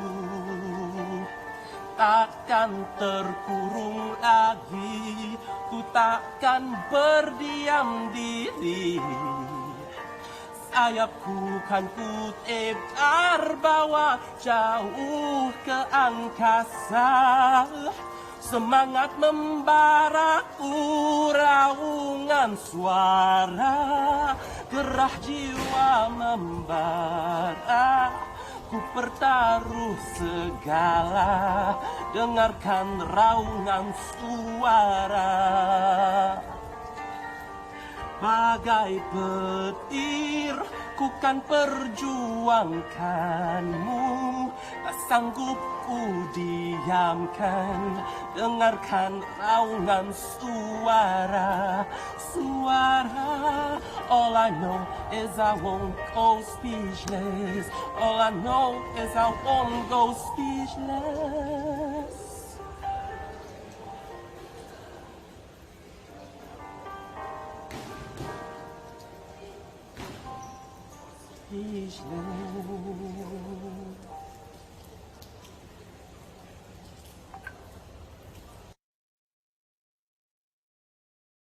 All right. Okay. Thank you for entertaining me. Yeah. So, as the song says, all I know is that we won't go speechless, right? And with that, I will actually pass the time to my colleague who will be presenting. All right. And he will be presenting on Indigenous and local knowledge system for climate resilient community. All right. So without further ado, I will pass the mic and the presentation space over to you, Sagar. Do you have rights? Thank you. Are you there, Sagar? Yes, I'm there. Just give me a minute. Okay, thank you so much, Sagar. So while we are waiting, Sagar, has done so much in the environmental space, and he's a major influencer, not in terms of, imposing his views, but also empowering communities within Nepal, South Asia, and also the world. And, Sagar I've known Sagar and I've spoken to him quite a number of times online, and I would love to visit, beautiful Nepal. And beautiful Nepal is, people say that it is, the birthplace of Gautama Siddhartha, also known as the Buddha. And a lot of the times, in the traditions, spiritual traditions of the world, all right, we always look at it, and sometimes, spiritual masters from the East, right, Buddhists or Hindus, they'll just say, sometimes what you need to do to tackle something big like climate change would just be to sit and really breathe and get in touch with your inner being, right, before you actually keep doing stuff without focusing on your being. So the quality of our being influences the quality of our doing. And with that, Sagar, whenever you're ready, please go ahead. Yeah. You okay?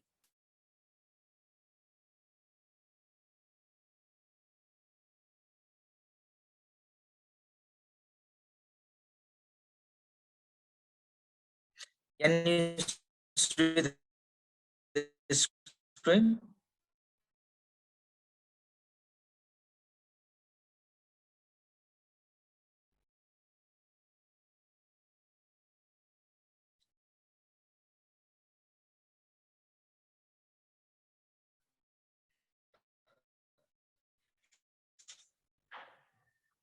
So hello everyone, my management technologies for climate resilient communities. So we are gonna discuss about how to understand the science behind the indigenous knowledge. So first of all, as Faris mentioned, I'm from Nepal, and I am from Nepal, and I'm working mostly in the climate resilient system, especially in the agriculture and climate. So today I'm gonna present on this. So I'm a climate activist, researcher, and indigenous activist myself. So today we are gonna talk about the impact of climate change and what are the indigenous and traditional knowledge system prevailing in the places. So we are gonna talk about the indigenous knowledge system, mostly related to water and agriculture. So we are going to talk about global warming. So what is the perception of people? So how is the change land scenario? What is the effect on community, women, children, and their health? Also, how it is related with farming system and agriculture.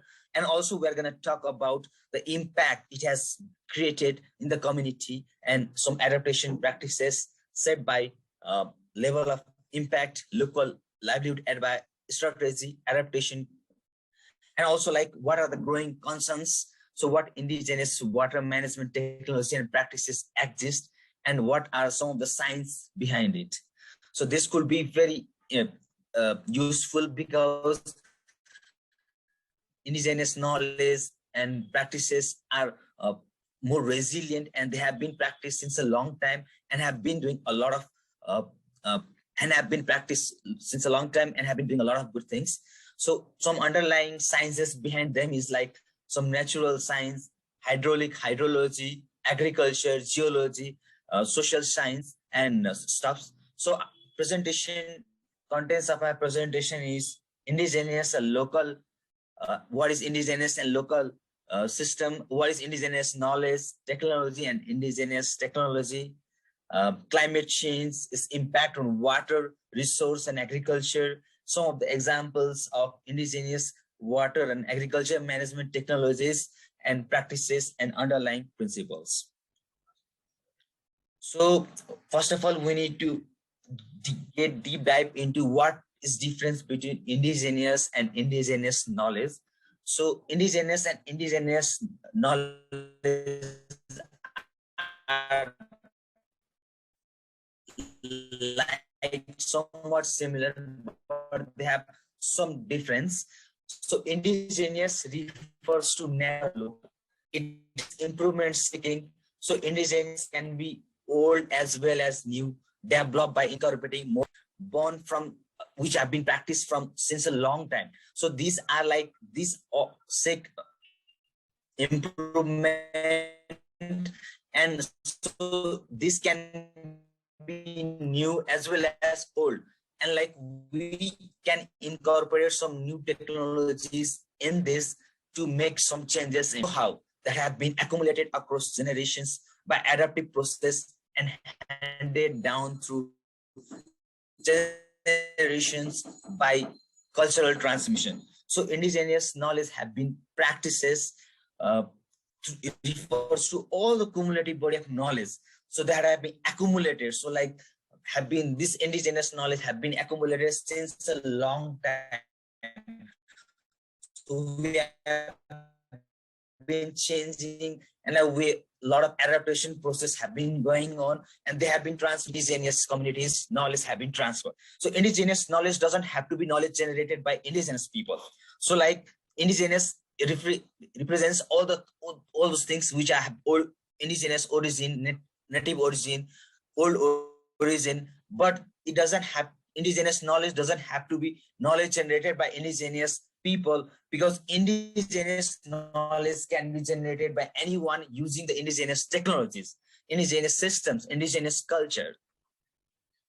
So we are talking about technology. So in terms, technology refers to material objects with the capacity to transform things into desired outputs. So we are just taking more reference of water management. So technology is a system consisting of a material object which can transform things into desired outputs through a process that is governed by science. So such objects, when created using local ingenuity and skill at indigenous technology.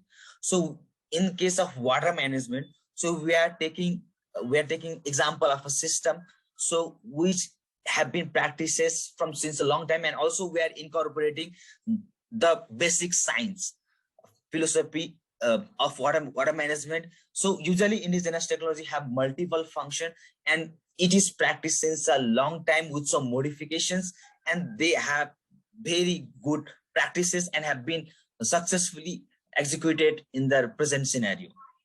So we can see example of windmill or like technology. So this is a technology mostly prevalent in Nepal. So this technology has multiple functions. So it can also work as a grinding for grinding purpose, and also we can use it for power generation. Also, it transforms the potential energy of water into kinetic energy. And in the picture we can see, so we can use it for converting the grains, the cereals, into flours. So we have been using it since a long time, especially around like a river or pond or a stream region. So with the flow of water, so this water mill runs, and it converts the grain cereals into flours. So it has been practiced since a long time through a process governed by science, hydraulics, and mechanics. So we are going to talk about the climate change consequences in water. So climate change have been affecting a lot of things, especially climate communities as well. So climate change or global warming has like bring changes in hydrological cycle. It has brought intensification. So there is also changes in precipitation. So we can see like declining water availability, also irregular flood, inundation, and other thing. Also there is like changes in evapotranspiration, and like we can see some impact in the farming system and agriculture, and like in the domestic water, community, household, women, and children. Here are some few galleries I'm showing you about the impact of climate change, especially in water sector in communities of Nepal. So in the first picture, you can see like there is a drought condition in the paddy. So paddy is a major crop in Nepal. So due to the unavailability of water scarcity of canal below and after. So in the first, we can see there is the water flow is going good, but in the second, the water flow is not so good. And also we can see like a lot of like not regular flow. So also in another picture, we can see women facing water from downhill. So Nepal is a country of Himalayas, mountains. So it's very difficult to fetch water in some places. So here women are carrying water from the river sources or other sources which are near to the river. So, and they carry that to their places where they are living, where they're staying. So they have to like carry it for maybe like 1 hour or half an hour or even 3-4 hours in some places. And even another picture, you can see a Melamchi. So the flood is occurring in the Melamchi region. So the residential areas, the crop, the livestock, everything was devastated by a flood which occurred. So, and another picture, we can see a canal bridge due to flood. So there is a canal, but which got destructed due to the flood. So such scenarios are very common in Nepal. So how can we cope with these challenges? Climate change has been a global agenda since a long time, but in Nepal, so it got more priority since 1990s. And rural communities in Nepal have been struggling with a situation like that of climate change for centuries, partly due to remarkable spatial and temporal variations in water availability, and partly due to ever-increasing human intrusion in natural resources. So we have been using natural resources properly, but we are also overusing it sometimes. So this, our overuse of resources for our own needs, is also like causing a lot of destruction. So the next thing is, how can we bring change? So how can we cope with these changes happening? So the question is, what indigenous water management technology and practices exist in the area that could provide an innovative and applicable adaptation solution to cope with climate-related disasters? So here are like some of the systems which is decreasing to with the climate change happening. So first we can see watermelon cutter. So this was the picture. This is the picture. So where the floor is converted, where the wheat is converted into flour. So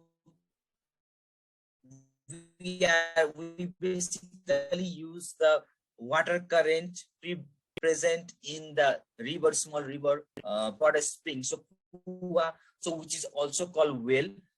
So we basically deep well. So this is also prevalent in many places. Also, we can see balancing reservoir. So such balancing reservoir are like they work as a recharge system for the groundwater and the maintaining the ecosystem, aquatic ecosystem around the place. Also, we can see like farm pond. So we can we generally use it like while cultivating rice. So since rice needs a lot of water, so we are using such system as well. So also there is traditional earthen canal we can see. So since Nepal is like a very rural and like full of hills, so such earthen canal system are also prevalent especially in villages. Also, like there is a brushweed or stone weed. So such systems are prevalent especially around the places of like where there is in the river, in the streams. And also like we can see stone sprouts, which is also known as dhungethara. So such things are prevalent in especially in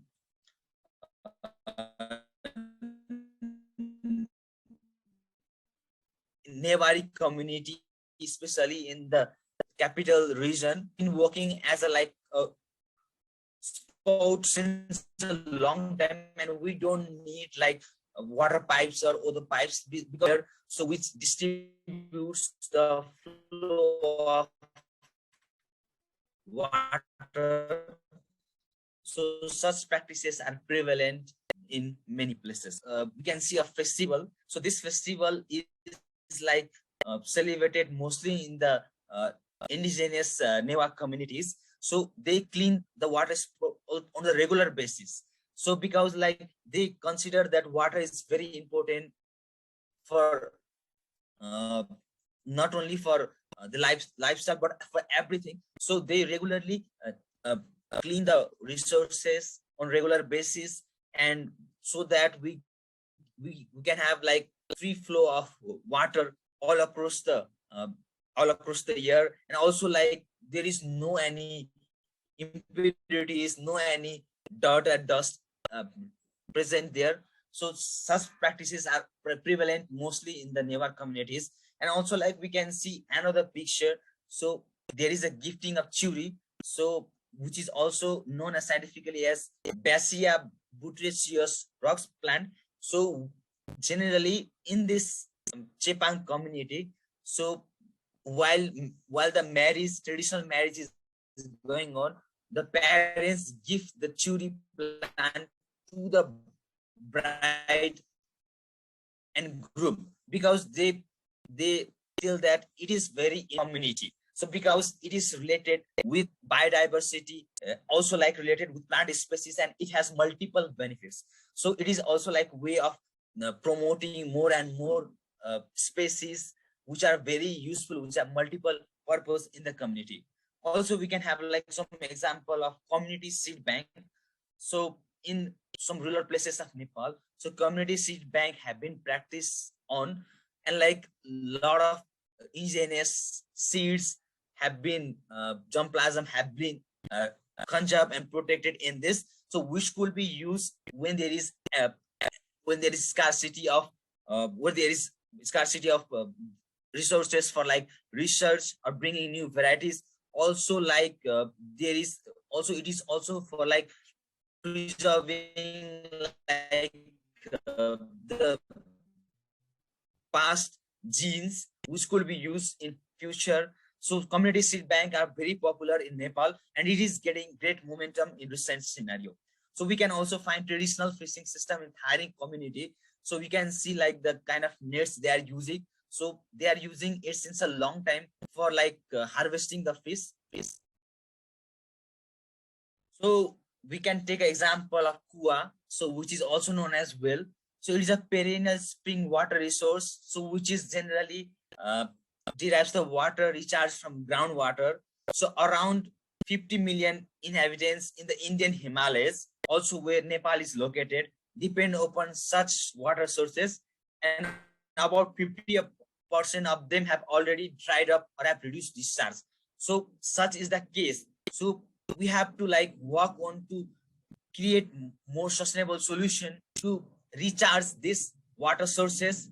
In Western Nepal, in Baitari, so trees are planted in and around the springs. So the basic philosophy around it is that when the trees are planted around the well, so it helps to like recharge the groundwater, and also helps to like provide the water resources.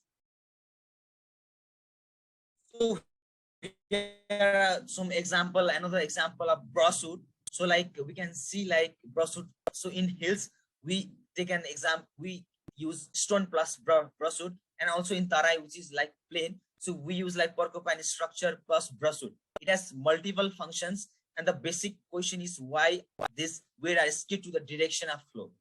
Because like if they are like directed to the skewed to the direction of the flow, then the impact of river flow downstream reduces due to long crest, and thus enhance sustainability of the well. So it also allows control entry of water into the ungated canal due to stabilize water depth upstream of the well due to its long crest. When Q increases, it fails, so they are built in design to fail. So another example is stone sports. Also we use like Dhungethara. So it basically works on the mechanism of ground recharge. So like stone sports, Dhungethara, I've been talking about in previous slides as well. So these are, and also like well is very important, and very important part of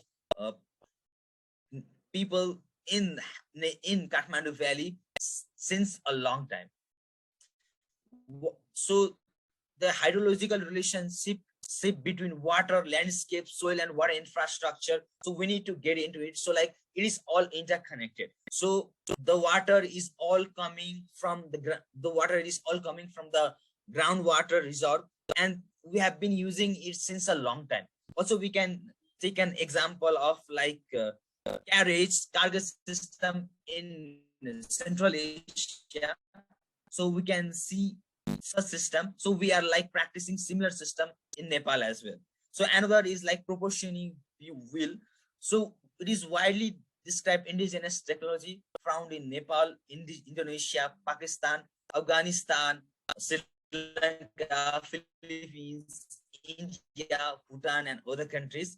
So it is dissipation of canal flood proportioning. If there is like a situation like flood in the canal, so such proportioning where distributes the water and like they reduce the current and they reduce the flow, so which is like sustainable, and this is user-friendly technology supported by local institutional arrangement as well. The underlying science behind it is like free flowing through weir, maximum approach velocity and lower H/L ratio are the key hydraulic boundaries condition for maintaining proportionality. And also like it operationalizes individuals' water rights issue, because like various communities might have you need water, so we use this technology proportioning where to distribute the water flow in different compartments in different channels. So the second function is to capacity to dissipate canal floods, because like when there is a huge flow of water, there could be devastation due to the flood. So this technology reduces the flow of water and dissipates its time equally into all the channels. So it is very key for climate adaptation. So if there are anything like any question, any queries for me, just feel free to ask me. And like also I think there are time constraints, so we can also interact in chat. Thank you. Thank you so much. Thank you so much, Sagar. Namaste. Thank you so much. Lovely. You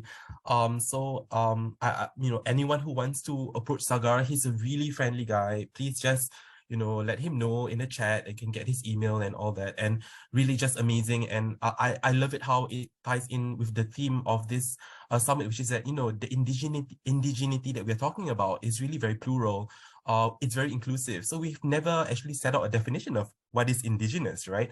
And the second thing is that, you know, whatever Sagar talked about, you know, he started out with indigenous knowledge and all that, and how it integrates into technology and science, you know, the ways of the mental models that we use to fuel technology and science, you know, actually, it doesn't just belong to the communities that Sagar is talking about, but everyone around the world. So whatever cultural identities that we have, or the cultural knowledge, I see resources for all, right? And I love it.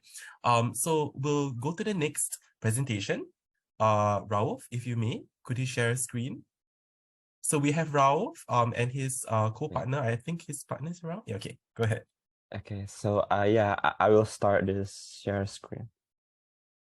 I'm sorry. Wait, yeah. Okay. And let's share. Oh my. Wait. Wait.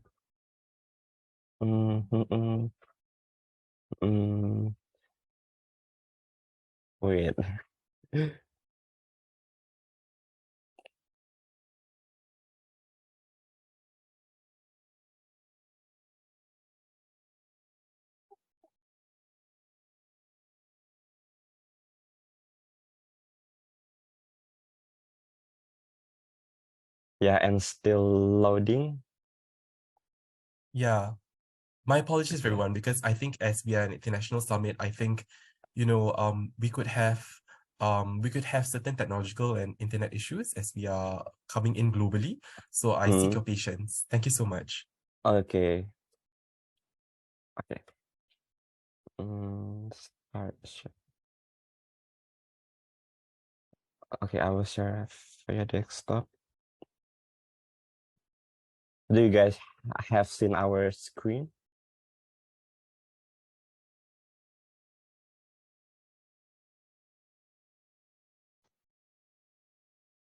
Okay, Rob, maybe you can start. Okay.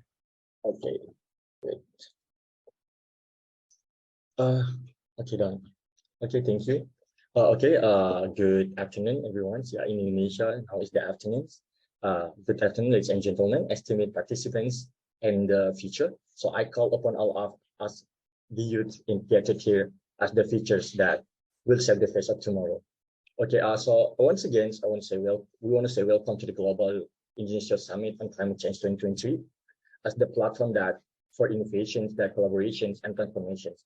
And today, we will embark on a journey through a study that resonates with the urgent call of our times now. It's about the indigenous peoples and climate change, a case study of West Kalimantan and Jambi, Indonesia. In the heart of these regions that where ancient wisdom meet modern challenges, we uncover a profound interplay between indigenous communities and the changings of climate itself. Through this study, we delve into how indigenous knowledge, traditions, and practice serve as pillars of resilience against environmental shifts. And our findings actually don't provide ready-made solution to the challenges we face now, but they serve as a part of call to actions, urging us to come together and contribute more and more. And as we navigate through this study, let us reflect on the importance of integrating indigenous perspective into the global discourses on climate change. And together, we can weave a tapestry of sustainable change that transcends boundaries and empower us all. And hello guys, hello everyone, my name is Angga Misbahudin and my partner Muhammad Rauf, and we will guide you through a brief introduction to environmental communities as a part of our actions named the Green Future Indonesia, and discussion little bit regarding our study on indigenous peoples and climate change, a case study of West Kalimantan and Jambi, Indonesia. Okay, next Rauf. So before that, we want to introduce ourselves. My partner name is Muhammad Rauf, is the founder and chairman of this Green Future Indonesia as our call to actions. And he's the researching the text about the collaborative governance on the, on the waste to energy in Bantar Gebang landfill in Jakarta. And he's the Global Peace Ambassador on the Global Peace Summit in Dubai 2023. He's the researcher too, as presenter in the Oceania Scientific Congress last year, and being runner-up delegation in the National Conference for presenting the findings about decent work and green economics, and conducting community development of Giyscc as one of the call to actions, and being selected delegate in Asia Pacific Youth Exchange in Mizoram, India in 2021. And involving some of discussion about finding and resolving the urban problem around of the environmental things. And last but not least, being selected delegation to participate on cultural action in South Osaka, Japan 2022, and with Asian Youth Friendship Network. Next. So this is me, Angga Misbahudin. You can call me Angga, and I'm awardee of Asian Gem Scholarship. Now currently I'm master degree student in Rural Development Management program at Content University, Thailand. And I'm co-founder and partner of Muhammad Rauf and head of research and development of the Green Future Indonesia. And I'm co-founder and project coordinator to perform Litera, is the one of the literacy community in Indonesia. And I'm Indonesian delegations too in the event held by the Chulalongkorn University. And we are Young Asian Leaders Policy Initiative 2023 and Indonesian delegation to Inkazan Youth Capital of ICT Scientific Congress last year. And I'm the one of the representative of Indonesian Youth too in Thailand Institute of Justice Youth Forum and third SCCPCJ 2022. Okay, next row. So for next, that what I said before, that we want to introduce our action too, that talking about more talking about how we can educate the youngsters, especially in digital era now by social media and campaign, and educated them by some of the research and paper, some of the research and news too about the environmental issues current is very hot now. And let me introduce our call to actions. Name is the Green Future Indonesia. It's a youth organization on environment and economic development engaged with research and development. Research basis on it will implement some of the programs, such as we're doing seminar, workshop, discussion, and some of the policy discussion and brief, and some of the project activities with some of the collaboration stakeholders too. And our vision as the Green Future Indonesia will be an organization that enhance, disseminate, and develop the citizens, especially for the youngsters, for the comprehension towards the environmental and development issues with the transfer of knowledge based on some of the programs that I talked before. And some of the mission that we want to conclude to gain our vision is that producing the knowledge by means of new articles, some of the research findings and research solutions, and that we will release in our social media.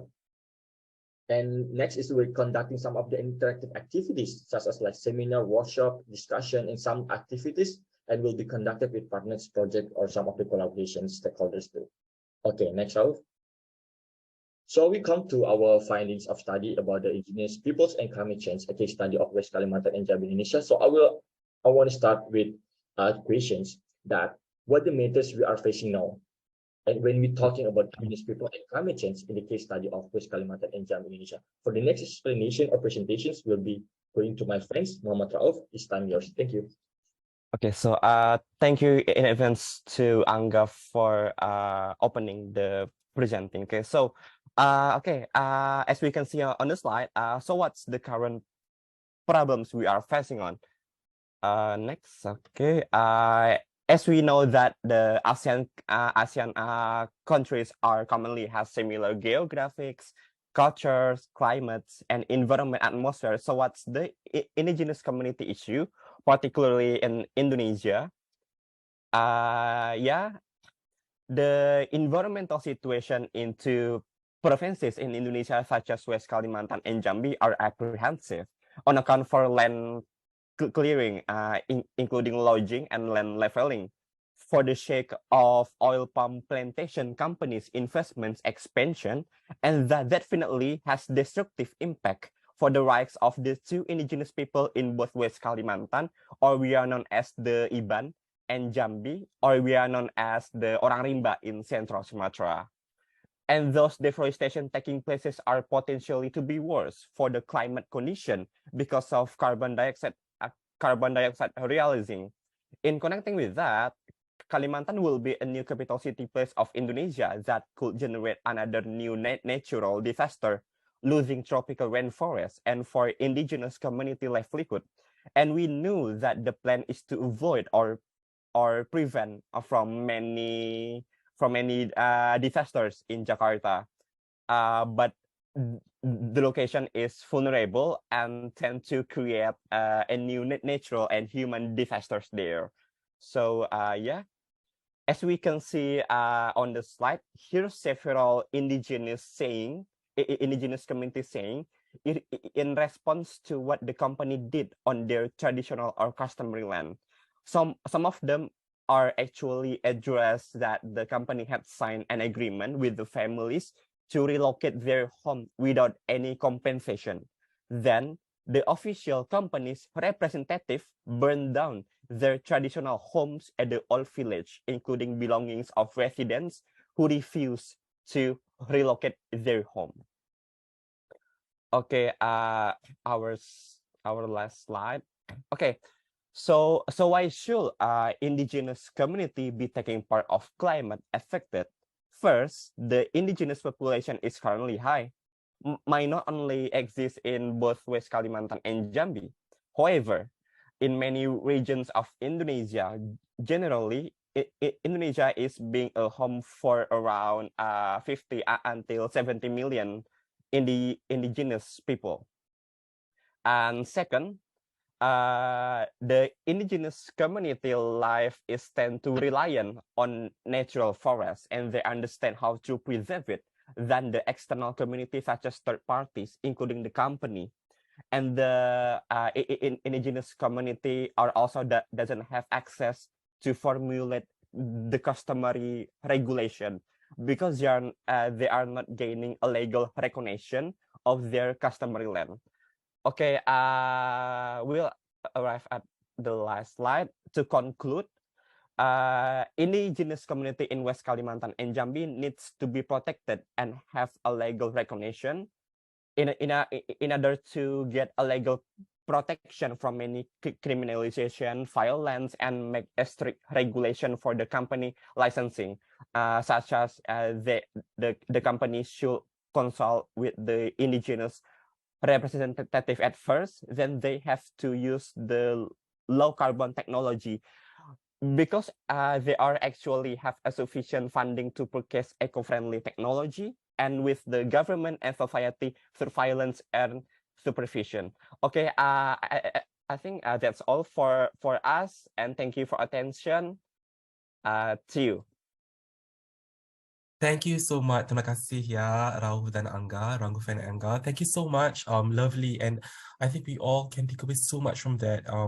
Accessibility is so important to legal knowledge, legal structures, and how actually we can empower indigenous communities, not only through knowledge, but also through structural support, reaching out to them so that they can co-consult and co-create the environments that they can, live a life of well-being in peace and harmony, as they have always done customarily with nature. And with that, thank you so much, Rauf and Angga, for your lovely presentation.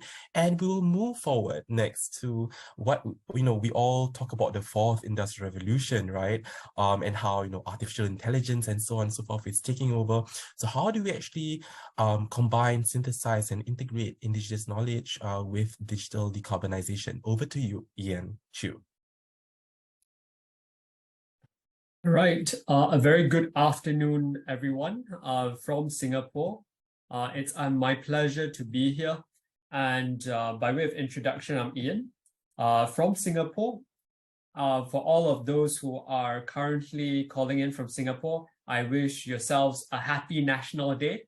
For our global audience, today is actually the National Day of Singapore. So happy National Day for all other Singaporeans who are on call or anyone else who is based in Singapore as well.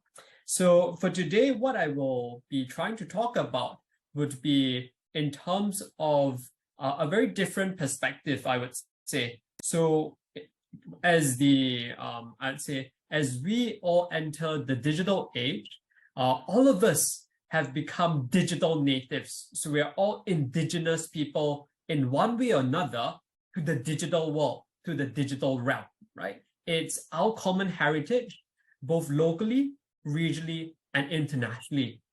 That's why to us at Greeny Web, a startup that I founded, it is very important to not just preserve the natural heritage, the physical heritage that we have, but also the digital heritage that we have.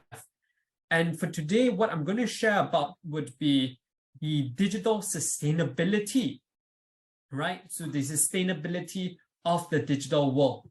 So before we go into things further, I want to pose a question to our audiences on the Zoom call and on the YouTube live stream. Is going digital truly going green? So this is something that I want all of you to mull over as we go through today's presentation. And for today, I want to just touch on three things. Number one, what is digital sustainability? Number two, what are some current trends and statistics with regards to digital sustainability? And last but not least, I want to share with you a little bit of what Greeny Web does and how all of you can be involved in making a difference. So let's go to number one, all right? What is digital sustainability? So before we go into that, I just want to share a bit of Greeny Web. So we are a Singaporean climate tech company, and our roots trace back all the way to 2009, when I had started Greeny Web as a passion project, something to really combine technology with sustainability.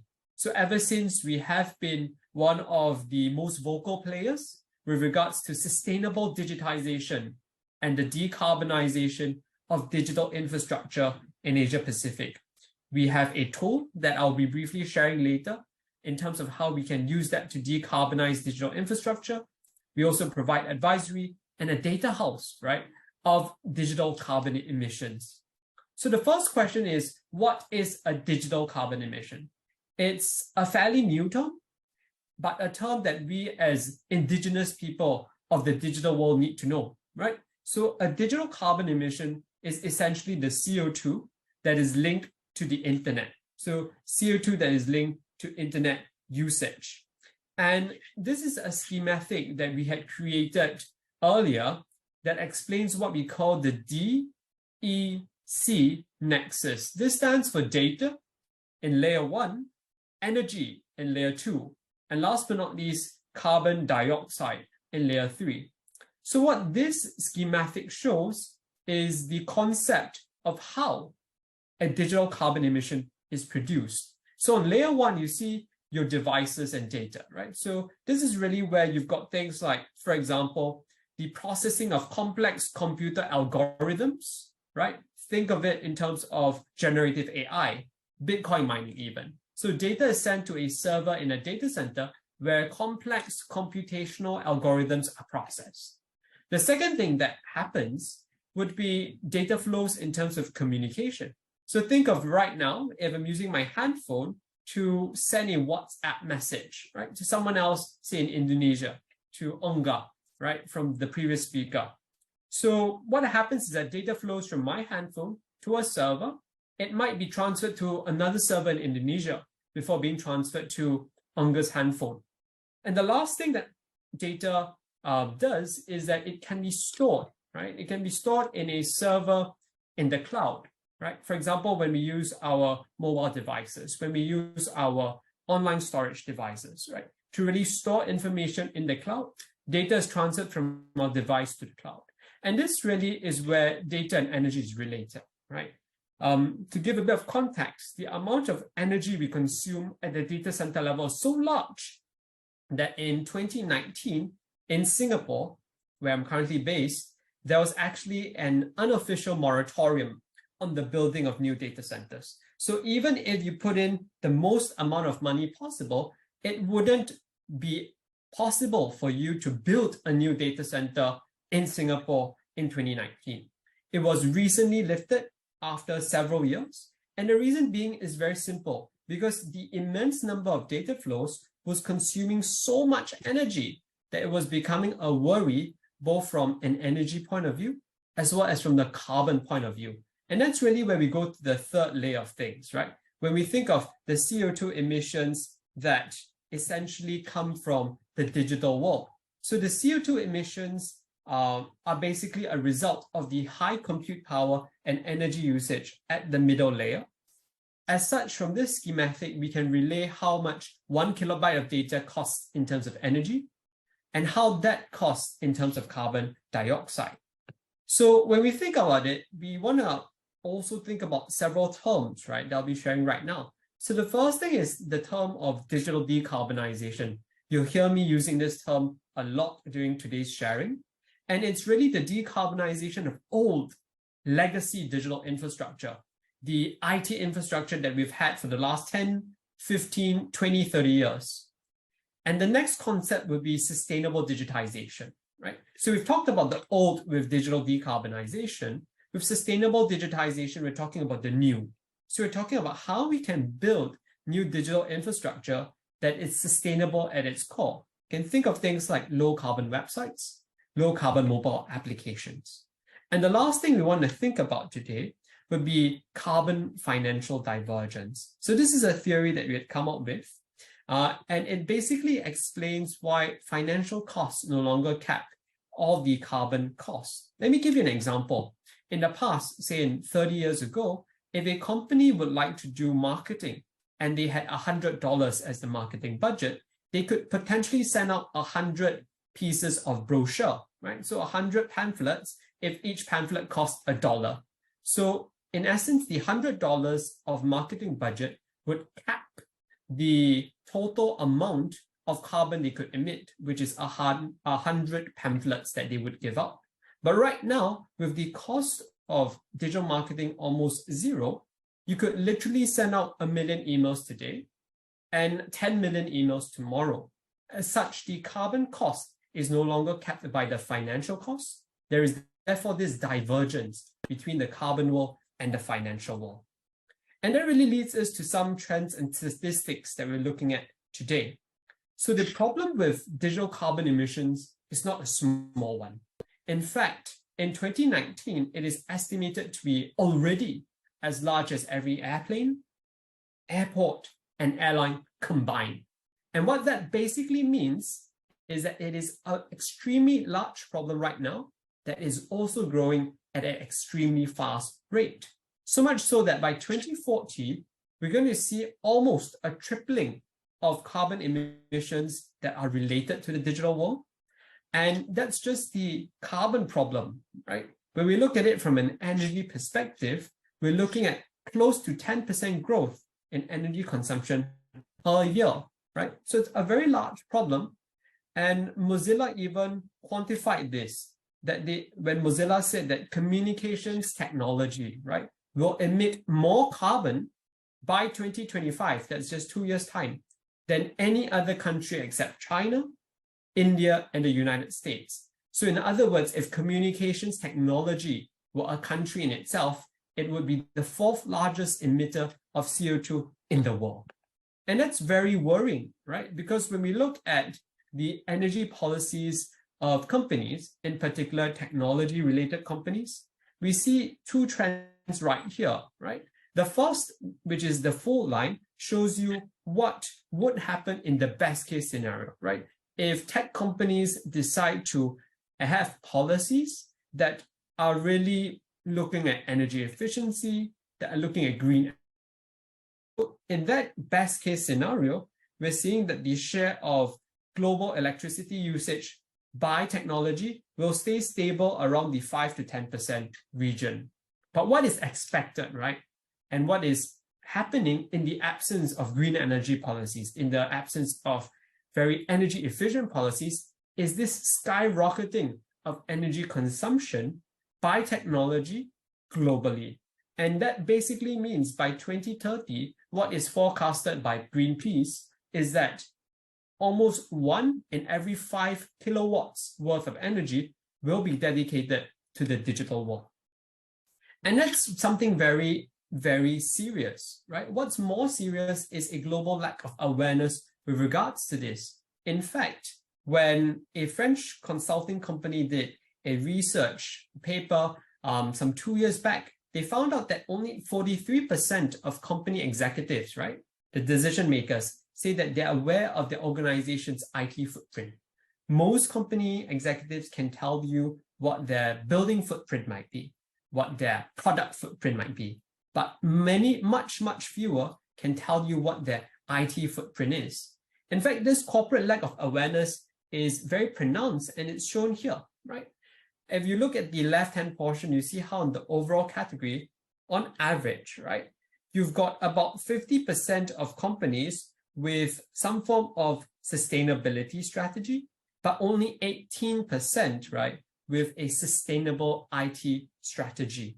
So this is very concerning, especially when we look at the barriers, right, to this very underserved market, right? So most companies, most people in the world do not really have the domain expertise to implement sustainable IT initiatives.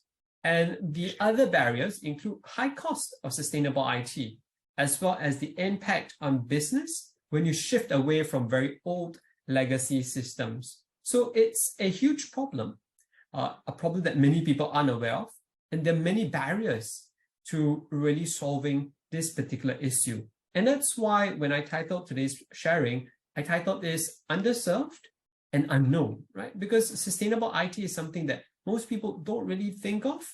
And even when they do think of it, they find it very hard to address. And that brings me very nicely to what we're doing at Greenie Web and how, even though we are just a company, a startup, right, we're trying to make a difference in this space. So what we do is when we think about the world transiting into the internet age, we always ask ourselves, right, is enough being done to ensure sustainable digitization? And this is really where at Greenie Web, we came up with a tool that decarbonizes websites, right? So what I'm going to do now is I'm going to briefly stop sharing this particular screen, and I'm just going to pull out a video demonstration to share a bit of how we can actually decarbonize websites. So in this picture that you see right here, you will see a video that was taken about 2 years back. And in this website, it could be anyone's website, you see a COVID-19 travel restrictions webpage, right? At the top right-hand corner where my mouse is, you'll see essentially the Greenie Web application, a tool that we've created to really decarbonize digital infrastructure. So when you click on it, what happens is that the program starts understanding the digital world, starts relating data to energy and energy to carbon. And what the final result is a panel that you see on the left-hand side that shows you the carbon footprint of the digital infrastructure. So it's telling you that this particular website emits about 128,700 grams of CO2 a year.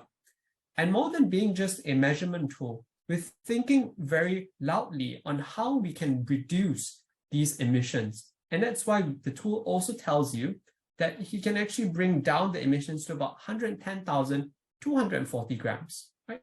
So when we think about digital decarbonization, we really want to ensure that every possible aspect of a website, of a mobile application, of a piece of software can be decarbonized. And that really brings me to the bottom left corner, right? When we think about how we can decarbonize digital infrastructure. So one of the things that we think of would be, for example, thumbnail image compression. And the tool is meant to be very, very dynamic, right? So you see this Singapore-China animation shifting in the middle. Tool has also recognized that and is telling us if we work on the frame rate, we can actually reduce emissions by about 10,000 grams per annum. But most importantly, when we talk about the digital world, we're thinking about the carbon footprint of the many lines of code that power our digital infrastructure. And that's really where we are looking at code in red, which is carbon intensive, energy intensive, data intensive, and how it can be replaced by eco-friendly, low carbon code for people who really care for nature, right? So this code in green is basically the equivalent to that in red, just that it uses much less energy, has a far lower carbon footprint, but at the same performance with the same functionality. So these are things that we think of at GreenieWeb when we think of building the internet as being indigenous people of the digital world. So our tool comes in dark mode, and we click on the accept button at the bottom left. The entire, I'd say, digital infrastructure is now decarbonized. So now we've got a site that is low carbon with the exact same functionality, with the exact same performance, right? And at the bottom, you can see how in a low carbon site, you've got not just far less data consumption and energy consumption, you're also more environmentally friendly. It's just 0.25 grams of CO2 being emitted right now. And a decarb site is generally a lightweight site. So you have a tool that basically boosts up digital infrastructure, allowing for websites, right, that to be as accessible in the rural countryside as it were to participants using it in the middle of the downtown of the city center. So what we're going to do now is we're just going to pop back to the deck to just kind of wrap up today's sharing. And I'm being very mindful of time here. So when we talk about digital sustainability, it's really a three-step process, right? Number one, identifying where your digital carbon emissions lie. Number two, using a very robust methodology to really calculate that. And number three, most importantly, righting the wrongs in the digital space, right? So we do so by AI, and there are also plenty of other ways to do so. But what are the three main outcomes when we think about taking care of our common heritage, the digital world, right? We think of how digital carbon emissions can be reduced to allow for both nations, corporates, communities to achieve their net zero goals. And we think about how sustainable digitization can be the impetus for green digital transformation. The next thing is really energy, right? How energy can be saved, money can be saved, and how that could really provide that return of investment to communities. The last thing would really be data, right? And what I talked just now about democratizing internet-based opportunities for rural communities. Because when we have a decarbonized digital infrastructure, we've got this very lightweight infrastructure that can be used the same way, at the same efficiency, with the same good user experience, whether you're in a rural community or you're in a very urbanized community. So how can you be involved, right? The first thing is really to always ask your organizations what they're doing to ensure sustainability in the digital space. As we shared earlier, there is so little recognition and so little awareness about this issue. Number two, always speak, write about digital carbon emissions, talk about it. And the last thing is always act. So what GreenieWeb is doing is we are launching a global alliance for sustainable digitization towards the end of this year. And we would be most glad to have everyone on the Zoom call, on the YouTube live stream, be part of this movement to green the internet.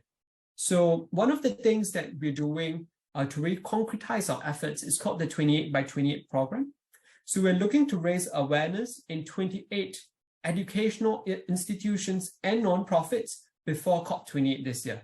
So if you know an organization, feel free to drop me a DM in the chat box, or feel free to reach out to me via LinkedIn by scanning this QR code or dropping me an email. Be most happy to really share with you what we're doing for the 28 by 28 program. It's a fully pro bono program with the only aim of raising awareness and building capacity in terms of both digital decarbonization as well as sustainable digitization for a greener, better future. Given that all of us are indigenous and truly digital natives, let us not just make the best of our digital world, let us also learn how to treasure it and ensure that it is digitally sustainable. Thank you. All right. Thank you very much, Ian. 非常感谢你.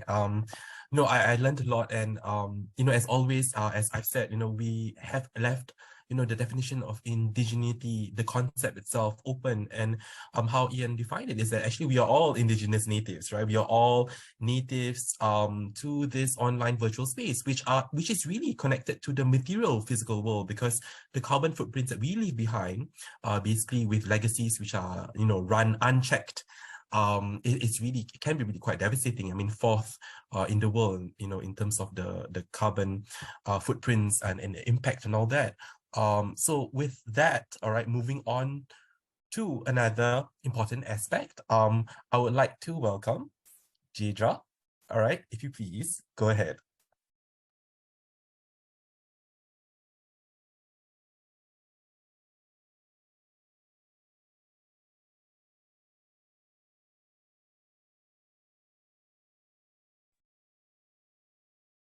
Hi everyone, can you hear me?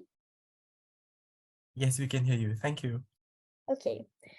So hi everyone, just a short introduction of myself. So my name is Giyscc and I'm currently an undergraduate in the National University of Singapore. So I'm majoring in political science with minors in sociology and Malay studies. And I'm extremely grateful to be here with all of you today to talk about climate change and its impacts and how we can mitigate this change. So today my presentation is titled The Patriarchal Murder of Semangat, Indigenous Vibrational Frequencies and the Sacredness of Nature. So it's about the indigenous heritage and practices of the Malays in Singapore, who, we are considered the indigenous people of the land. So just a short overview of what I'll be talking about today. So I'll be talking about traditional Malay medicine and its healing practices. And the vibrational frequencies and how climate change affects nature and how it affects us. So before the spread of Islam, the Malays have roots in Hinduism. So traditions in Malay culture are an amalgamation of both Islamic and Hinduistic beliefs. So Malay traditional medicine revolves around nature and mysticism. Like Malay traditional medicine and its practices is also known as ubat-ubatan, or shortened to ubatan.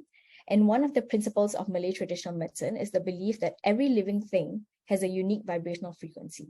So all of us have a unique vibrational frequency. We vibrate at a different frequency, which I will be explaining to you soon. So sickness is also seen as an energy imbalance in the Malay culture, or a frequency imbalance. So to treat sickness or ailments, or untuk diubat, Malay healers will use resources from the land, such as plants and flowers, as they have all different vibrational frequencies. So they have different healing properties and different frequencies to help recalibrate our energy. So one of the most common forms of obatan is during the postnatal care. So in the Malay culture, we believe that childbirth is an extremely difficult process. We believe that childbirth uses up a lot of our energy. So in order to restore that energy or restore our vibrational frequency, so the female body would require more rest to restore energy. So there are different plants and foods that are used to help restore balance after childbirth. So in the postnatal process, there are different traditions and use of medicinal plants such as param, pilis, tepal, tungku, bengkong, and jamu. So param and pilis is made of a medicated talcum. So this medicated talcum is something that we get from nature, right? So it is applied to the hands and the body, while pilis is applied to the forehead. And tapil is made of a poultice that is applied to the abdomen, and the bengkong, which is the cloth, is wrapped around the abdomen to bind the abdomen. So jamu is also a traditional Malay supplement, which is made of herbs to support the body. So most commonly used after childbirth are herbs such as Kacip Fatima and Manjakani, which are traditionally thought to help regulate hormones and maintain a healthy female reproductive tissue. And Malay people take these herbs from the land, and we also return the herbs to the land by, burying our placenta after birth or burying bodies after death. So we depend on the land as a cycle. So the Malay people have lived off and depended on the land for centuries, and we believe that there is a cycle of life. The different plants have different vibrational frequencies and serve in different ways. And as the climate continues to heat up, there are drastic effects on the flora and fauna of the land. So when the temperature rises, there's more heat trapped in the air. So it leads to soil degradation, and it affects the quality of the plants that grow from the ground. So it affects the medicine that we can take from the earth. So we are also at a great risk of losing forms of indigenous knowledge because of climate change. So the indigenous form of climate change that I talked about today is the healing properties of the plants. So the impacts on the environment are extremely devastating, and the land may no longer be viable for cultivation anymore. So climate change, as a result of capitalistic endeavors, will continue to lead to environmental degradation that destroys our semangat, or more commonly known as our spirit. And as the environment degrades, so does our dependence on the land. So as our dependence on the land lessens, which decreases our connectedness with nature, it also destroys our semangat. So rapid urbanization leads to deforestation and less dependence on the land, less connectedness with the land. It disrupts our energy flows and also our cultural beliefs and practices, which pushes indigenous knowledge to the side, and over time will lead to a loss of cultural practices.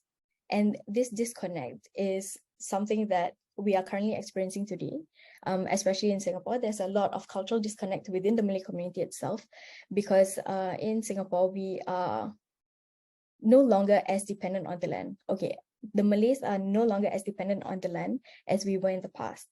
So we can see that there is loss of indigenous knowledge in this sense, where less dependency on the land means less understanding of nature and like a decreased vibrational frequency.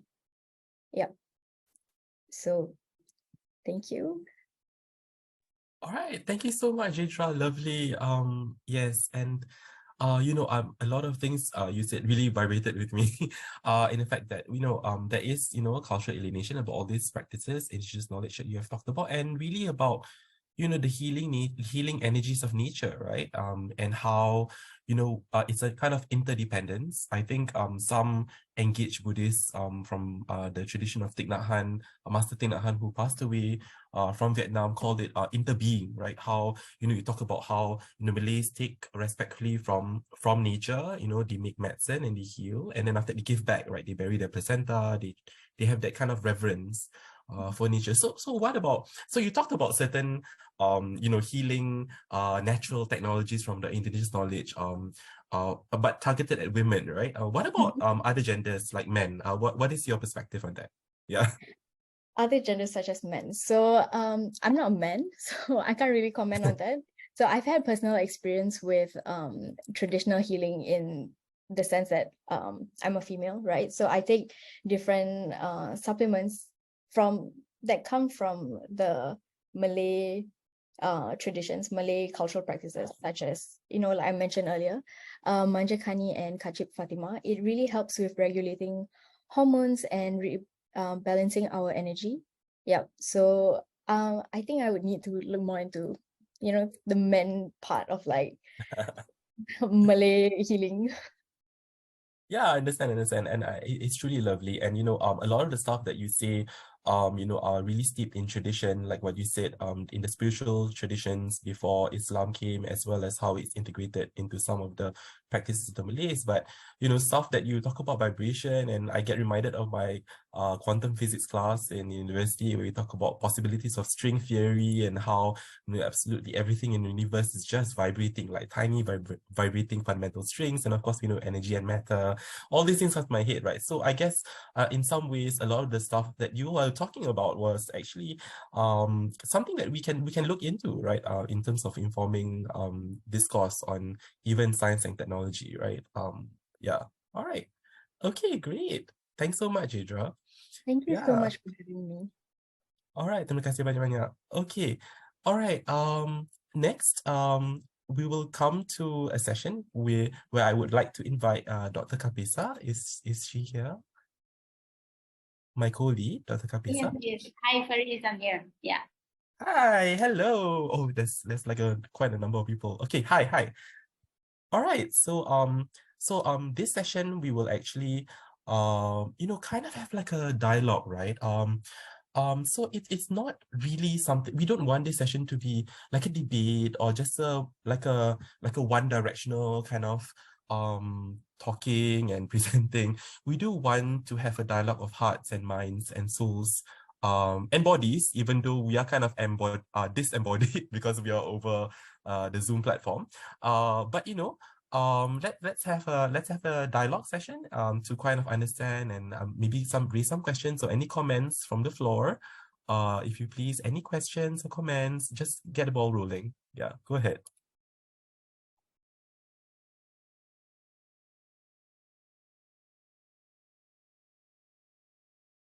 If there are no questions, maybe I can take on a question by Michelle Lee. I think she's asking quite a number of questions. Maybe Ian, I could share the question. So Michelle Lee actually from Alam actually asked, what are the metrics used for the measurement total CO2, and would mixed energy approach help to balance in greening the environment? So these questions are actually for Ian Shoes. I hope you don't mind, Michelle, if I share it since you posted it for everyone to see. Maybe Ian, you can take us through and we can start from there. Yeah. Yeah, thank you so much. I was actually in the midst of typing the response, but I guess Faris, you beat me to that. So I'll just some thoughts, I guess, already instead. So with regards to the first question, I think that's very interesting. So what are the metrics used for the measurement of total CO2? So I think when we think of a digital carbon emission, I'll just speak for the digital side of things. We're looking very much in terms of data. Data as the base, right? So when we look at data as a base, so we like to measure how data flows decrease or increase. And based on that, we look at how data relates to energy, right? So say a certain decrease in data results in a certain decrease in energy consumption. I do note that the increase and decrease of data and its relationship to energy may not always be a linear relationship. It's not a case that if I've got 10 bytes of data less, that it will automatically equate to 10 watts of energy less, right? Due to the biomechanics of things, right? Or rather the mechanics of how, say, computing chips work. It's a non-linear relationship. So those are metrics that we look at in terms of how data flows are reduced, how energy flows are reduced. And the energy to carbon perspective is therefore very standard. In the same way how we measure how the energy we feed into buildings lead to carbon emission, that's the same way we look at how, for example, the energy we feed into a server in a building leads to a carbon footprint. The second question by Michelle is also really interesting and a very good question on whether a mixed approach, for example, greening the grid, right, can help. And the answer is definitely. So we need everything that we can do to really reduce our digital carbon footprint. It's already more than aviation. The statistic that I gave just now was a 2019 statistic. And 2019 is a very important year for aviation because it still represents the year of peak aviation, right? Because as we all know, in 2020, aviation shrunk. And even till today, it hasn't quite gone back up to the peak globally yet. In some regions it has, but on a global scale, not quite. So in other words, right, in the last 3 years, the amount of digital carbon footprint we have has already exceeded aviation. So going back to the question, we need every single tool, every single resource we can. Greening the grid is definitely solving the supply side of things, but it is not the end all be all, because to green the grid, we would need sufficient solar power, we would need sufficient renewable power, which we currently don't have, and which we currently, or rather which we may not have for a very long time to come. So the other side, right, of things would be the demand side of things. And that's really where digital decarbonization looks at. This is really where sustainable digitization looks at. By reducing demand, we hope that we can buy us more time for supply, the green supply, to catch up. So I hope that kind of answers the question. Thank you so much for the question. All right, thanks. All right, how about Dr. Kapisa? Do you want to add some comments or ask any questions or lead the way?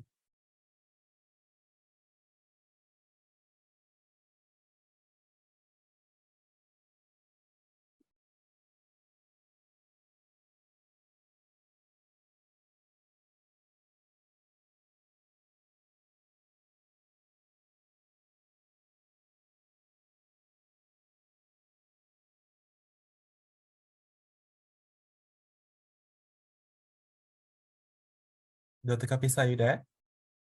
Yes, yes. Hi, sorry. Oh. No, I don't have any question, but I just want to, acknowledge the wonderful presentations by all the presenters from different perspectives, especially I particularly liked the presentation by Jedra and Giyscc. It was wonderful. And we have benefited a lot from that, from all of your presentation. Thank you. At the moment, I don't have any question, Faris.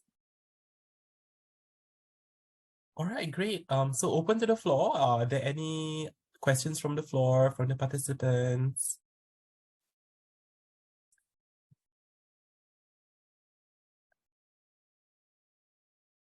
Anyone? Okay.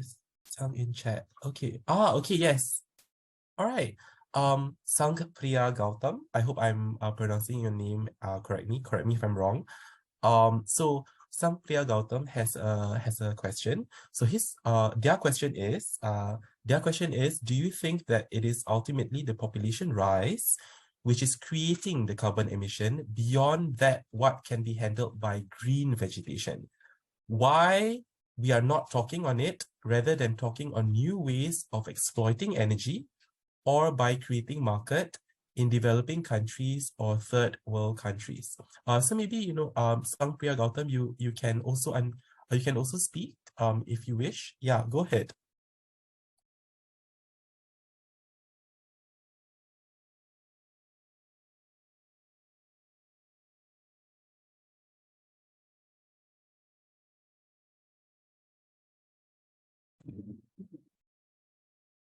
Am I audible, sir? Yes, we can hear you, Sang Priya Gautam. Thank you. Actually, my question is that basic need, why we need so much energy, is that because of rise of population in the third world countries or in the developing countries. And if we look at the scenario, then the countries, developed countries are creating new means of exploiting the energies, and they are just putting those new techniques in the third world countries or in the developing countries. Like hydrogen energy concept is the new concept which is being thrown in the market nowadays. But ultimately, if we control the population, then whatever means are available for exploiting the energies nowadays, we can limit ourselves within that range only. So ultimately, that should be our concern at such a high forum. And we should think about that also, rather than just thinking about the new technologies of saving carbon emission or carbon footprint. So this is my question to the forum. If anybody can reply, I will be obliged. Thank you so much. Thank you so much. How do I address you? SP Gautam. SP Gautam, you may. SP Gautam. Thank you so much, SP Gautam. So SP Gautam has raised some pertinent points about the focus, the shift in focus, from what is the actual issue here, and whether we actually need to, dive deep into more exploitation of energies we have rather than going to the root causes of the problem. Does anyone have any perspectives to share on this? I'll just check the chat just in case. Does anyone have any perspectives on this?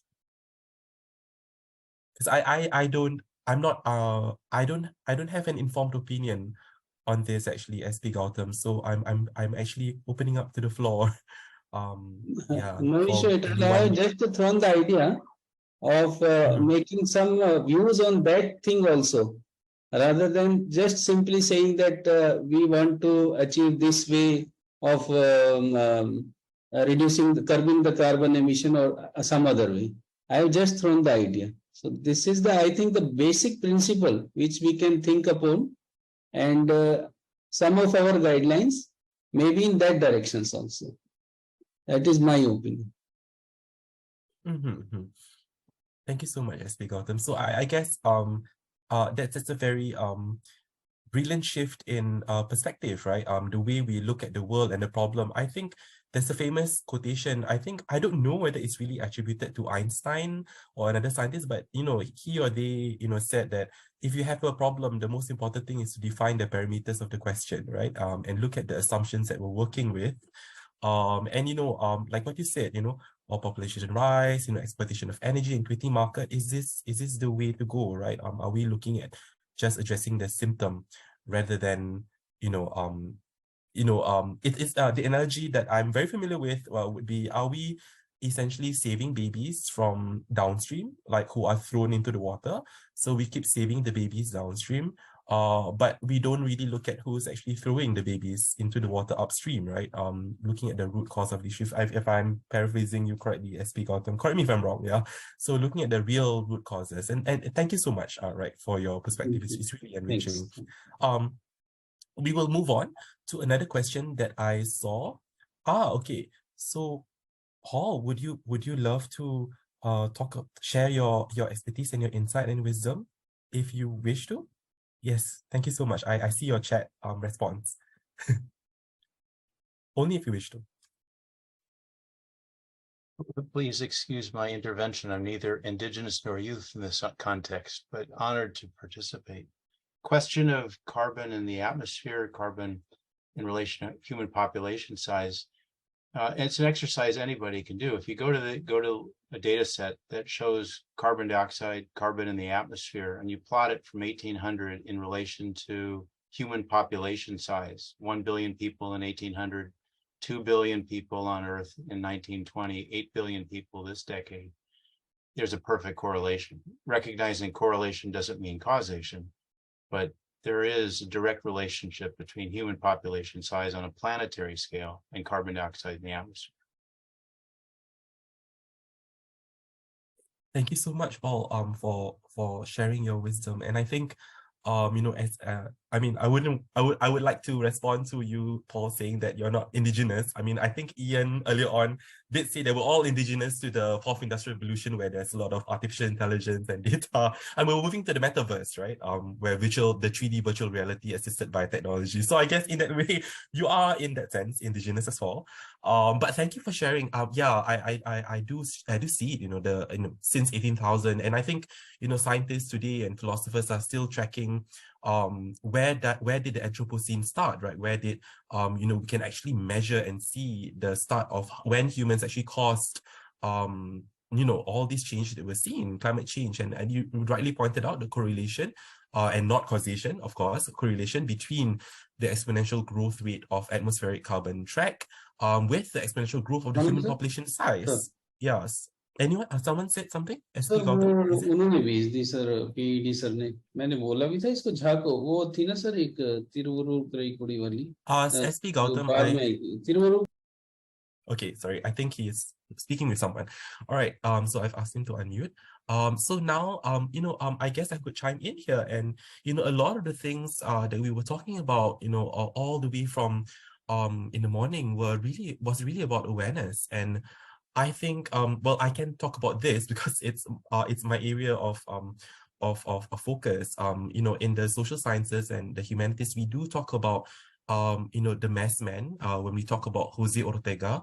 So Jose Ortega was a philosopher, and he did talk about this actually, the exponential growth of human population size in terms of quantity, but also in terms of the quality being mass, meaning to say that when the human population starts exploiting, like what SP Gautam said, exploiting the nature, and a lot of other presenters actually said that there's the virtues, the awareness of what we're doing to the planet, the virtues, the universal values of interdependency, interbeing with the planet, the world, is not there, right? People are not aware. So mass man, in terms of both quality of awareness of the impact that they do, that every small thing is taken for granted, like how Ian talked about the carbon footprint due to legacies of the digital infrastructure, how Jadra talked about we ignore healing modalities from tradition, which gives back to nature, right? A lot of times we kind of might be exploitative to nature. So all these are mass kind of qualities, right? But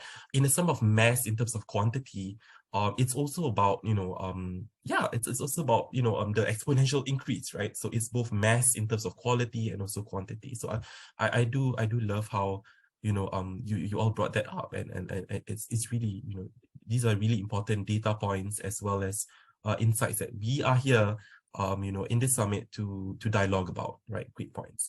Okay, so I'll move on to Benedicta Nathania. I'm sorry if I pronounce your name inaccurately. Please correct me if I'm wrong. Your question is, are there already a lot of initiatives in the digital decarbonization sector like Greenie Web? So I think this would be Ian's portfolio and focus. So how have been their impact so far? Have they gained government attention? So I guess, Ian, over to you. Thank you so much. And I am very overwhelmed and elated by the I would say questions that have been raised so far, and the strong amount of engagement that we've had in this summit on digital carbon footprint. To me, it's a very important point. And I believe that with such an active engagement so far, it shows that there is interest in this area, right? And that we really need to raise further awareness on this. Touching on Benedicta's question, and I see there are actually 3 questions in one. So it's like a 3-in-1 kind of question. The first is, unfortunately, no. So there aren't very many initiatives in digital decarbonization, especially in Asia Pacific. So most people don't really think about the carbon footprint of, say, emails, or the carbon footprint of a web page, or the carbon footprint of software. As such, it hasn't been top of mind. And the lack of awareness of it being a problem to begin with also means that there has been very little effort to find solutions or to do anything about that. The second question is, how have been the impact so far? So maybe I'll just share a bit about Greenie Web. So the impact so far has been broad, but not deep. What do I mean? Is that we do see that in many industries, there are early adopters and front runners in the climate space. So what that means is that there are people, and there are companies, governments even, who are willing to give this a try, right? And there are many others who, through our efforts, have been made aware of digital carbon footprint, the idea of digital decarbonization. But we still see that after the first 1 or 2 adopters, there is this lag, whereby from the 3rd or 4th player onwards, there is this hesitancy to thoroughly commit, right? So they're there, they're really just watching the space, which we find is an improvement from previous times where they weren't even aware, but they aren't committing to do anything just yet, right? So that's the second thing.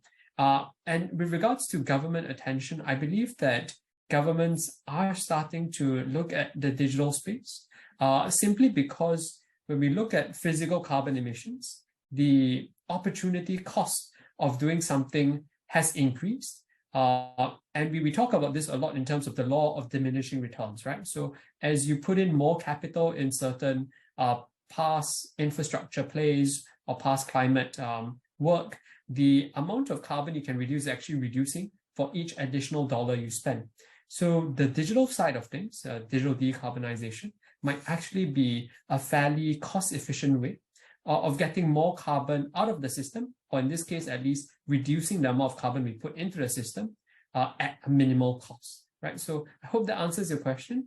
And once again, I think I didn't manage to say it just now during the presentation, but a shout out to Faris for putting this together, along with the entire team. Juan, Paul, I can't quite pronounce the other two names, unfortunately, Timito and Giyscc. So thank you so much for putting this summit together. Really appreciate the opportunity to share more about this space.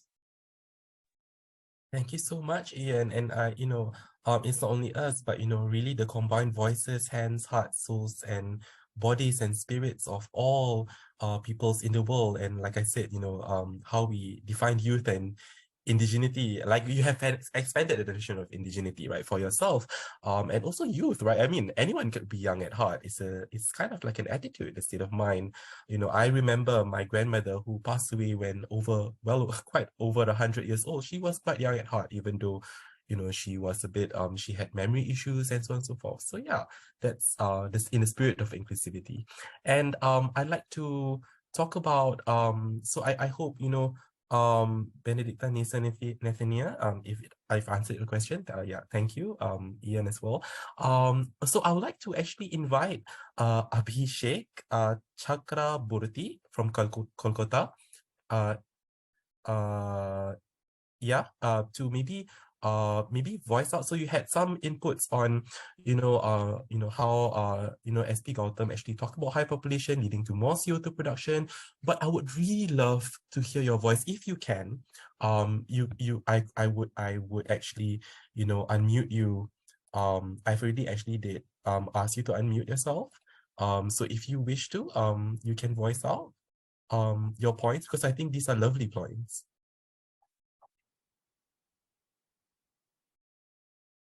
Over to you, Abhishek.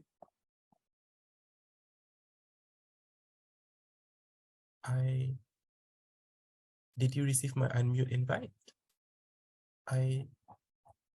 I'm okay. Let me just try again. Did you? Okay, it works now. Hello. All Yes, right, go ahead. It's working. Am I audible?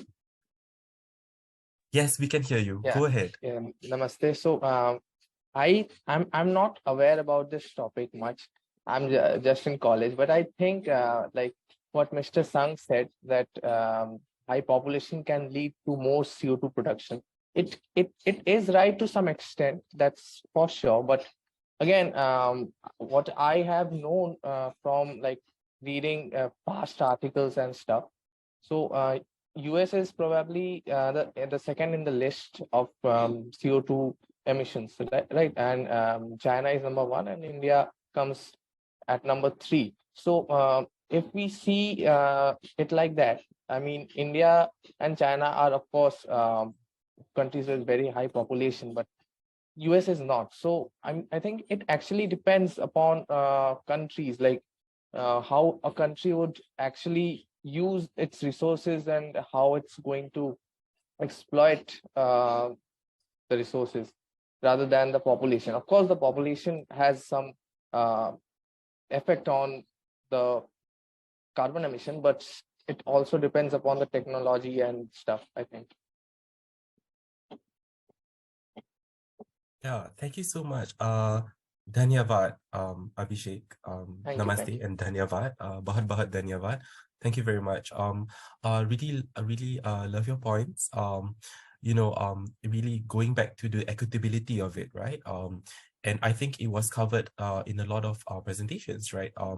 Throughout how, for example, if you put our comms, right? Correct me if I'm wrong, Ian, our comms carbon footprint and all that worldwide, it could be the 4th country after India being 3rd and all that, and I think going large scale in terms of the equitability of the contributions, as well as going really going down in, right? Okay, so I think so I will pass the time to both another person called Abhishek, and then after that SP Gautam, because so sorry, SP Gautam, because Abhishek raised his hand first, I think, if I'm not wrong. So if you may, I will ask him to speak, and then you go ahead. All right, SP Gautam. Okay.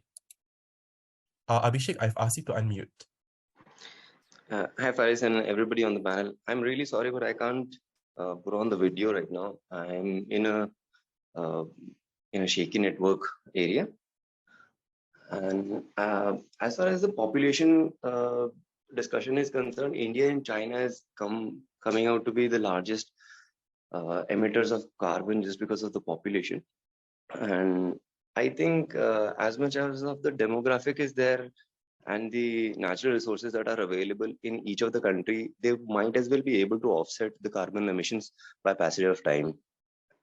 Second point is that if we consider that if the rising population is some sort of a reason that carbon emissions have been increasing, I think let's take parallelly as to whether industries have been contributing to carbon emission more than what human by themselves have been doing it or not. If we see that the needs of human have been created by industries itself, and keeping in point that the specific reason comes out to be that whether industries are creating more carbon emissions or human by their own consumption of things on an everyday basis. So that is something that is to be looked out. Now, why do I bring about industries right into the picture when population is being talked about? Because the needs of industries the needs of population is being fulfilled by industries, but then right after 2000 we have seen that industries have been located in a different country, even though when the needs of certain population in a certain country have been fulfilled because of globalization. Now this is the reason why I think the carbon credit and carbon offset systems have been coming into the picture. I think this all gets knit into something as coming out to a standard wherein carbon emissions are to be offset and to be only kept at a certain level. As far as my thinking goes by, I think rising population can only increase the carbon emission, but then there will always be an upper cap as to what the carbon emission for the whole growing population would eventually be. I don't really have much amount of data as to whether rising population has been contributing to rising carbon dioxide in the environment. Definitely so. I think not everybody who was born after 1980s or 1960s has been growing trees or doing something in order to stop out carbon emissions. Definitely, I think there would have been an increase in carbon dioxide emissions. But I could not really find out any correlative data on the internet also about rising population and rising carbon dioxide emissions.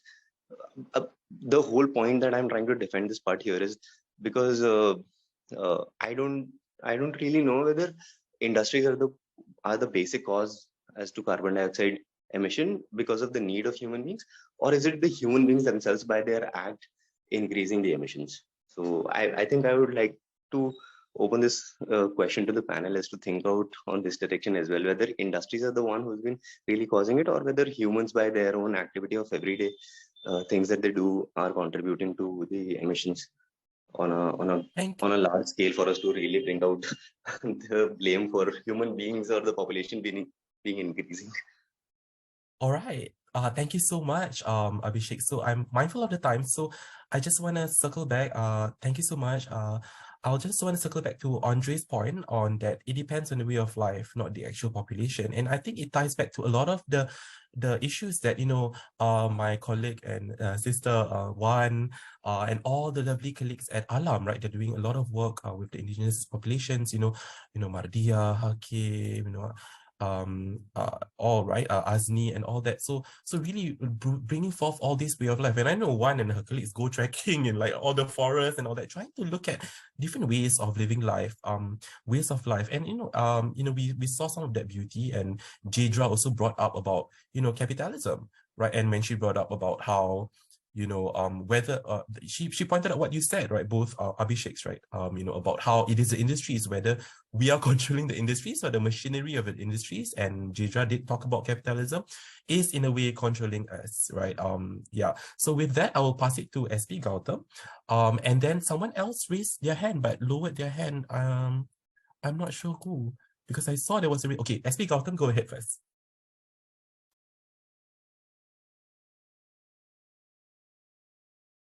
Oh, thank you, Abhishek, both Abhishek, for enlightening on this topic. I have something to add to this discussion which is going on right now. both the panelists have said that population has no direct relation or something is not available, at least some literature is not available on that point. But I have to add something to this, that whenever there is population rise, then the demand also rises for the various items. And accordingly, the industries are set up. So once the industries are set up in that area, then population again, population demands also rises, and accordingly the pollution is also on rising stage. So it is like a double-edged sword, that industries are being set up for meeting the demand of the people, and then industries are causing pollution as well. On the second side, when the population is on rising side, then they are using the energy, and per capita energy consumption is also rising. So that way, if we look on this point, then you will find that there is definitely a relationship between the population rise and carbon emission footprint. So that is my point. And the second, you have discussed about the US also, that population is so small, despite that they are the biggest carbon emission country. And that may be because of that their per capita energy consumption is on very high side. After fulfilling the requirement of their countries, now their industries have started setting up the markets in the other countries also, like third world countries and developing countries as well. So now they are exploiting the market of those countries, and now they are making them dependent on their products. So that way, I think if we link on these two issues, then you definitely find that how the population rise is causing the carbon emission on the rising thing. So this point should also be thrown to the panelist. Thank you. Thank you so much, SP Gautam. Actually, you are one of the panelists as well, because it's a dialogue, right, SP Gautam? So Abhishek, SP Gautam, everyone here is kind of on actually equal plane. Yeah, so thank you so much for sharing your insights. And I love it because there are 2 points, which is that when you want to prove correlation, causality and distinguish it from correlation, right? It's really tough because we have to really discern how do we actually carry it out, whether we want, the very independent or dependent variables they want to use, or what kind of modality or methodology, like multilinear regression or even randomized control trials, right? Especially for Giysc's work on healing modalities and all that. But the core issue of it, I guess from my experience doing a bit of policy work in the past, was that sometimes things change so fast because climate change is what we call in policy speech wicked problems, where it's very complex. It's not complicated like Newtonian law, it's more like quantum physics, right? And things change. When you study the causality of something, things shift. But in that sense, there's stuff that you talk about, like SP Gautam, the exploitation, the dependency of countries on certain machineries, and then making them dependent on more and more consumption, or like what Abhishek and the other Abhishek mentioned about the industries, controlling and all that. So I would now move to Gaurav's question, and I think Gaurav actually raised their hand, sorry, about this question. I'm not sure whether you were the one, because it was raised. And so Gaurav asked actually, how can balance between politics and climate issues? Because in recent years, we see the reaction of world responsible countries like as USA, China, India, Russia, and Europe are different, and promises in COP meetings to give $100 billion to developing countries from developed countries is not done. So what is solution in recent year and fulfill 2030 SDG goals? So Gaurav, I would love to hear you speak if you would be willing to.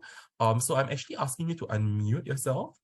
If you may, you can voice out the question, so you can sort of give your insights and perspectives and wisdom through your question. Gaurav, if you please.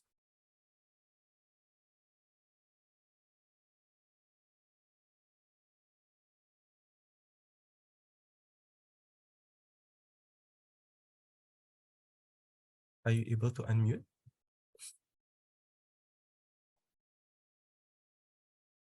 If you have problems, you can type in the chat box, Gaurav.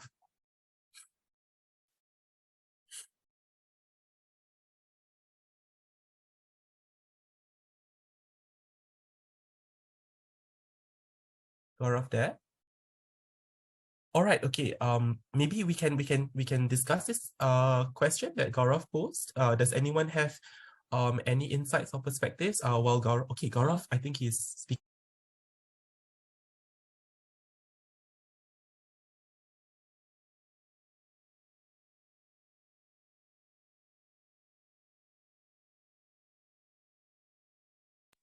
Hello, I'm not able to hear you, Gaurav.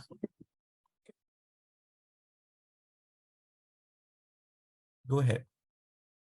Hello.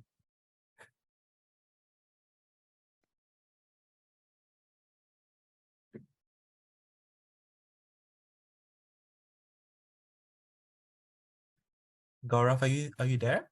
Okay, perhaps we can.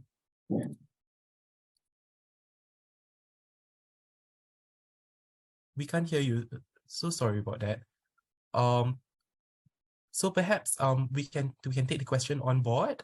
So sorry, Gaurav. I think like this is a global summit, right? So yeah, I guess there's a lot of internet difficulties. I know like some of my friends from overseas were saying that there could be internet difficulties. So Gaurav, if you have any insights, do please share in the chat. Unfortunately, we can't really hear you. Unfortunately, yes. So thank you very much, Gaurav. So I will move on to the question and answer. Now, there's quite a long comment by Hani Murani. I hope I'm pronouncing it correctly. Hani Murani. So it's pretty long. So but could I ask Hani Murani to, I hope I'm pronouncing your name correctly, to maybe unmute herself or themselves, unmute yourself or themselves, and I've already asked you to unmute yourself. So if you could perhaps share what you are calling out for. Yes, sure. Thank you very much. I'm very happy that I am among you. You pronounce my name perfectly. Thank you very much. This is Hani Moghani. I'm expert member and vice chair of the United Nations Permanent Forum on Indigenous Issues. This day, today, is the International Day of Indigenous People. And 2 days later is the International Day of Youth. So I'm very happy that these 2 days are very close to each other. As I am expert member of this forum, this year I have to write a report which will be published on the website of the UN. I wrote the title of my report, and I wanted to ask you, all of you, if you recognize yourself as Indigenous people, as Indigenous youth, please help me to complete this report, because I want to include all the ideas of the youth. And if you think that you are related to indigenous group and indigenous people, this year theme is emphasizing on the voice of indigenous youth. So it would be great if I can have your voice and include it in the report. Thank you very much. Thank you so much, Hani Mohani. Thank you so much. Lovely. And, I think this is a great opportunity for everyone present. Reach out to Hani Mohani, who is an expert member and vice chair of the United Nations Permanent Forum on Indigenous Issues. All right, so I'll just repeat the study title, in case anyone can't access the chat. The study title that they will be in charge of. So Hani Murani, they will be in charge of the report, Youth as a Bridge of Solidarity and Becoming Future Leaders for Indigenous Peoples. So, I think one word that stood out was really actually leaders, right? It's one thing to have a voice at the table and a seat at the table, but true leadership, it's something which can really move and shake the world. But of course, at the end of the day, like a lot of presentations that we've seen, actually it starts with ourselves, right? And you know, one of the saints in the Islamic tradition, Jalaluddin Rumi, he actually said, you know, yesterday I was clever, I wanted to change the world, but now I'm wise, I want to change myself. So because I'm wise now, I want to change myself. So I guess it begins with us, right? With all of you, each and every one of you. And I so love to see the diversity here continue moving forward, right? So you know, as if anyone has any so Gaurav is actually saying, you know, if anyone has any insights to Gaurav's issues, and also I want to give please share it with Gaurav through chat, or you can ask me to unmute you. The other one that I wanted to say was give a shout out to you know, my sis and my colleague Wan from my neighboring country Malaysia, and her wonderful team, you know, Mardia, Hakim, Asni, and so on and so forth. So any one of you who wish to contact Amanah Lestari Alam with the great work they're doing, please do so at their social media handles. All right. And you know, and with that, maybe I'll open the floor to both my co-leads and also my colleagues, you know, Mardia, Hakim, you know, Azni, all as well. Any one of you want to say anything? Go ahead. So before we pass over to the next session. Yeah. Anyone. Yeah, jump in.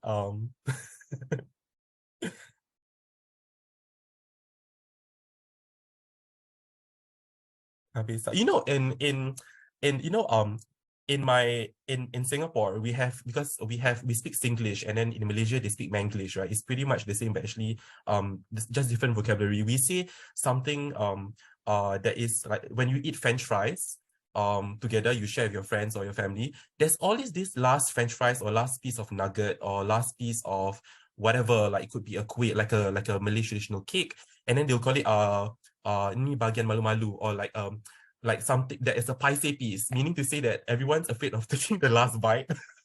So I understand if no one on the floor wants to respond to you know, Gaurav's call for insight, and I think, you know, the rest of my colleagues will have quite a number of opportunities to present themselves already and moving forward. But anyone else in this meeting would like to see anything before we move on to the next segment? Anyone? Did I miss anything? I hope not. All right, so in the chat group, you know, connections are gold, right? People say data is gold in this fourth industrial revolution, but actually connections, like real connections, are gold. So please feel free to share, you know, your LinkedIn, connect on through email, social media. I mean, a lot of times we focus on the doom and gloom of like things like, you know, moving towards AI and artificial intelligence, the very idea that we'll be avatars on the metaverse, in the 3D metaverse. But, you know, at the same time, you know, I feel that there's a lot of things that we can use, right? From healing modalities that, you know, Wan and her team have talked about, through nature, through music, the poetry, all the way. Yeah, SP Gautam wants to reply. Yay! All right, okay, go ahead. Okay, awesome. Closing remarks, SP Gautam. Thank you so much. Thank you, sir. What Gaurav is asking about is, if we are not getting the funding from the developed countries, how we can manage the SDG goals. In that regard, I would like to quote the example of a small country like Bhutan.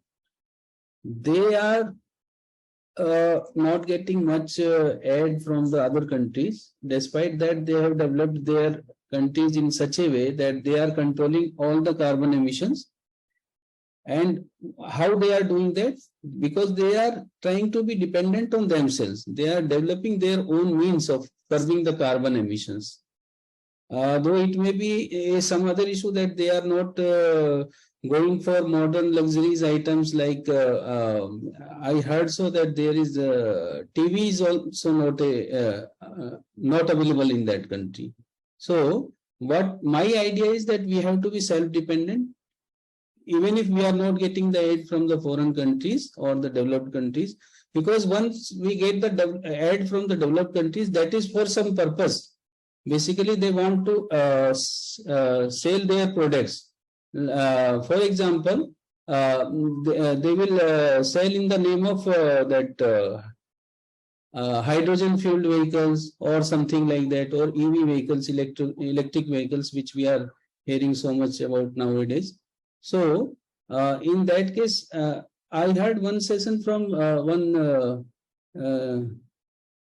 Malaysian lady also, who have developed their own medication.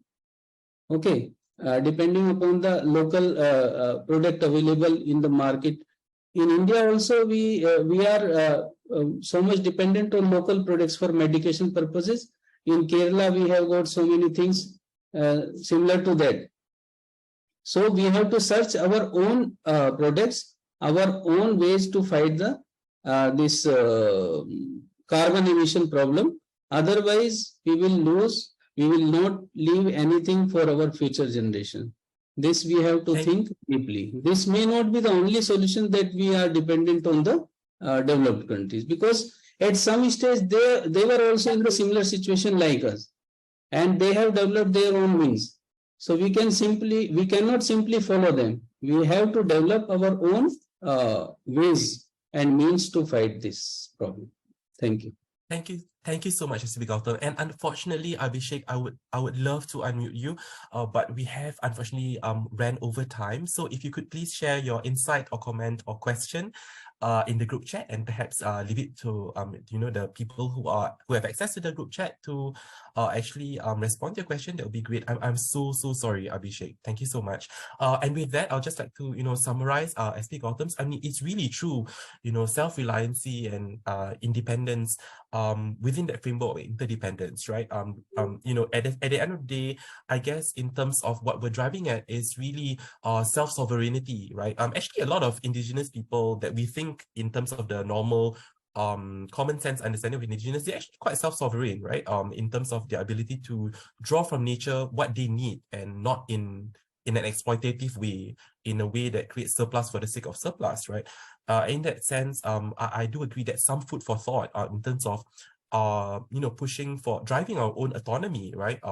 In being self-reliant, being creative and critical about the internal and external resources that we can move and connect, like what we're doing right now, to think of solutions so that the old, which does not serve us, can be transformed into new things which serve us as well as other people and other animals and flora and fauna and the world in itself. So thank you very much.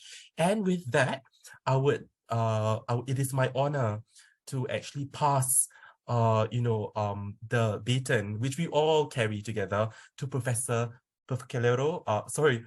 Kapisa. I always mispronounce your first name. She's an amazing social scientist. And with that, Professor Kapisa, up to you. Thank you, Farid. Thank you for the wonderful session, for very beautifully curating and moderating the wonderful session. And thank you to all the presenters for the very meaningful ideas and perspectives put forward. Now, before we go into the session, for those of us who have just joined, let me welcome you all to the Global Indigenous Youth Summit on Climate Change, a virtual dialogue by, for, and amongst Indigenous youth across the globe, circling up the Earth across 3 8-hour time zones, and led by our wonderful coordinator, Professor Paul Arthur Barkman and Dr. Temitope Sobangmu. I welcome you all to this Global Indigenous Summit. And I also take this opportunity to wish each of us a meaningful International Day of the World Indigenous People. According to the schedule, we are supposed to begin with a poetry recitation from a Naga indigenous person from India. Unfortunately, he could not make it because of a medical emergency. So we will now move to the next presentation by Ms. Anis Khalid. Anis Khalid, yes. Anis Khalid works at the intersection of science and communications for international research organizations, focusing on aquatic food system known as wall fish.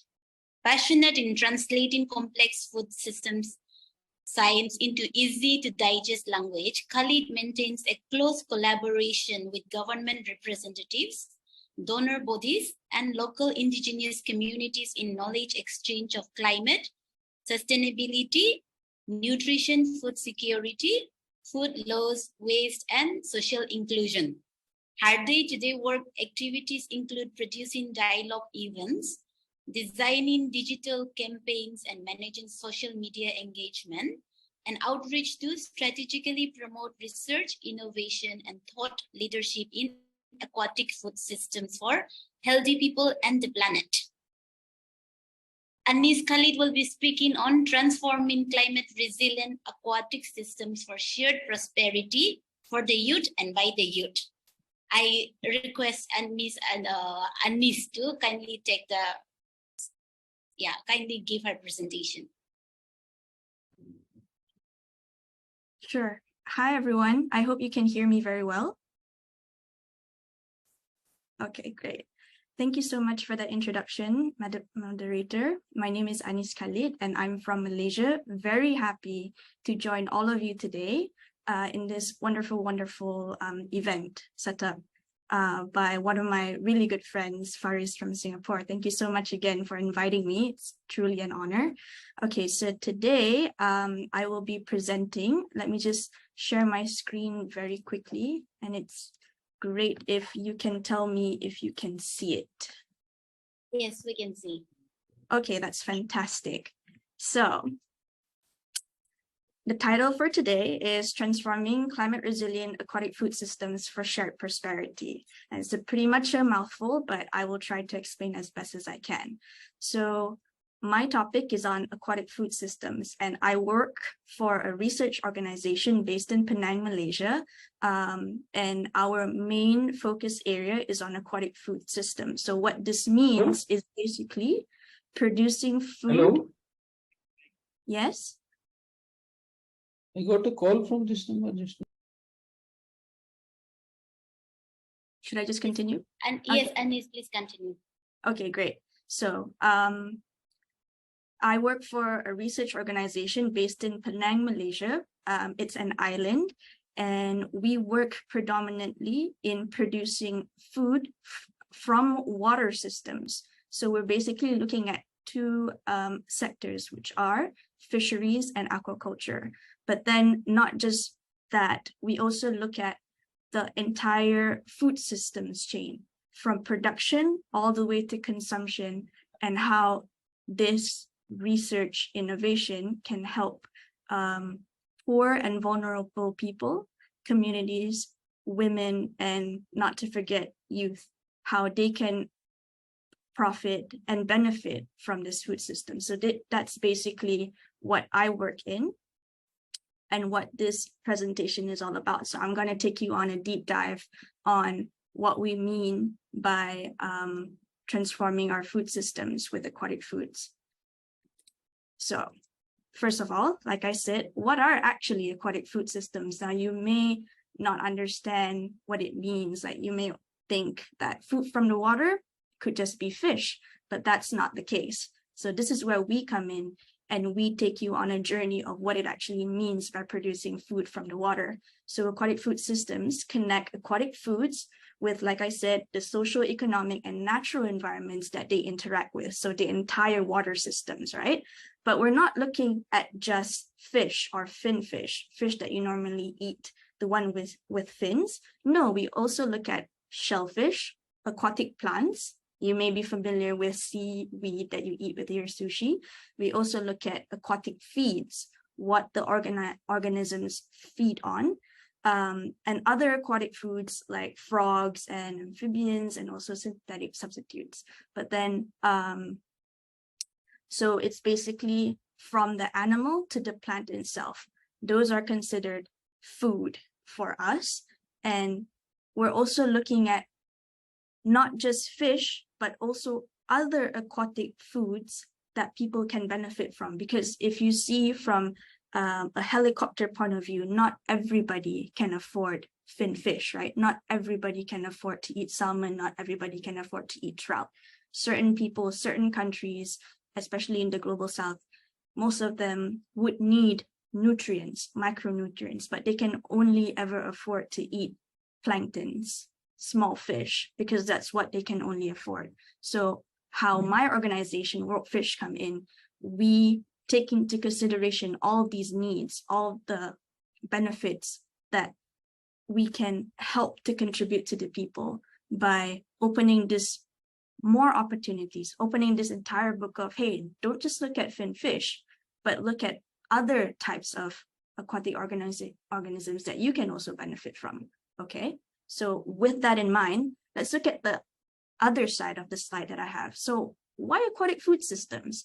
Now, as a research organization, it is our responsibility to go into the field, ask the people in need, hey, how is it exactly? How is fish benefiting you and your community? Well, I can tell you for now, we've been in operation for more than 50 years, and we go into small villages, we go into the rural sites, we go to the sea, we go to the oceans, and we actually ask the people, are you actually benefiting from fish? And turns out we do. And we work with, as an organization, we also work with bigger organizations under the UN, like the Food and Agriculture Organization, FAO, and also USAID, all those big organizations, to sort of solidify some of our findings. And they said, hey, this is pretty useful. So I've come to you today to share some of our findings. So for instance, did you know that about 800 million people depend on small-scale fisheries and aquaculture for their livelihoods?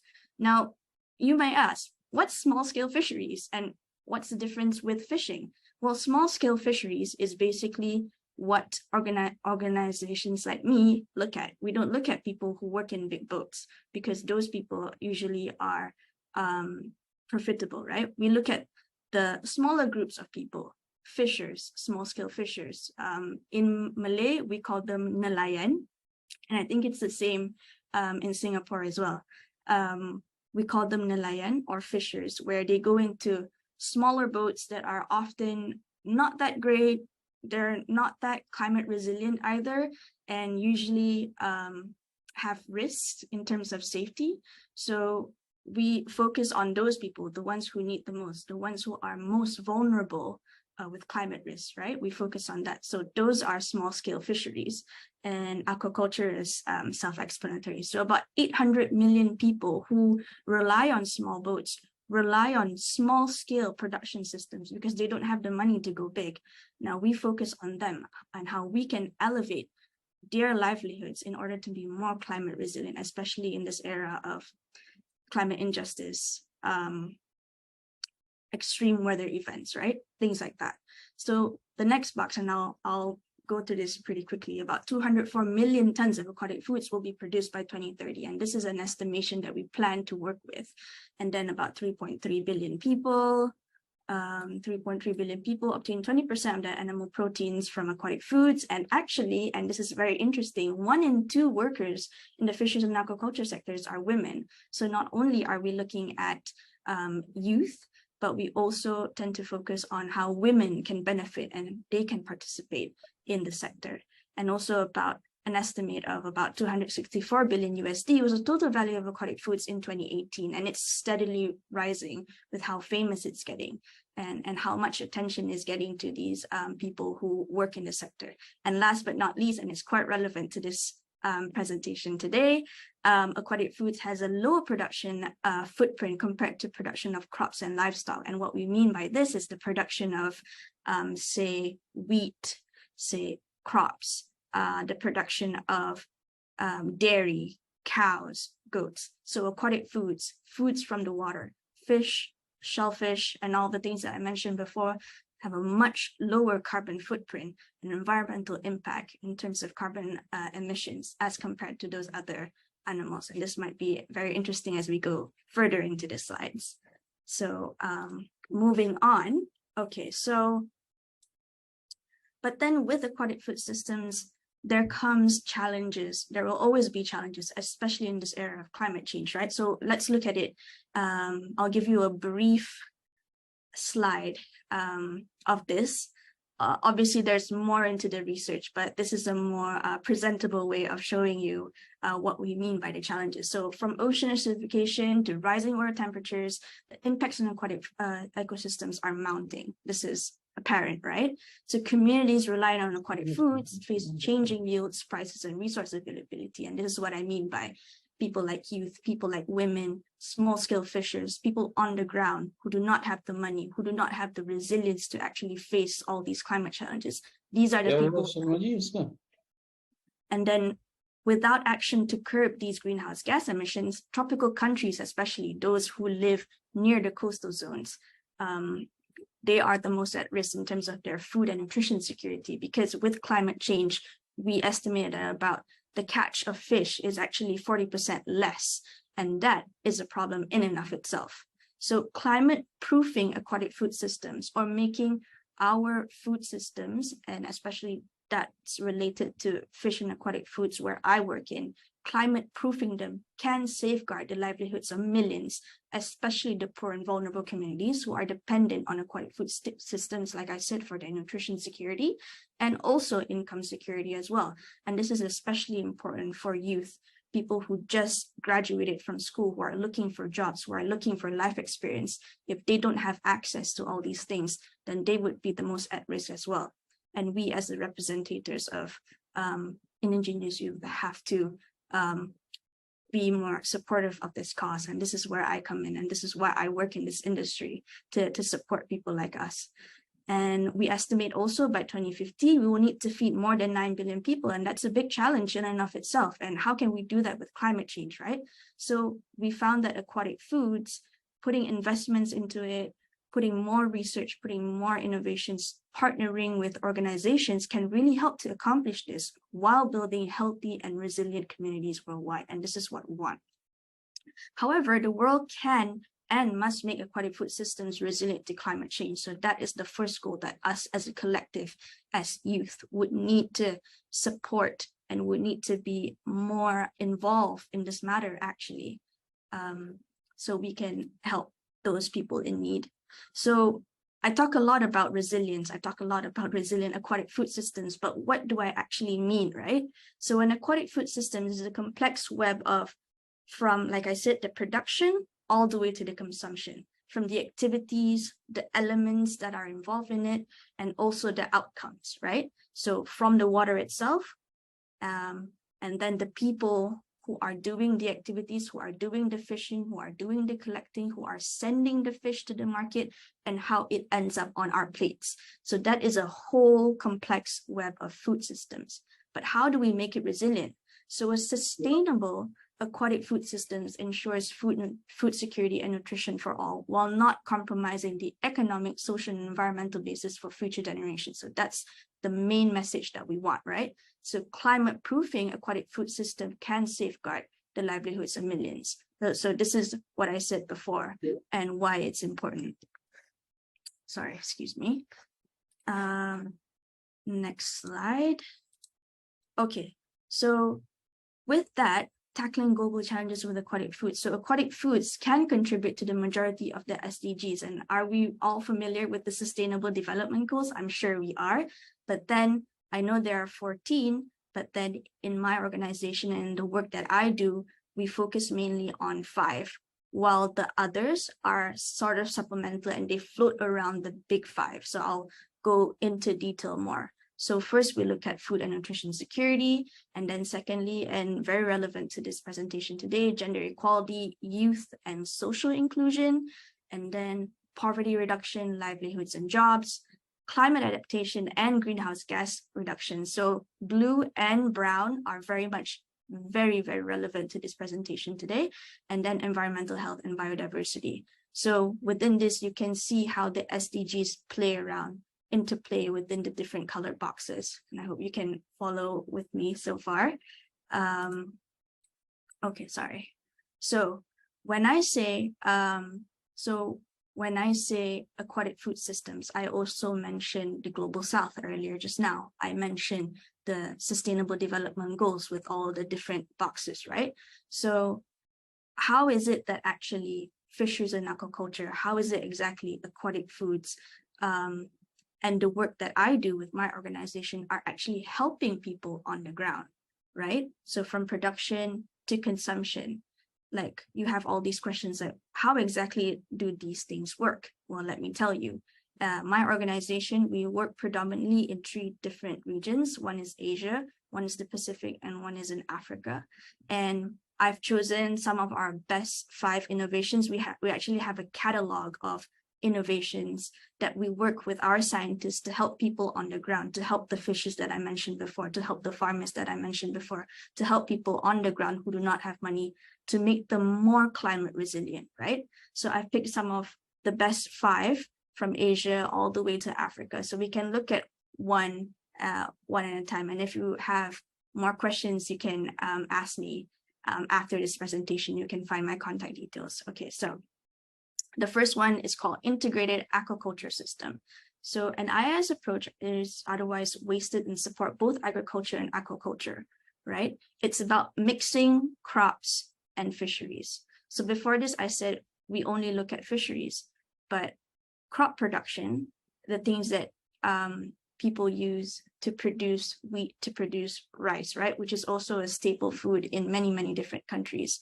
So combining making or producing fish and producing rice is very much an environmentally friendly way to produce more food for people. And if you're from the global south like me, I'm from Malaysia, seeing rice and fish mixing together in a field is quite common. And it's actually have been done for generations and generations way, way before us. But now, as scientists, and especially people from the north, people from the west, they see this as an important opportunity to not let go of the past, but to also innovate what's already there in order to help people, right? So by integrating fish and small livestock, farmers in Zambia, which is one of the countries that I work in, are diversifying their products and becoming more resilient to climate change. Because as you marry fish and rice, you get the production of more and more food, right? And that is climate resilient, a climate resilient way to move forward in terms of food security. And then we look at climate information system, and this is a system that my scientists had deployed in Bangladesh. It's a technological service that provides real-time information to aid small-scale fishers, the one that I've said before, and farmers and supply chain actors, actually. So not just Bangladesh, we're also scaling it to the states of Odisha in India and also Zambia in Africa to adapt and mitigate the most severe impacts of climate change. So what does this mean? So I'll give you a scenario. So basically, when a fisherman is about to go to sea, right? But then they are poor and they don't have the resource. They don't even have internet or a phone. So how can they know that if they go out to sea, they won't be washed away by an extreme wave or like something that could happen because of climate change, because of an extreme weather event, right? So how do they prevent themselves from getting washed away, from risking their lives, right? So a climate information system developed by my organization, WorkFish, is actually a very tech-savvy and very simple program that comes on a very simple phone. It doesn't have to be an iPhone. It can be just something like a Nokia 3310 that can get a signal, right? So it basically transmit real-time information just to say, big storm coming, don't go out. That's basically it. And they get this from a software that we install. So it's, if I go too into detail, it's going to be very, very technical, but just keep that in mind. And that's how we help our small scale fisheries, by developing these type of innovation to help them, to let them know, don't go out into the sea because you're going to get washed away. And then there's solar tent fish drying, which is, I think it's pretty much self-explanatory. It's basically using the power of solar to dry fish. And in global south, in countries in the global south, eating dried fish is actually very nutritious and it can increase shelf life. Increasing shelf life is basically a very sustainable and climate resilient way to ensure that you always have food in the house. So even if, say, a very small village in rural Bangladesh is wiped away by a cyclone, right? but then, and in their house, it's only the cement formation left. And coincidentally, that's where they keep all their food. And coincidentally, they also have dried fish in there, because dried fish is very sustainable and it has a very, very, very long shelf life. So in terms of food, they would still be okay. So that's kind of the reason why we do fish drying, and how solar power helps them to have this extra food in their house. And then it also reduces post-harvest loss, because like I said, it has a long shelf life, it doesn't go bad, and it's rich in micronutrients. So that's what we want. And then community-based natural resource management is done in the Pacific.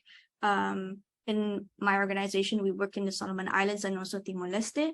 And then we have this sort of community project where we empower the indigenous communities to sort of safeguard their own natural resource, as opposed to having someone else dominate and extrapolate the local resources. Instead of that, we empower these communities to have the knowledge, have the skills, have the ability to understand what they have in their country and how they can use it to be more climate resilient. And among these communities are also youth as well. And then last but not least is dried fish powder. It's sort of the same as a solar tent fish drying. Dried fish powder is basically a type of mobile food. And like I said, when it comes in the form of powder, it's nutrient dense and it's healthy and it's affordable and it's consistent, and it's basically sustainable access to nutrient rich food, and it helps with communities who are poor and vulnerable. And then I think, like I said, contribution to the SDGs. I've said before, SDG 2, Zero Hunger, and SDG 14, Life Below Water, are the two main SDGs that we work in. And then that's our unique proposition. I don't think I need to go into that. And then the focus geographies that I've said before, we work predominantly in Asia, Africa, and the Pacific, and we're trying to expand to Latin America and the Caribbean as well. And that's it for my presentation. Thank you so much. My name is Anis Khalida, and I represent World Fish. And you can connect me either via email, my email's there, or via my socials, Twitter, Facebook, Instagram, LinkedIn, or even YouTube at Anis Khalida. Thank you so much. Passing the floor back to the moderator. Thank you. Thank you, Anis. Thank you for the wonderful presentation and for giving us a fresh and new perspective on aquatic food system. It is wonderful to know that a aquatic food system leaves a much less carbon footprint, and also the fact that a lot of the climate injustice are disproportionately affecting the vulnerable communities or vulnerable people, as you have pointed out in your presentation. Thank you so much. We will now go to the next presenter, that is Mr. Rupinder Chandel. Yeah, Rupinder Chandel has done his BTech in agricultural engineering and MTech in farm machinery and power engineering. He has been working with the farming community for a very long time. And today he will be speaking on the topic climate smart agricultural machines and techniques for field crops and environment need-based sustainable practices for various regions. I welcome Rupinder to make his presentation. Thank you, ma'am. Ma'am, am I audible to all? Yes, we can hear you, Rupinder. Okay. Thank you. So, it is very, I feel fortunate that I'm speaking in this summit. It is a very nice summit, and all speakers from all over the world are there. So, I just share my presentation first.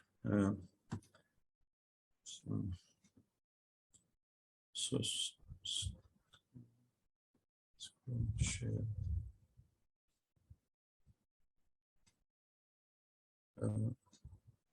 Madam, is my presentation visible? Yes, it is visible.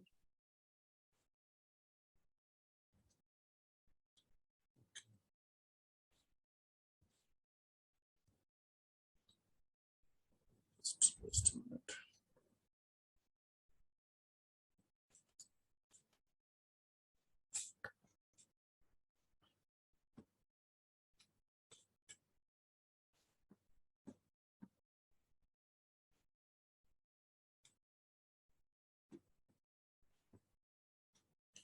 So,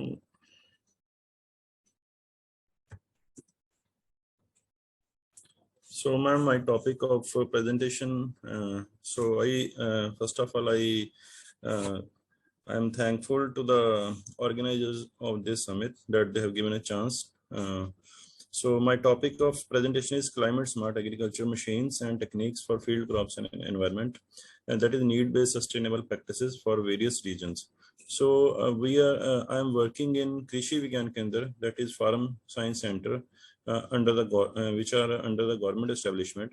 So we are working with farming community to enhance, promote sustainable agriculture practices as food is the requirement of everyone. So with the increasing population, we have to maintain the soil health as well as save the underground water also. So we can see a view of cropping pattern worldwide. So these are the major crops which are grown worldwide. These are rice, wheat, maize, barley, millet, sorghum, soybean, and sugarcane. So out of these crops, I think rice is the predominant crop in our Asia region. So, and rice wheat is the predominant pattern. So, if we talk about the carbon footprints of these crops, so we can see this rice crop, for rice crop, it is higher as compared to wheat and maize. So, so these are some of the references I am sharing. So which shows that the emissions from the crop is high. So we need to find some ways so that we can control the emissions also, and as well as we have to require our maintaining our food security. So basic basic operations in any crop cultivation are field preparation, leveling, sowing, weeding, fertilizer application, and harvesting. I think all of the people must know this. So out of these operations, sowing and harvesting are the most energetic operations. So it means that they need a lot of energy. So we have to optimize these operations so that we can reduce the carbon footprints from our agriculture.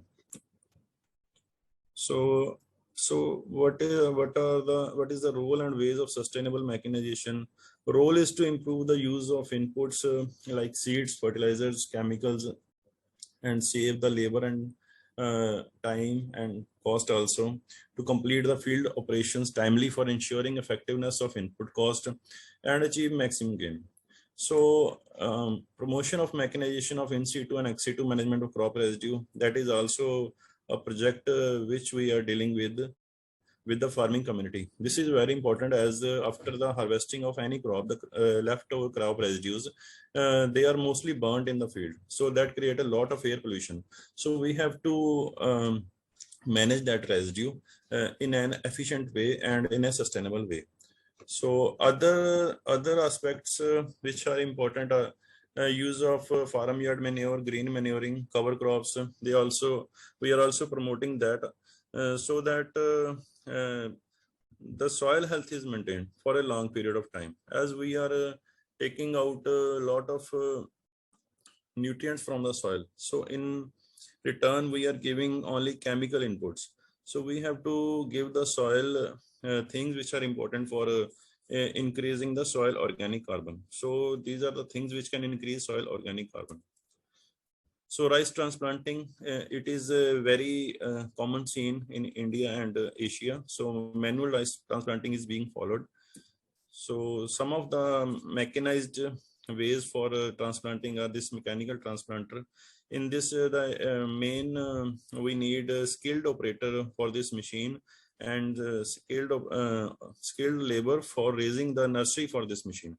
So these are the things which we need if we want to mechanization in rice transplanting. So farmers are doing it successfully and operating it on custom hiring basis also.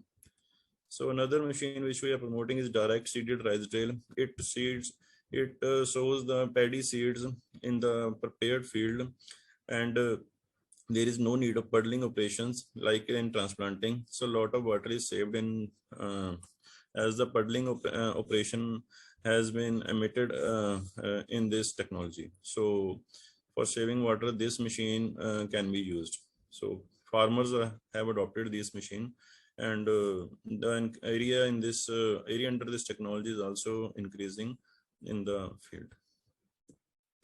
So after the harvesting of paddy or any crop, the leftover residues are burnt, mostly burnt worldwide, because farmers have no, sometimes no in machines, or they have no, don't want to invest money in this thing because they know this crop residue has no value. So most of the time farmers burn it, so which is very dangerous as it creates air pollution, and it is very dangerous for human health. So most of the technologies which are used are no-till or zero-till technology, incorporation and collection techniques. So I will give a brief overview of these technologies. So these are the demonstrations which we are conducting in the field to motivate the farmers for managing the crop residue, so that soil health is maintained, and farmers after getting to know the benefits of these technologies, they are adopting these. So these are the these machines we say these as in situ seeders, because we sow the seeds directly in the soil after the harvesting of paddy. So less energy is required, like happy seeder machines, smart seeder machines, and these machines sow the wheat crop directly in the remaining crop residue. So the crop yields are good, and farmers they are very much satisfied with the technologies, and the area under these technologies is also increasing. So these are some of the other demonstrations, and these are all these machines are for sowing of wheat directly in the paddy crop residue. So I go to next slide. What are the benefits? As the crop residue are maintained in the soil, they help in saving the irrigation water, as if the mulch is applied in the field, then there is lesser evaporation from the soil and less requirement of irrigation water. Weedicides uses lower down because the crop residue, they maintain the soil health and provide nutrients to the soil bacteria. That way soil organic carbon is increased. And there is a regulation in soil temperature which is required during extreme winter and extreme summer for the crop. So there are other demonstrations for other crops like vegetable crops, potato, peas, and other. So soil in the crop residues are mixed in the soil with the help of these field shaders, plow. So these are somewhat energy intensive operations. So these machines can be used alternatively. Sometimes we can maintain the mulch on the field, sometimes we can mix it in the soil, so that the energy requirement is balanced. If every time we do the same technology, or we do the tilling in the soil health is deteriorated. So we don't need to till the soil every time. We can maintain the mulch from 2 to 3 years, and then we can mix it after a certain interval, so that after 2 to 3 years we can use incorporation, and that way the weed bank will go down the soil, and then again we can use the mulch technique. So alternatively we can use these all techniques. So these are the pics from other demonstrations for field crops like vegetable, potato. So farmer are maintaining the crop residue in the soil, and they are very much satisfied. As the soil health is increased, the use of fertilizer is also reduced. So the crop yields are also increased over the time. So these are the work we are doing with the farming community, and the farmers are very much satisfied with all these technologies. So another technique which is being followed is to XC2 technology, which we say we can make bales from crop residue using these baler machines, and we can collect the crop residue and then store it at some place. So there are 3 operations: cutting of crop residue, then this machine is raking, and then baling. So after the baling, we can stack all this and use in various things, like it is being used in biomass based power plants, for ethanol production, cardboard made, paper making, for mulching in orchard and crops. It can be used as animal fodder, for mushroom production, biogas plant, And there are various uses which we can make from all the crop residues which we have collected. So these are the pigs that is mulch in the crops. If we apply it in the turmeric, it is very beneficial. Then we can use it for mushroom production, biogas production, then biochar. So this is a pick of demonstration for paddy straw based biogas plant. So this plant has been developed by PAU, Punjab Agriculture University. In these, cow dung and paddy straw is used in layers. And once the gas production is started, we can use it for continuously from 7 to 8 months with the same filling. So one time we have to fill 16 quintals of paddy straw, 4 quintals of cow dung or any dung, and then we can get the gas supply for 6 to 8 months. So this is very good technology which can be used by rural people as the older model of biogas plant that needs daily feeding, and the cleaning of that plant was also somewhat difficult. But in this model, we have removed all those difficulties. So this is very simple. Then there is biochar. Farmers can make biochar from crop residues by burning it in controlled oxygen. And the structure is shown in this picture. So this biochar can be used as a fertilizer in the for the field crops.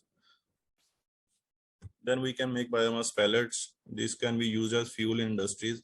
So, or if we make fuel from any biomass, it is very good because its emissions are lesser than the traditional fuels like coal or other fuels, and this can reduce the carbon footprints from industry also. So biomass can be used for making these briquettes, pellets, and which can be further used in boilers for heating purpose, drying purpose, and gas, and in place of coal. So coal is generating a lot of emissions worldwide. So we need to think over that. We need to reduce the use of coal in industrial sector. So these are some of the benefits. And these are the process which are basic process in biomass pellet plant. So we have to first collect the raw material, that is crop residue. Then we have to use a chipper to reduce the size of that crop residue. Then hammer mill. All these are for the plant processes that are being followed in the plant. So these are some technical details which if anybody need, I can share it. Then there is cardboard mill. Many farmers are using crop residue by this cardboard mill. In this paddy straw is used, then different contents which are used are worn jute bags and paper sludge from paper mill. So these cardboard mill can be used. So by this way, crop residue can be put to another use. Then there is biocoal, biogas, bio-CNG. All these options are being installed in our regions so that farmers get to so that farmers do not burn the crop residue in the fields. Bioethanol plants are also being installed. So crop residues can be effectively maintained in the soil, and they can be used for making fuel also, so that fuel can be used in various industries. So crop residues have great potential in our future to mitigate the climate change and reduce this carbon footprints from agriculture as well as industrial sector. Then there is another machine which is used, that is a manure separator. So traditionally, spreading of manure is a tedious process. So we can mechanize it using this machine. It is a very simple machine which separates the manure in the field within 10 to 15 minutes, means 1 hectare can be covered in 30 minutes. So this machine can be used to increase the area under organic farming, and it also creates a good opportunity for rural youth as it can be operated on custom hiring basis. So this machine is there.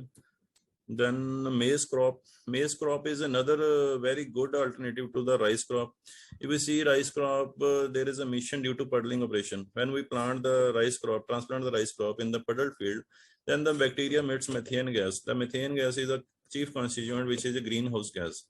So if we reduce the area under some 10 to 20% area to some other crops like pulses, sugarcane, or this maize crop, then the carbon footprints of the paddy crop can also be reduced.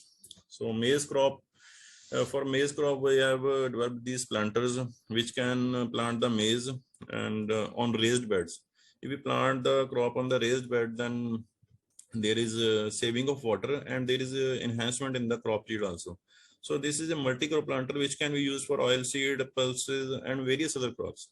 So this is a one machine which can cover many of the crops. Then one of the operation can be, we can reduce chemicals, that is a weeding operation. If farmers are using weedicide, that is not good for soil health. So we have to reduce that use of weedicide. We can use these weeder machines. The weeder machines, they simply plow the soil, the interrow between the crops, and the weeds are removed, as well as there is some tillage also. So which is very good for the growing crops. So various weeders are there, tractor operated, self-propelled, manual weeder is there. So these machines can reduce the herbicide or chemical load on the soil. So these machines must be incorporated while planning for any crop, so that use of chemical is reduced. And then if we talk of pulses, there is a problem of harvesting. So if this is a labor intensive work, I have already told that sowing and harvesting are energy intensive. So nowadays combines are being used, and there is multi-crop thresher also. The multi-crop thresher can be used for a pulse crop like soybean, summer moong, and various other crops. So by doing simple adjustment, these machines can be used for threshing of these crops. Then there are other threshers like for wheat crop, oats, then these can be used. And we can see in the picture that there is one conveyor unit attached with this thresher. This is for the safety of the operator, so that operator feeds the crop at the bottom, not near the thresher, because if he is away from the threshing unit, there is less chances of accidents. So this attachment is required. That is a very good attachment from safety point of view.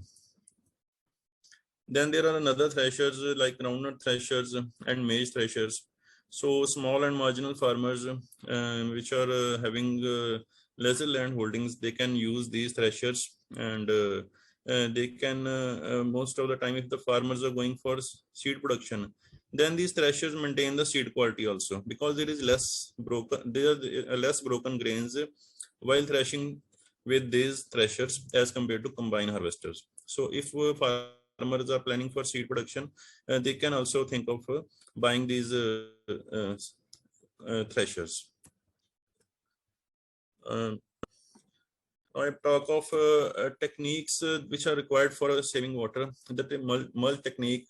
Mulch technique, already told that if we use the mulch technique, it saves the evaporation water. As the layer of mulch, it is spread over the soil, so there is no direct sunlight on the soil, and the moisture is maintained for a longer period of time. So this way we can save the underground water. Then diversification to the low irrigation water requirement crops like pulses, wheat, and maize. And these can be helpful in reducing the underground water exploitation, as we are hearing news of declining water tables all around the world. So these practices are very much required for every region. Mulch technique is required. Then diversification. Monoculture should not be followed anywhere, as monoculture is in any crop, it creates if a monoculture is followed, like rice wheat monoculture, then there is more insect pest attack and more underground water and other resources exploitation. So we need to diversify the crops in various regions, and after every 1 to 2 years. And in that way, we can reduce the weed bank also, because we're following a continuous crop, then more insect attack as well as there will be more weeds. So diversification is must. For example, one of our farmers that have planted sugarcane for 2 years continuously in one land, he has got rid of Phlarus minor weed, which is very common in wheat crop. So that can, this type, we can reduce the weeds load in our soil. Then promotion of micro irrigation techniques, should drip and sprinkler and other techniques. So this is also one of the way to save the underground water and recharging. We have developed one structure which through which we can the rooftop water can be added to the underground water. But we need first this filter unit, because before putting the water in the soil or underground water, it should be filtered. There is primary section, then there is gravel section, then secondary section. And the underground water, we can only use rooftop water to recharge the underground water, because if we use field water, then a lot of chemicals and other fertilizers are being applied. So we cannot put that water in the soil. So only rooftop water can be put. Then another structure are also shown there, that is a rainwater harvest storage structures. So these are very much required in this climate change time, because these rainwater can be stored in these permanent built structures or these cemented structures, and then can be used for the field crops by using small pumps or by making proper channels. So in this way, the rainwater can be used for the irrigation to the crops and various other uses. So for these, we need to build the storage structures, which is very important. Then the use of solar panels. Use of solar panels is also important, as it can also reduce the energy requirements in agriculture. If we use solar power in agriculture, then the electricity demand will be reduced, and that way the industrial energy will be reduced. So solar panels are used for lifting of water from the rainwater harvesting structure, and then these are being used for orchards and field crops like vegetables through drip irrigation system. So this is a very sustainable way to use the energies and save water also. So this can be applied. Then the another component which is left is that is processing and value addition. I'm sorry, Rupinder, can you kindly conclude your presentation? Yes, ma'am. Yes, ma'am. Yeah, we are running a little late. Okay, ma'am. Just 1 minute more. 1 minute more. So farmers can enhance their income by doing the primary level processing. So some of the machines I'm showing, that these are the different machines, like these oil expellers, solar dryers, honey. Then there is a rice dehusker and polisher machine, which can be used for dehusking and polishing of the rice, and then can be packed and sold to the local market. This will increase the value of the produce. Then these are turmeric processing machines which can be used. And various techniques which we require to combat the climate change is the selection of the crops which have low global warming potentials, like maize, pulses. Then the wetting drying technique can be used in rice grapes. The burning of crop residue should be controlled by various techniques which I have already explained. Then the orchards or tree along with agriculture should be promoted, which can act as a carbon capture unit.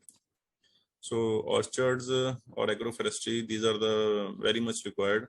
Almost 5 to 10% of cultivable land should be planted permanently under trees by each farmer, so that the carbon emissions can be controlled, and as well as to combat the climate change. Also in flood or coastal regions, if the crops are planted with these trees, then the flood effect can be minimized, as the trees can absorb the excess water. So with this, the training component is the most important to guide all the farmers as well as people to adopt various technologies. Thanks.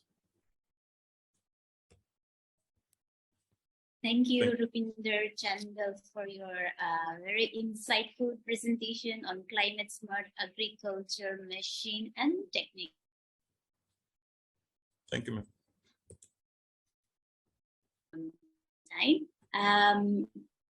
As we are behind schedule, so I can what we will do is have 5 minutes of interaction. If there were any question for Anis and Rupinder, I can see some messages in the chat. So would you want Michelle Lee, from Michelle Lee, would you like to verbally put forward a question?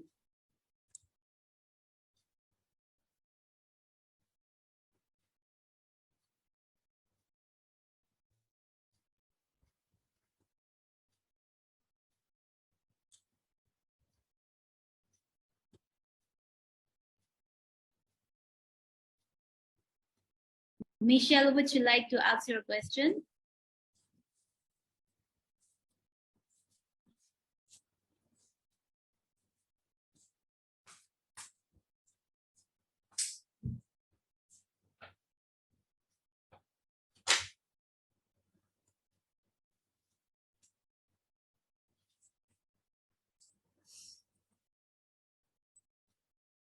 Okay, maybe Michelle is no longer online. Are there any questions for Anis and Rupinder before we proceed to the next panel?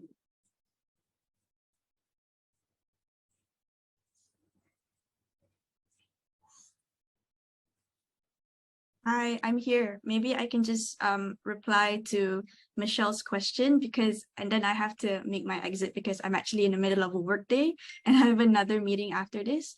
So maybe one question. Please, yes. Yeah, and I'll leave my email in the chat. So if anybody have any follow-up questions, they can ask me directly there. Okay, so basically, let me see Michelle's question. Mentioned about different innovations adopted for, yes, aquaculture in various countries. And there are actually. And I'm happy to share with you a resource in the chat that I will drop a little after this. So just very quickly, I can tell you, and very relevant to this presentation today, this event specifically, we're talking about climate resilience. So there are innovations that also focus on youth, and they're also focused on food loss and waste. And if you are familiar with the term food loss and waste, it's basically how we can be more sensitive and more aware on the things that we do eat on a daily basis and how that can actually contribute to GHG emissions and also our carbon footprint. The things that we put in our mouth, on our plates, and what we consume on a daily basis do have an impact on greenhouse gases. And if we look at it from a helicopter point of view, I do make sense. And you would see that eating more sustainable diets, more vegetables, less meat, that sort of contribute to a greenhouse gas production is not a good thing. And we can always be mindful for that. And in terms of innovations and in terms of aquaculture, there are a few. There are some success stories, I would say, that my organization has helped in countries such as Solomon Islands, Myanmar, Bangladesh, and there are 5.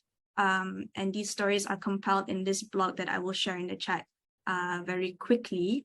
And it's basically centers on the solar dried power that I shared before, on the integrated aquaculture rice fisheries that I've said before, and also solar powered freezers to increase shelf life of food. Now, what we want to focus on is that helping communities that do not have resources, or sometimes they don't even have water or electricity, in order to help them be more resilient to climate change, right? So we help them in terms of resources, giving them access to solar power, the kind of science, the kind of technicalities that would help them to have all these things in their house so that they could continue on preserving their food in case of climate extremes. So yes, there are successful case studies, and there are success stories as well, and I will share in the chat. And I hope that that answers Michelle's question.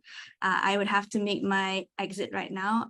Thank you so much to Madam Moderator, all the organization, all the organizers here, and also not to forget my lovely friend Faris, who invited me to speak. Thank you so much for this time and this opportunity.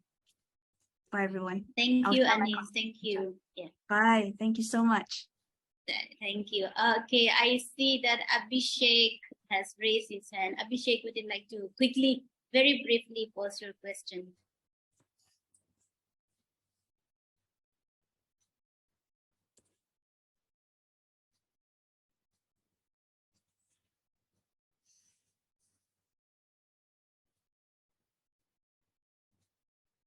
Abhishek, would you like to ask your question?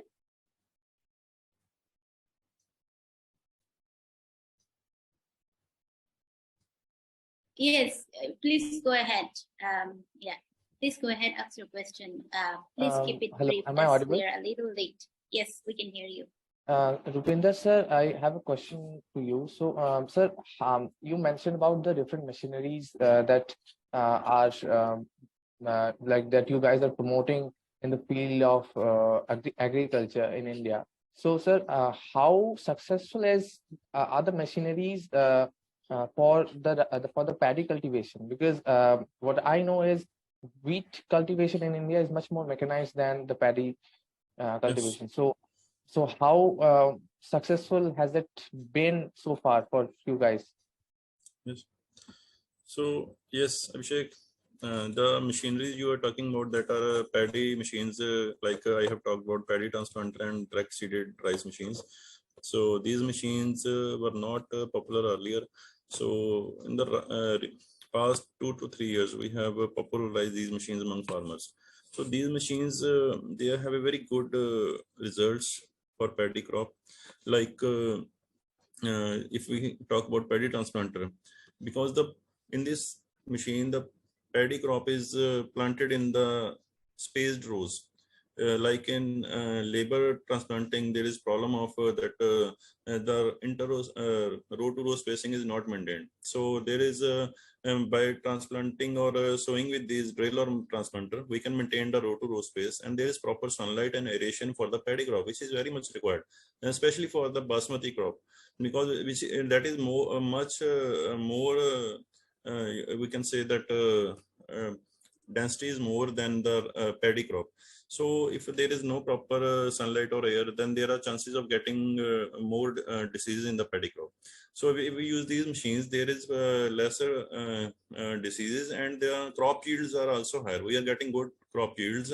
If we talk of paddy transplanter, we have got plus 2 to 3 quintals, we can say, per acre if we use paddy transplanter, because the row to row and plant to plant spacing is maintained. So that gives very good results at the harvesting stage. So these machines have very good result. In direct seeding rice drills, there is problem of weeds. If we properly control the weeds, because in that machine we do not use that puddling operations, we directly sow the seed in that prepared field. So if we control the weeds successfully, then we can have good results in that machine also. So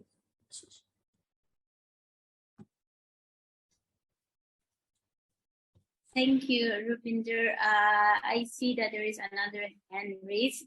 Sang Priya Gautam. May I request you to put your question very briefly? Yeah.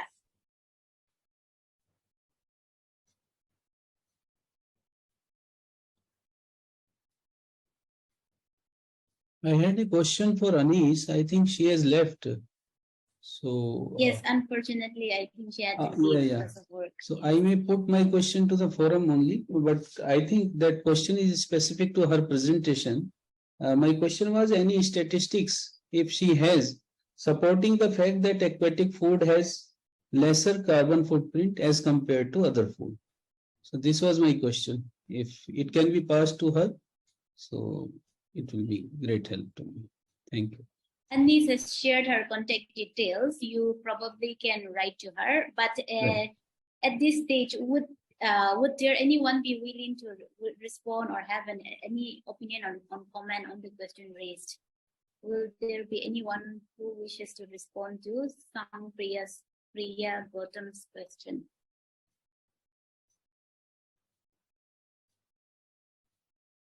I suppose not. So I request you to kindly get in touch with Anis. Well, sure. And with this, I want to take this opportunity to thank Anis and Rupinder for the wonderful presentation. Thank you. And yes, I wish there were more time for us to have an interaction, but unfortunately we're running behind time, so we have to bring this presentation and discussion to a close. Now we in the next slot we have a panel on panel dialogue between three very interesting speakers.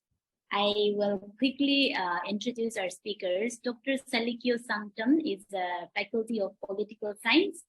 He teaches research methodology and non-Western political theories and political psychology. He belongs to an indigenous community in northeast of India. Today, he will be sharing his input on the use of indigenous knowledge in combating climate change. The next speaker we have is, again, Mr. Rupinder Chandal. I have already introduced him, and he will share his ideas on resilient strategies for combating climate change and effects of climate change on indigenous farmers communities. The third speaker that we have is Ms. Endorini Thank You. She belongs to the Khasi Matrilineal Society of Meghalaya, that is in India. She currently teaches political science, and she is also the secretary for International Center for Northeast Studies, which is based in Meghalaya. Before we go on with the panel, I wanted to request all the panelists or our speakers to briefly make their initial remark on the topics that they have chosen for today, and hopefully, with based on the availability of time, we will then try to have a dialogue between the panelists and the audience. So to begin with, I welcome all of you to the panel, and I request Dr. Salikyo to kindly make his initial remarks.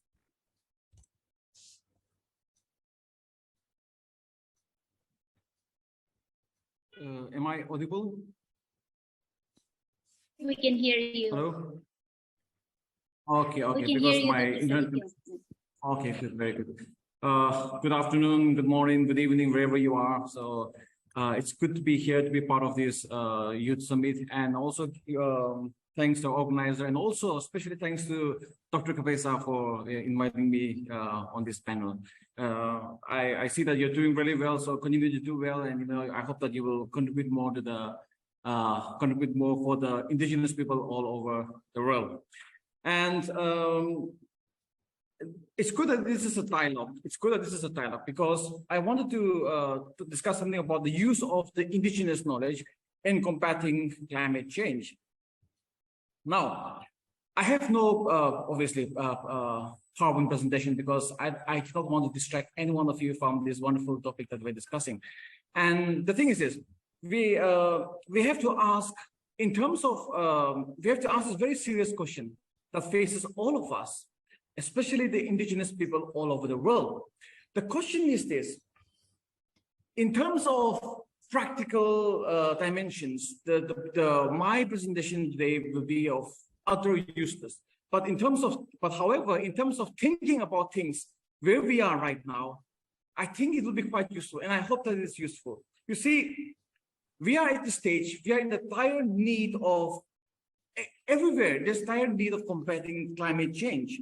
Now, everywhere people are talking about alternative forms of energy, using solar panels, using electric, using hydrogen. But think about this, whenever you go electric, whenever you go green, in order to power that green power, you destroy the nature.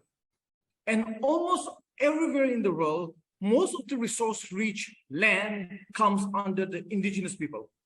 For instance, you have here in India, we just a few days ago in India, we passed, the government of India passed the Forest Conservation Act. It gives a sweeping power to the central government to take away land that belongs to the indigenous people in the name of national security and build infrastructures. And also you can think about even those who are in Indonesia, for example. Now, Indonesia is planning to move the capital city from Jakarta to Borneo. Now, who bears the cost?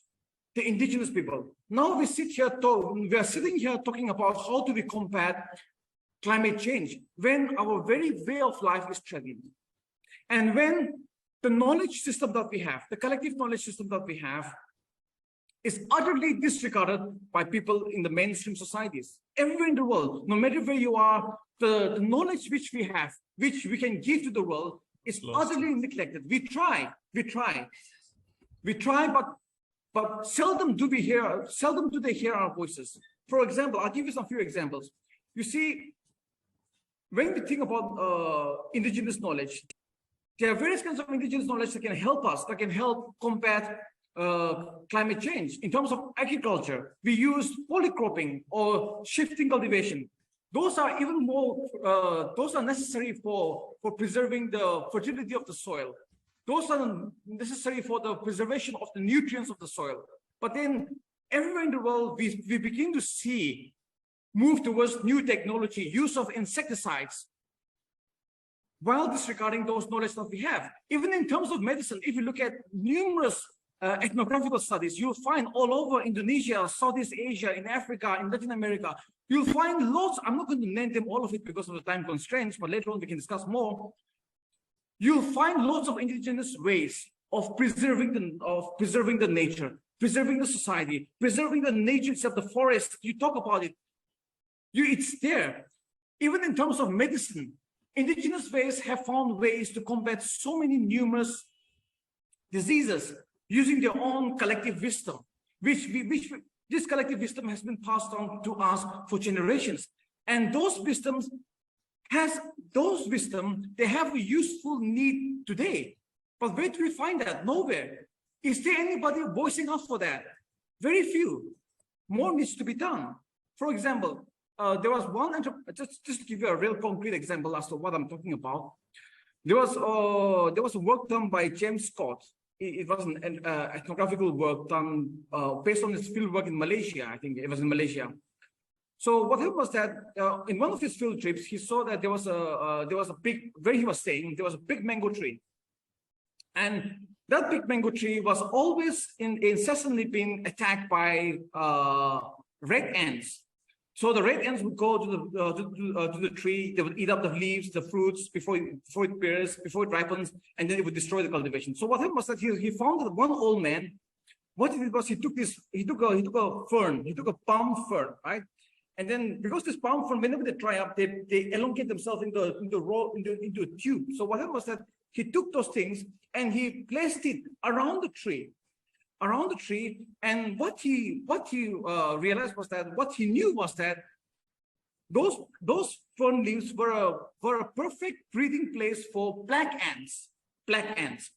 So what happened was that all the black ants would go there and then they would breed in there, right? And after a few weeks, those black ants began to hatch. Now what happens is these red ants that eats up the fruits of the mango, and these black ants, they are enemies. So what happened was that these black ants, even though they were smaller in size, they were more numerous. Hence, they overpowered the red ants, and then they saved the mango tree and the fruits itself. In other words, what I'm trying to say is that through this use of indigenous knowledge, you don't have to use pesticides or insecticides in order to kill away all those pestilence that destroys your crop. You have numerous indigenous ways like that. Similarly, there are numerous examples which I can cite, but because of time constraints, I cannot. All those knowledges we can use to help combat climate change. But then alas, the reality is this, the sad reality is this. In the times that we live now today, who wants to be poor? Who wants to live in a traditional society? Who wants to live in an underdeveloped society where we are consumed by this consumer appetite for endless consumption of things, electronics, you mentioned it, electronics, things, goods, unnecessary vessels of food. We live in this age of endless desires to consume things, to buy things. In this day and age, who wants to go back? Who wants to go back to this serene traditional way of life? Who wants to live in an underdeveloped life? Who wants to live in the jungles, even though maybe it's good for us? So that is the question that I would want all of us to think about. What can we do? What can we do in order to combat climate change without having to resort to scientific or modern way of fighting climate change? Because to be honest, nothing is panning out right now. you see numerous knowledges from Africa, from Tanzania being destroyed whenever during the times of villagization in Tanzania. Even in Indonesia, Indonesia was utterly destroyed whenever they tried to move people from West Papua, Kalimantan, Sulawesi, all the way to the small islands, neighboring islands. Over there, they destroyed everything. They destroyed the nature, and now they're going to destroy again in Borneo, where they are moving their capital. So you see, we have indigenous people throughout all over the world. We have knowledge, we have wisdoms which we can use. But alas, to be realistic, alas, I think we are fighting a difficult fight. I hope I'm not being pessimistic, but then I think we are fighting a losing fight. I hope I'm wrong. So there's something that we can discuss and talk about in more details later on. So I would stop here. I hope I've not taken enough time. I hope I've not taken too much of the time. Thank you. No, thank you, Dr. Salihu, for your remarks. We share the same concern as you have shared. Now I request Mr. Rupinder Jandal to briefly make his remark. Yes, thank you, ma'am. So, ma'am, I'm working with the farming community for a long period of time. So, what I have got, I will share with all the people in the summit. If we want to make the farmers or indigenous people convince with what we are saying, first of all, we need to be very much familiar with them. That means we need to understand their problems, like what are their basic problems. If there are indigenous people or farming families, they have their own needs. So we need to look after their first their needs, then and we have to give them some inputs also, not only the technology or anything, any words. We first need to give them some inputs, like input can be it can be seed, it can be machine, that makes a relation with that indigenous people or farmers. Only then we can say our talk to or what we want to convince with those people. Because if we say if we want that more trees should be there, or why farmer will give his piece of land or a part of his land for the planting of trees? Because if they are they will we have to make them understand that agroforestry concept that I have already told in my presentation, and that in the era of this climate change, field crops are very vulnerable to this climatic change effects, like erratic rainfalls are there, then floods are there. So trees can be a good combating technique, which will give them some financial assistance or insurance. So if trees are planted in a certain land, that can give some profits to him. So we need to first understand their problems, and we don't only imposing of things like do this crop residue management or do processing or do all these things. This will not work. First, we will need to understand their problems. Like if a farmer is saying that I am not getting the benefits from a crop by using your technology, so how I will convince him? So that is the question. So to convince him that to maintain the soil health or to save the water, we have to be slow. We will have to if we say farmers or indigenous people, they have a lot of patience. We need to maintain a lot more patience than them. Only then we can put our talk or put our what we want to convey them. If we become impatient, we will not able to implement anything on ground. So people who are working on ground, like governments have deputed person on the ground for the helping the indigenous people or the farming community. The people on the ground which are directly working with the indigenous people, it's their duty to make a very healthy relation with the stakeholders or indigenous people, and then only we can progress what we say, because that is a secondary part, that we want to implement this technology, we want to save water, we want to plant trees, we want to this, carbon footprints, all these things, these are secondary things. First we need to make a healthy relation with these farmers or these indigenous people. Only then we can go ahead. And If we talk of industry, which is also responsible for that water pollution and as well as for this deforestation and all these emissions. So that's a role of government. A lot of role of government is there. Government should impose certain checks on these industries, that in any way, like for example, if the industry is using water, it should not put water without treatment to any channel or any river. So this is there is a role of government. So all this a whole system is there, whole alone any person, any teacher, any professor or any government officer alone cannot work. It's a complete system. All have to work very honestly. Only then this will bring an effective, we can say that climate change policy. So climate change, we need to combat the climate change. A policy has been made, but it cannot be implemented without any, we can say, without if a person, the stakeholder is not agreeing. So that's my point. We need to be a good mediator between that government and the farmers or the indigenous people. Thank you. Thank you, Rupinder, for the very pertinent point. In fact, a lot of the, most of the time, such initiatives, such policies has always been imposed at the cost of indigenous peoples and local communities. So I think that is a very pertinent point that you made.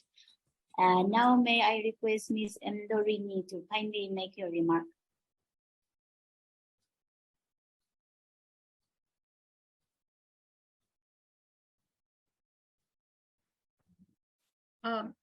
Thank you so much. Can you hear me and see me? Yes, we can hear you and see you. Please go ahead. Yeah, so thank you so much for inviting me to this panel. And I would be talking about the tribal practices in the state of Meghalaya and how they can be used, you know, as examples that you can use in other parts of the world, right? First, I'd just like to introduce the center that I work for, the International Center for Northeast Studies. So basically, we do research, studies on any issue and relevant topics that pertains to the northeastern part of India. Since we all know that geographically we are quite distant from mainland India, but we don't, at least when we talk about research, we don't want to fall back behind. So yeah, we have all good resource materials and collections. So if you would like to get in touch with me for projects or joint collaborations, please do so. I would leave my email. All right. So if we are talking about the Meghalaya, naturally the most famous thing about Meghalaya is that we are the matrilineal tribes in India. So we consist of the three tribes, the Khasis, the Garos, and the Jantias, right? We are the three, again, the communities that are there. So the Khasi and the Jantia Hills, they have been described as the richest botanical habitats of Asia. You know, you can find everything here in the state. Indigenous people of the state and biodiversity, they're closely linked, they go hand in hand.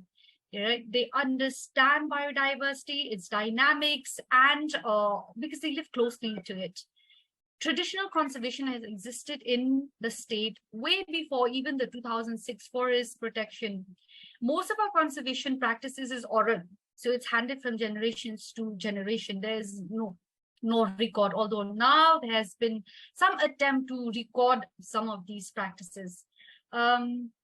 The communities, they understand the importance of forests and they want to ensure its sustainable use, you know, because the forest for them is a safety net. Very much dependent on the forest because they are rural areas. Their agriculture is their economy, is mostly agricultural. So we already know, as we've heard from many speakers, that forests they play a very important role. They reduce a lot of the risk of natural disasters, floods, droughts, landslides, all extreme events. Right? We have seen also that according to the record, that 2,000 indigenous cultures around the world, that's 1.6 billion people, they depend on forests for their livelihood. So that we are no exception, since, as I said, we're very closely linked to our forests. How are forests managed in the state? So forests are broadly divided into two categories. One category is state government managed forests. That is just 12%, very less percentage. And the remaining 88% of the forests, they are managed by the autonomous district councils, because we know that Meghalaya is one among the 4 states that are in the 6th schedule. So we have our own district council, right? But in practice, however, the authority, the management of these forests rests with communities. Everything in Meghalaya is very community-based, right? We have divided forests into 6 forests. We will talk about some of them. That is Sacred Grove forests, and these are also very famous. They are now have pulled in a lot of tourists to our state, right? So the Sacred Grove is basically a sacred forest where you cannot go in, you cannot pick up anything there, you cannot do any, you cannot pick wood, timber, none of that, right? So there are Sacred Grove, there are village restricted forests, there are village supply forests, clan forests, private forests, 6 kinds, right? So every management, as I said, is done by the community. Way before organic farming was a thing, a trend, we were already into organic farming, where there was no chemical use, and we were into water conservation, using leaves, using bamboos, anything that we would find naturally, right?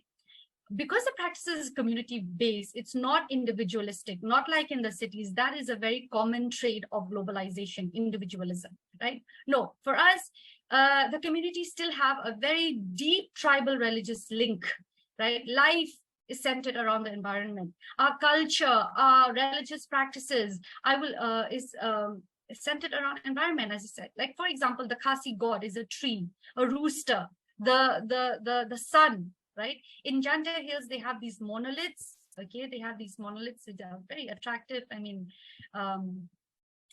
these are also a sign to worship their gods. So nature is very much used in our religion. Even our festivals, if we talk about Wangala festival, it's to celebrate harvest. Shad Sukmansing is to celebrate spring, right? So every community in the state would have one or more community forests which they will be responsible for, right? So it's a bottom-up approach of conserving forests, because the people who live there understand that forest, and they're the ones who take care of the forest. It's not like someone from above, a policy by the government, like saying this is what you should do, without really understanding the reality in the ground, right? So if we'll take another example of a forest practice in Meghalaya that is becoming quite popular, and that is the Living Roots Bridge. I think this is also another tourist attraction that has become a tourist attraction. We have around 72 of these bridges, right? And they date back 500 years ago, where the roots of the trees are, connected with each other to make bridges, right, for people to go from one part of the river to the other. And nowhere else in the world have I seen or heard that have this living root practices. And they're very sustainable, they're very strong, right? Even when the current comes and the river, the river level rises, they can withstand all of that. Right? So it is the community institutions that protect these forests. The success of management depends very much on the status of these local institutions, right? The weakening of these institutions would result in degradation, deforestation. So it's important that we give these communities, these institutions, their dues. Now let's look at women, because as I said, Meghalaya is a matrilineal society. So you can ask me what a matrilineal society is, what the practices are later in the question round.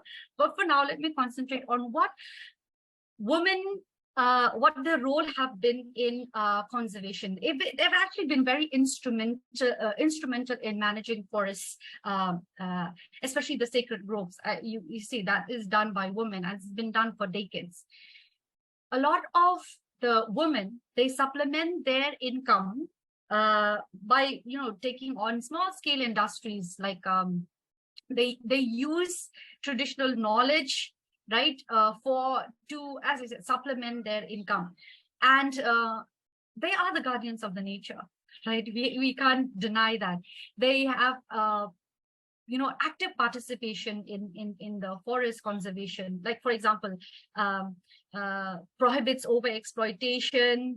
They go for patrolling. There's sustainable development. There's water conservation, right? Because most of the economic activities of the women is closely linked with the environment, with the forest. So therefore, they act as the protector, the conservator.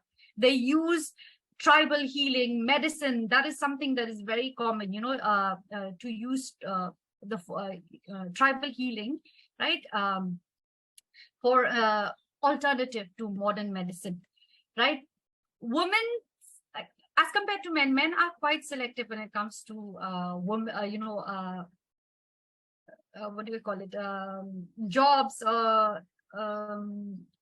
I'm failing to find the word, but okay. So, but women, they're more flexible. They are not as selective. They take any job that is related to, the forest, that is linked to the forest.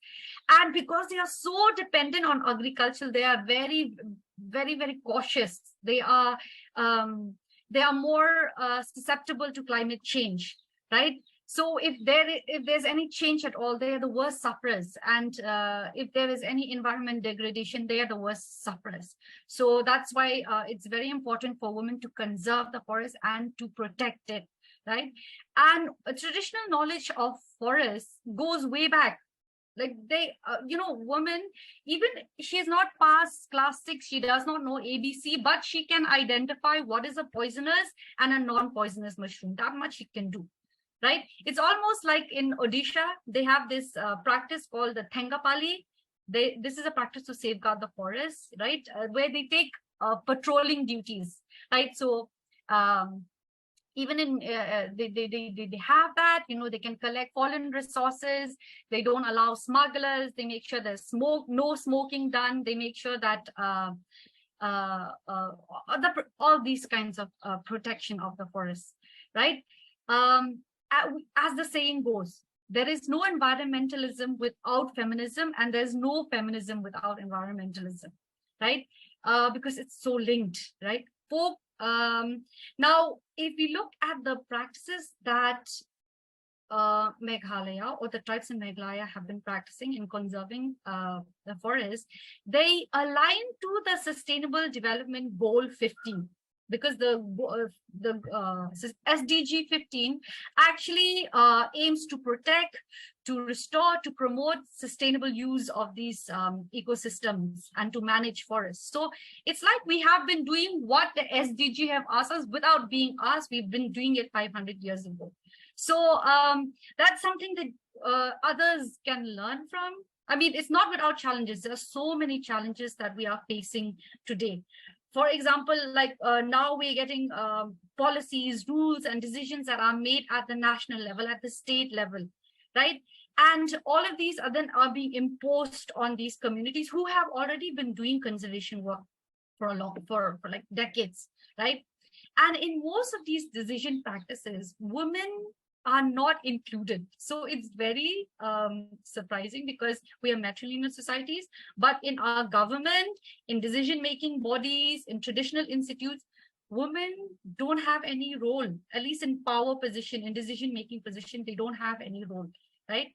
So these blanket government policies, they cannot be applicable to Meghalaya and to the communities in Meghalaya.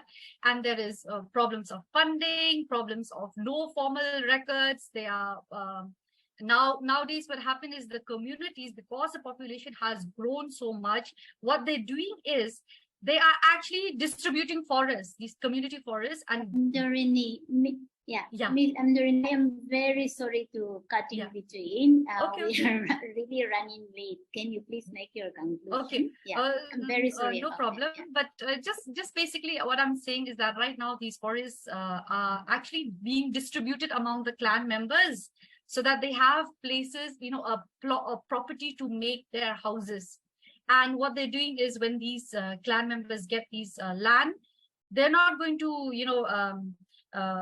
cultivate or do anything. What they'll do is they'll sell to somebody with more money, and that person will come and construct one big building. So there's a lot of loss of forests and land that is happening. But yeah, that's it, I think, for now. Once again, I apologize. We are No, running that's okay. behind the Yeah, that's schedule. okay, that's so, okay. Yeah. Yeah. All right. Thank you very much for your very interesting and insightful presentation of the bottom-up approaches that are, being practiced since time immemorial in Meghalaya. That's a very refreshing perspective after what we have heard from so many perspectives and different kind of problems that are facing indigenous people, especially when it comes to the damage and degradation of culture, climate and vegetations and everything. So unfortunately, we had hoped for a more open dialogue, but unfortunately, we are really running late. So and if I may quickly pose one question each to the three of our speakers, and if you could respond to it very briefly. Yeah. So my first question is to our first speaker, Dr. Salikyu. I agree with what you're saying. Unfortunately, we see the fight for climate justice, the fight for a recognition of indigenous knowledge and epistemic challenging the epistemic knowledge. Okay, so yeah, Salikyu have just exited. Salikyu, are you there?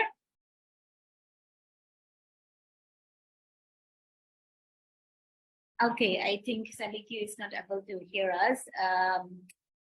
May I ask Rupinder Chandel to kindly make a concluding remark on in how?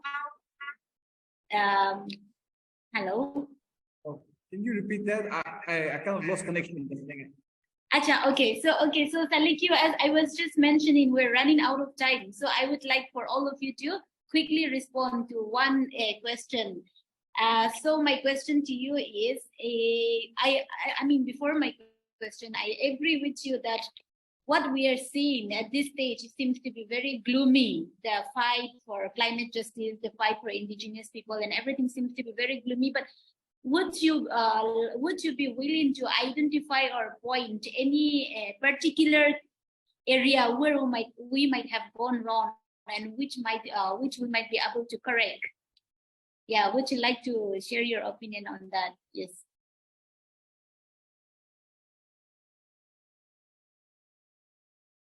Thank you. I think that one thing is education. Modern education has disconnected indigenous people from our roots. So once we go back to our own traditional wisdoms, which we have accumulated for generations, I think if we go back there once, I think we can once again regain our self-pride, our self-esteem, because with the introduction of modern education system, the spirit of indigenous people have been destroyed. You can look at the native Indians in America. You can look at the native Indians in South America. You can look at in Africa. You can look in Southeast Asia. You can look here in South Asia. Everywhere, you even look at Australia.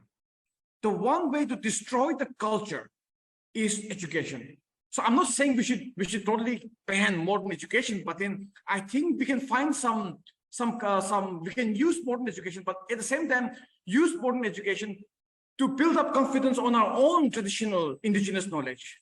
And with that, if we once again reignite our trust, our dependence and self-sustaining power of indigenous knowledge and wisdom which we have, I think we can use that knowledge to actually contribute in combating climate change, in combating so many things, not just climate change, but in terms of political issues, in terms of employment, in terms of everything you can think about. We have a lot to contribute. It is just that we have to go back to our roots. When I say go back to our roots, not become blind and naive and narrow-minded, but then understanding that we are part of this interconnected spiritual world. All of us are connected. So I think education, that'll be it. Thank you. Thank you so much, Dr. Salikyu. I apologize for the limited time. Now I would request Mr. Rupinder Chandal to respond. You mentioned that when we bring about policies and initiative for sustainability, for preventing climate change, you mentioned, and I agree with you, that many times it is at the cost of indigenous people, local people. Therefore, it is they are posited as us versus them rather than bringing them together, right? So in a way, Yes. I think you're also pointing about joint resource management, where the local people, well, where the indigenous people are made owners or made to feel that they belong to it, and thereby incentivizing them to make such initiative and policy effective. So in that context, I would like to ask you very quickly: are there any cases or examples that have been implemented of such initiative in India, or that you know of? Yes, ma'am. If we talking about indigenous people or farmers, if we want to convey our message, we have to give inputs and we have to give them regard also. If we give them regard for what they have done on our saying, then they will surely continue that thing in the future also. Or we can say any practice, or if we want to plant, go for plantation of trees, they will continue that thing. But we have to be with them and not deal with them as a government officer, as a senior, or as a supervisor. We have to deal with them like we are a part of their community. Only then we can do that. And I think the only thing which is very much important at this time is to if we see in the previous years what all the peoples around the world, they have brought a change which caused this climate change is the deforestation. So the tree population which was earlier maintained on the earth, or which was earlier present on the earth, it is not that. So we need to increase that. For that every people who is having a piece of land, or having a, who are the landholders or the stakeholders, we need to talk to them so that they bring their lands or the areas under the forest, so that climate change effects which are increasing day by day, they can be reduced as early as possible. Because more the climate changes are occurring, more they are affecting the people lives. So it's very important to go for the planting of mini forests or in whichever piece of land we get while talking to them, to plant more trees. Thank you. Thank you, Rupinder. Miss Endorini, I have a very quick question to you too. I believe you were about to touch this when I cut you short. I once again apologize for the limited time. You mentioned that men, when it comes to forest conservation or protecting the forest and environment, they are very selective about the kind of role they play. While women, they seem more flexible. They're more willing to participate or to take up any role in the conservation of forests and natural resources. Would you kindly like to elaborate very briefly on what could be the difference between these? Why are men very selective about the roles they play, while women, they are more open to playing any role that might contribute to conservation of forests and natural resources? Yes. Yeah, women are the power of the world. Endorini could kindly respond. Yes. See, the thing is, when we see in Meghalaya, what happens is the men, they look to very traditional, what do you say, jobs, like, your doctors, your engineers, your ministers, and all of that. They're looking for more of, I think, position of power and, picking up of sticks and raw materials from the forest might not be their area of, they see it as a, that is a space for women, because that's a lighter work. So they would rather do something as like, not that there are no men in the farming, men farmers, there are, but again, they say they take the bigger responsibilities, not the way, as I said, selective, while as women, anything, even picking up of leaf is a job for them. Even picking up of those fallen fruits or fallen trees, fallen bamboos, that's a job for them. So yeah, so they are more open in that way, because these are different ways in which they can support their family economically. Okay, thank you so much. I apologize to all our present speakers and the audience. We do not have more time. We do not have more time, so we can no longer take any further question. But I request all the speakers to kindly share your emails in the chat box, so that if anyone have any further question or any further discussion that they want to engage, they can do that.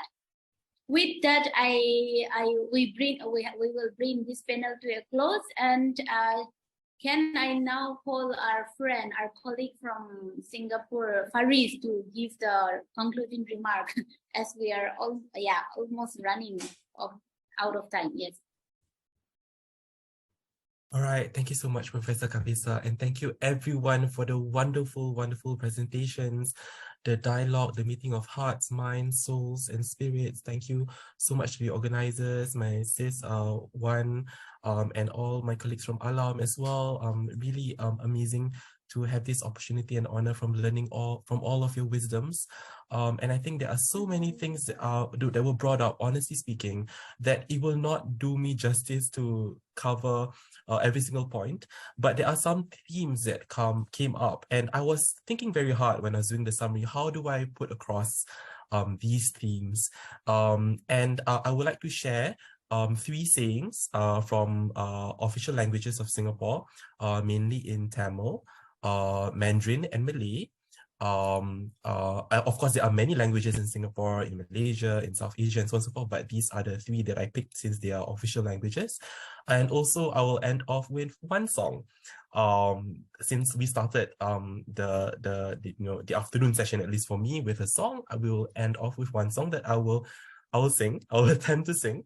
I tweaked it a bit. It's called Bukan Kerana Nama, not because of fame or glory. It was originally sung by Ramli Sarip and also Eromzi, who are popular in Malaysia and Singapore, and I think to some extent in Indonesia. So the first Tamil saying that I would actually share is, it goes like this.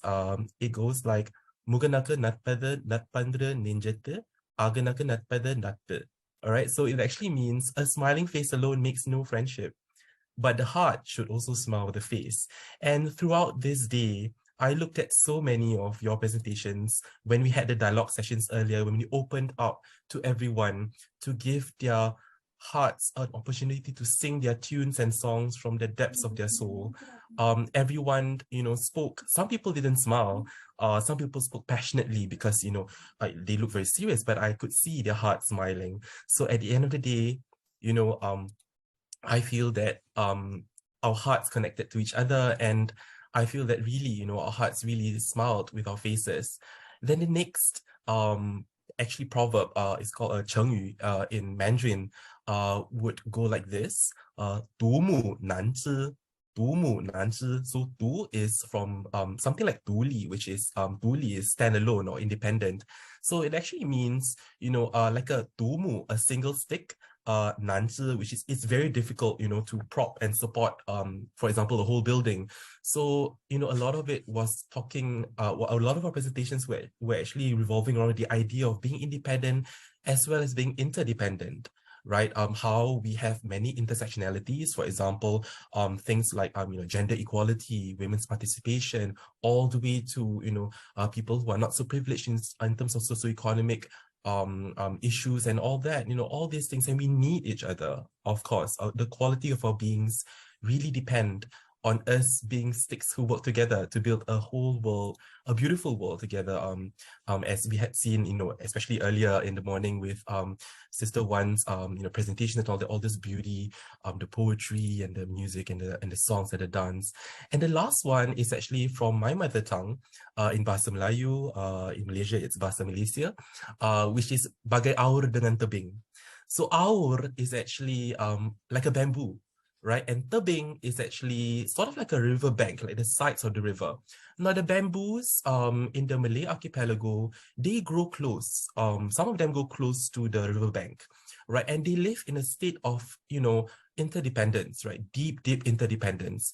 And the bamboo or the aur, is only fertile at the sides of the river, right? And it needs the river to survive.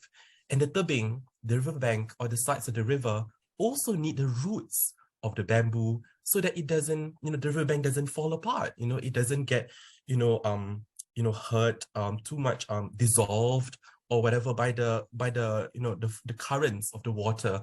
So in that sense, we are all like the bamboos and the riverbanks, and we all need each other, right? The interbeingness and the interdependence.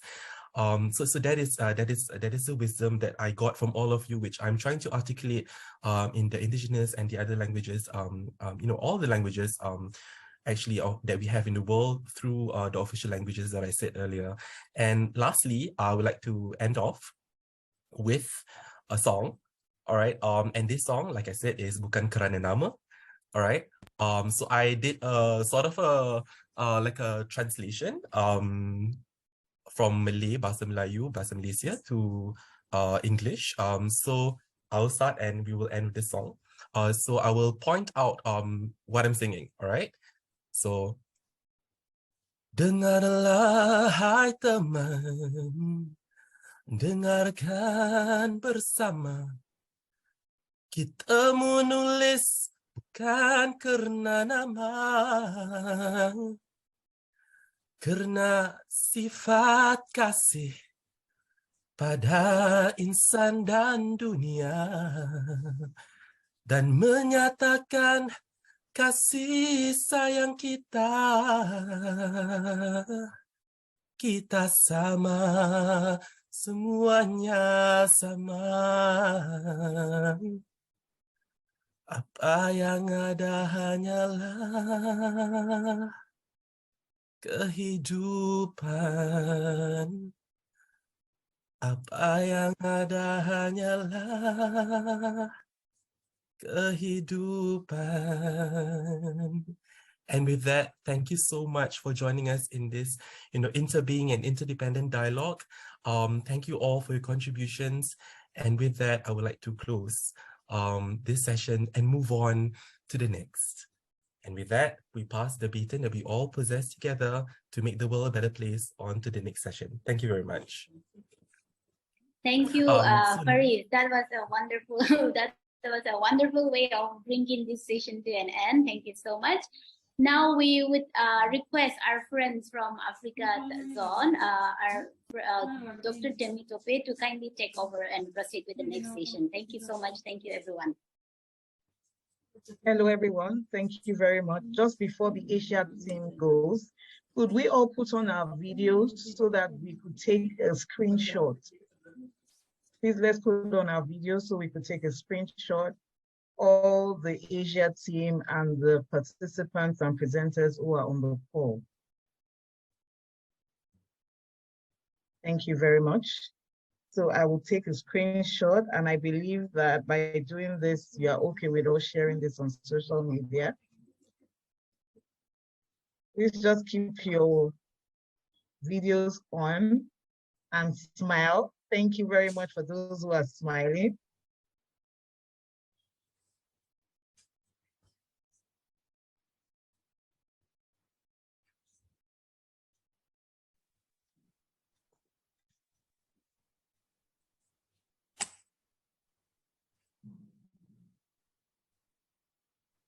Next page. Please, let's have our videos on as much as possible.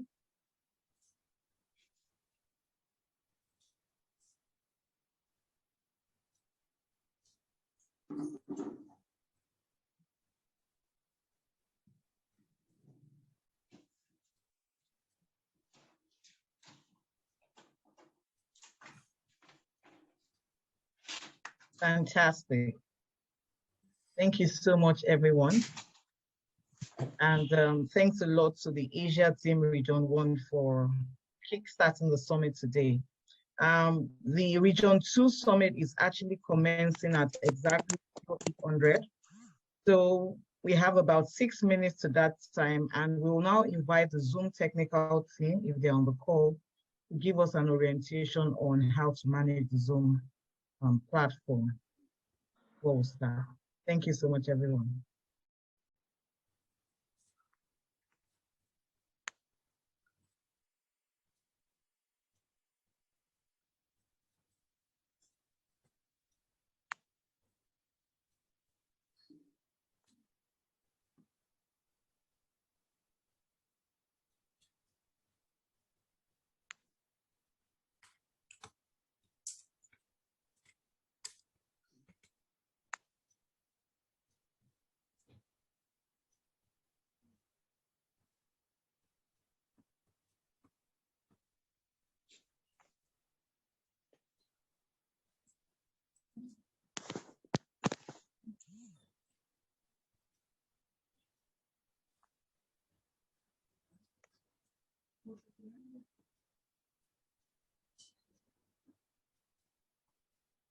Then I'll send you. I'll send you.